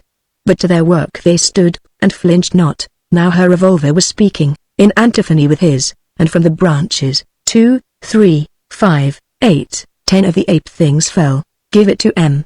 Shouted the engineer, as though he had a regiment behind him. Give it to M. And again he pulled the trigger. The revolver was empty. With a cry he threw it down, and, running to where the shotgun stood, snatched it up. He scooped into his pocket a handful of shells from the box where they were stored, and as he darted back to the window, he cocked both hammers. Poom! Poom! The deep baying of the revolver roared out in twin jets of flame. Stern broke the gun and jacked in 2 more shells. Again he fired. Good heaven! How many of them are there in the trees? Shouted he. Try the pulverite! Cried Beatrice. Maybe you might hit a branch. Stern flung down the gun. To the corner where the vials were standing he ran. Up he caught one he dared not take 2 lest they should by some accident strike together. Here, now, take this! He bellowed, and from the window, aiming at a pine that stood 75 feet away, a pine whose branches seemed to hang thick with the horde's blowgunmen. He slung it with all the strength of his uninjured arm. Into the gloom it vanished, the little meteorite of latent death, of potential horror and destruction. If it hits them, they'll think we are gods, after all. What? Cried the engineer, peering eagerly. But for a moment, nothing happened. Missed it. He groaned. If I only had my right arm to use now, I might. Far below, down there 100 feet beneath them and out a long way from the tower base, night yawned wide in a burst of hellish glare. A vast conical hole of flame was gouged in the dark. For a fraction of a second every tree, limb, twig stood out in vivid detail, as that blue-white glory shot aloft. All up through the forest the girl and Stern got a momentary glimpse of little, clinging things, crouching misshapen, hideous. Then, as a riven and distorted whirl burst upward in a huge geyser of annihilation, came a detonation that ripped, stunned, shattered, that sent both the defenders staggering backward from the window. Darkness closed again, like a gaping mouth that shuts. And all about the building, through the trees, and down again in a titanic, slashing rain fell the wreckage of things that had been stone, and earth, and root, and tree, and living creatures that had been that now were but one indistinguishable mass of ruin and of death.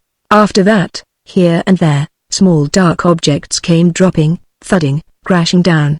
You might have thought some cosmic gardener had shaken his orchard where the plums and pears were rotten ripe. One! Cried the engineer, in a strange, wild, exultant voice. Chapter 29. The battle on the stairs. Almost like the echo of his shout, a faint snarling cry rose from the corridor, outside.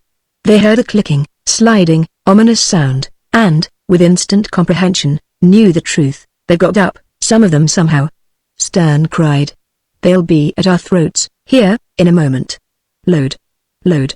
You shoot, I'll give 'em pulverite. No time, now, for caution. While the girl hastily threw in more cartridges, Stern gathered up all the remaining vials of the explosive. These, garnered along his wounded arm which clasped them to his body, made a little bristling row of death. His left hand remained free, to fling the little glass bombs. Come. Come, meet 'em, they mustn't trap us, here, and together they crept noiselessly into the other room and thence to the corridor door. Out they peered. Look. Torches. Whispered he. There at the far end of the hallway, a red glare already flickered on the wall around the turn by the elevator shaft. Already the confused sounds of the attackers were drawing near. They've managed to dig away the barricade, somehow, said Stern. And now they're out for business clubs, poison darts and all, and fangs, and claws. How many of them? God knows. A swarm, that's all. His mouth felt hot and dry, with fever, and the mad excitement of the impending battle. His skin seemed tense and drawn, especially upon the forehead. As he stood there, waiting, he heard the girl's quick breathing. Though he could hardly see her in the gloom, he felt her presence and he loved it. Beatrice, said he, and for a moment his hand sought hers. Beatrice, little girl o' mine, if this is the big finish, if we both go down together and there's no tomorrow, I want to tell you now. A yapping outcry interrupted him. The girl seized his arm. Brighter the torchlight grew. Allan, she whispered. Come back, away from here. We've got to get up those stairs, there, at the other end of the hall. This is no kind of place to meet them, we're exposed, here. There's no protection. You're right, he answered. Come. Like ghosts they slid away, noiselessly, through the enshrouding gloom. Even as they gained the shelter of the winding stairway, the scouts of the horde, flaring their torches into each room they passed, came into view around the corner at the distant end, shuffling, hideous beyond all words by the fire gleam. Bent, wizened, blue, the things swarmed toward them in a vague and shifting mass, a ruck of horror. The defenders, peering from behind the broken balustrade, could hear the guttural jabber of their beast talk, the clicking play of their fangs, could see the craning necks, the talons that held spears, bludgeons, blowguns, even jagged rocks. Over all, the smoky gleams wavered in a ghastly interplay of light and darkness. Uncanny shadows leapt along the walls. From every corner and recess and black, empty door, ghoulish shapes seemed creeping, tense. Now, the moment hung. Suddenly the engineer bent forward, staring. The chief, he whispered.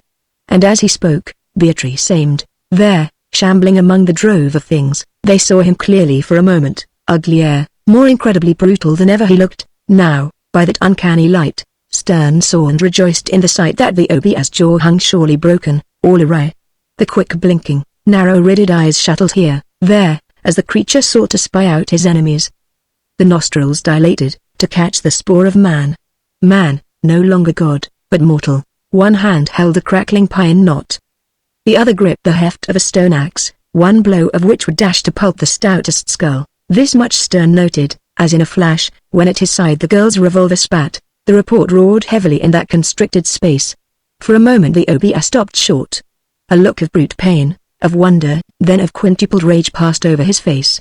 A twitching grin of passion distorted the huge, wounded gash of the mouth. He screamed. Up came the stone axe, again. Shouted Stern. Give it to him again. She fired on the instant. But already, with a chattering howl, the OBS was running forward. And after him, screaming, snarling, foaming till their lips were all a slaver, the pack swept toward them. Stern dragged the girl away, back to the landing. Up! Up! He yelled, then, turning.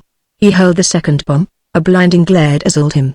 A shock, as of a suddenly unleashed volcano, all but flung him headlong, dazed, choked by the gush of fumes that burst in a billowing cloud out along the hall and up the stairs. He staggered forward. Tightly to his body he clutched the remaining vials. Where was Beatrice? He knew not. Everything boomed and echoed in his stunned ears. Below he heard thunderous crashes as wrecked walls and floors went reeling down. And ever, all about him, eddied the strangling smoke. Then, how long after he knew not, he found himself gasping for air beside a window. Beatrice! He shouted with his first breath. Everything seemed strangely still. No sound of pursuit, no howling now. Dead calm. Not even the drum beat in the forest, far below. Beatrice! Where are you? Beatrice! His heart leapt gladly as he heard her answer. Oh! Are you safe? Thank God. I was afraid I didn't know. To him she ran along the dark passageway. No more. She panted. No more pulverite here in the building. Pleaded she. Or the whole tower will fall and bury us. No more. Stern laughed. Beatrice was unharmed. He had found her. I'll sow it broadcast outside, he answered, in a kind of exultation, almost a madness from the strain and horror of that night, the weakness of his fever and his loss of blood. Maybe the others, down the still, may need it.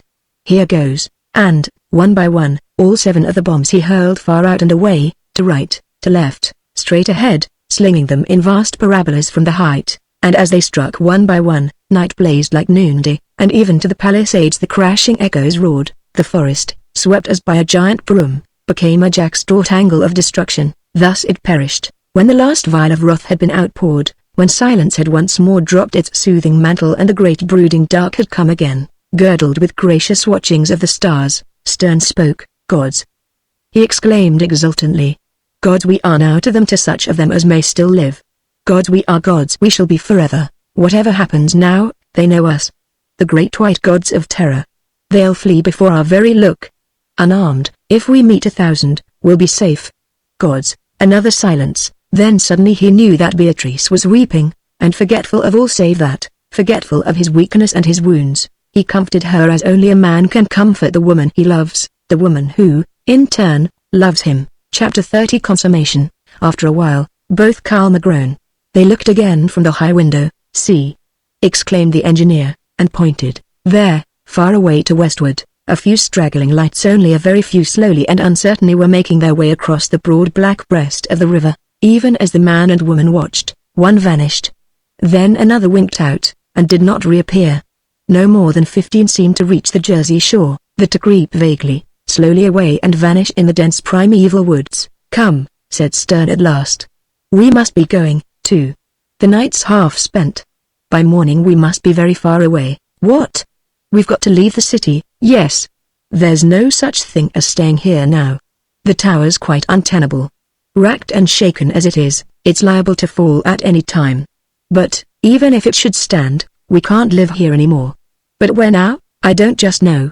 Somewhere else, that's certain. Everything in this whole vicinity is ruined. The spring's gone. Nothing remains of the forest, nothing but horror and death. Pestilence is bound to sweep this place in the wake of such an affair. The sights all about here aren't such as you should see. Neither should I. We mustn't even think of them. Some way or other we can find a path down out of here, away. But, she cried anxiously, but all our treasures? All the tools and dishes, all the food and clothing, and everything? All our precious, hard-won things? Nothing left of them now. Down on the 5th floor, at that end of the building, I'm positive there's nothing but a vast hole blown out of the side of the tower. So there's nothing left to salvage. Nothing at all. Can you replace the things? Why not? Wherever we settle down we can get along for a few days on what game I can snare or shoot with the few remaining cartridges. And after that, yes, after that, once we get established a little, I can come into the city and go to raiding again. What we've lost is a mere trifle compared to what's left in New York. Why, the latent resources of this vast ruin haven't been even touched yet. We've got our lives. That's the only vital factor. With those everything else is possible. It all looks dark and hard to you now, Beatrice. But in a few days wait and see, Allan. What, Beatrice? I trust you in everything. I'm in your hands. Lead me. Come, then, for the way is long before us. Come. 2 hours later, undaunted by the far howling of the wolf pack, as the one crescent of the moon came up the untroubled sky, they reached the brink of the river, almost due west of where the southern end of Central Park had been. This course, they felt, would avoid any possible encounter with stragglers of the horde. Through Madison Forest or what remained of it they had not gone, but had struck eastward from the building, then northward, and so in a wide detour had avoided all the horrors that they knew lay near the wreck of the tower.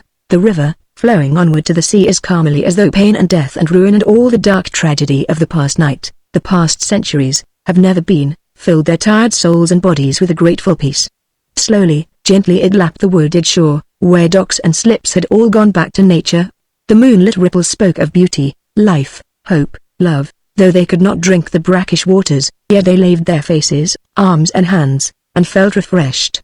Then for some time in silence they skirted the flood, ever northward, away from the dead city's heart. And the moon rose even higher, higher still, and great thoughts swelled within their hearts. The cool night breeze, freshening in from the vast salt wastes of the sea and sailed forever now cooled their cheeks and soothed the fever of their thoughts. Where the grim ruin of Grant's tomb looked down upon the river, they came at length upon a strange, rude boat, another, then a third whole flotilla, moored with plaited ropes of grass to trees along the shore. These must certainly be the canoes of the attacking force from northward, the force that fought the horde the night before we took a hand in the matter, fought, and were beaten, and devoured, said Stern, and with a practical eye, wise and cool even despite the pain of his wounded arm. He examined 3 or 4 of the boats as best he could by moonlight. The girl and he agreed on one to use. Yes, this looks like the most suitable, judged the engineer, indicating a rough, banker-like craft nearly 16 feet long, which had been carved and scraped and burned out of a single log. He helped Beatrice in, then cast off the rope. In the bottom lay 6 paddles of the most degraded state of workmanship. They showed no trace of decoration whatsoever, and the lowest savages of the pre-cataclysmic era had invariably attempted some crude form of art on nearly every implement. The girl took up one of the paddles. Which way? Upstream? Asked she. No, no, you mustn't even try to use that arm. Why paddle at all? Stern answered. See here, he pointed where a short and crooked mast lay, unstopped, along the side. Lashed to it was a sail of rawhides, clumsily caught together with thongs, heavy and stiff, yet full of promise. Stern laughed. Back to the coracle stage again, said he. Back to Caesar's time, and way beyond. And he lifted one end of the mast. Here we've got the Uvian Pellis Provilis, the skins for sails all over again only more so. Well, no matter. Up she goes.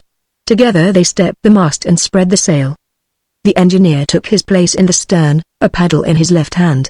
He dipped it, and the ripples glinted away. Now, said he, in a voice that left no room for argument, now, you curl up in the tiger skin and go to sleep.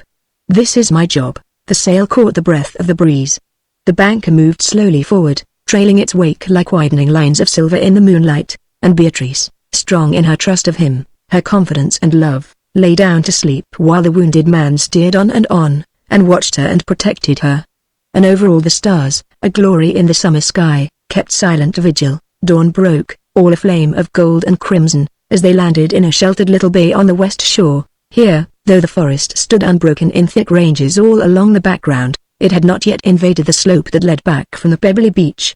And through the tangle of what once must have been a splendid orchard, they caught a glimpse of white walls overgrown with a mad profusion of wild roses, wisterias and columbines. This was once upon a time the summer place, the big concrete bungalow and all, of Harrison Van Amberg.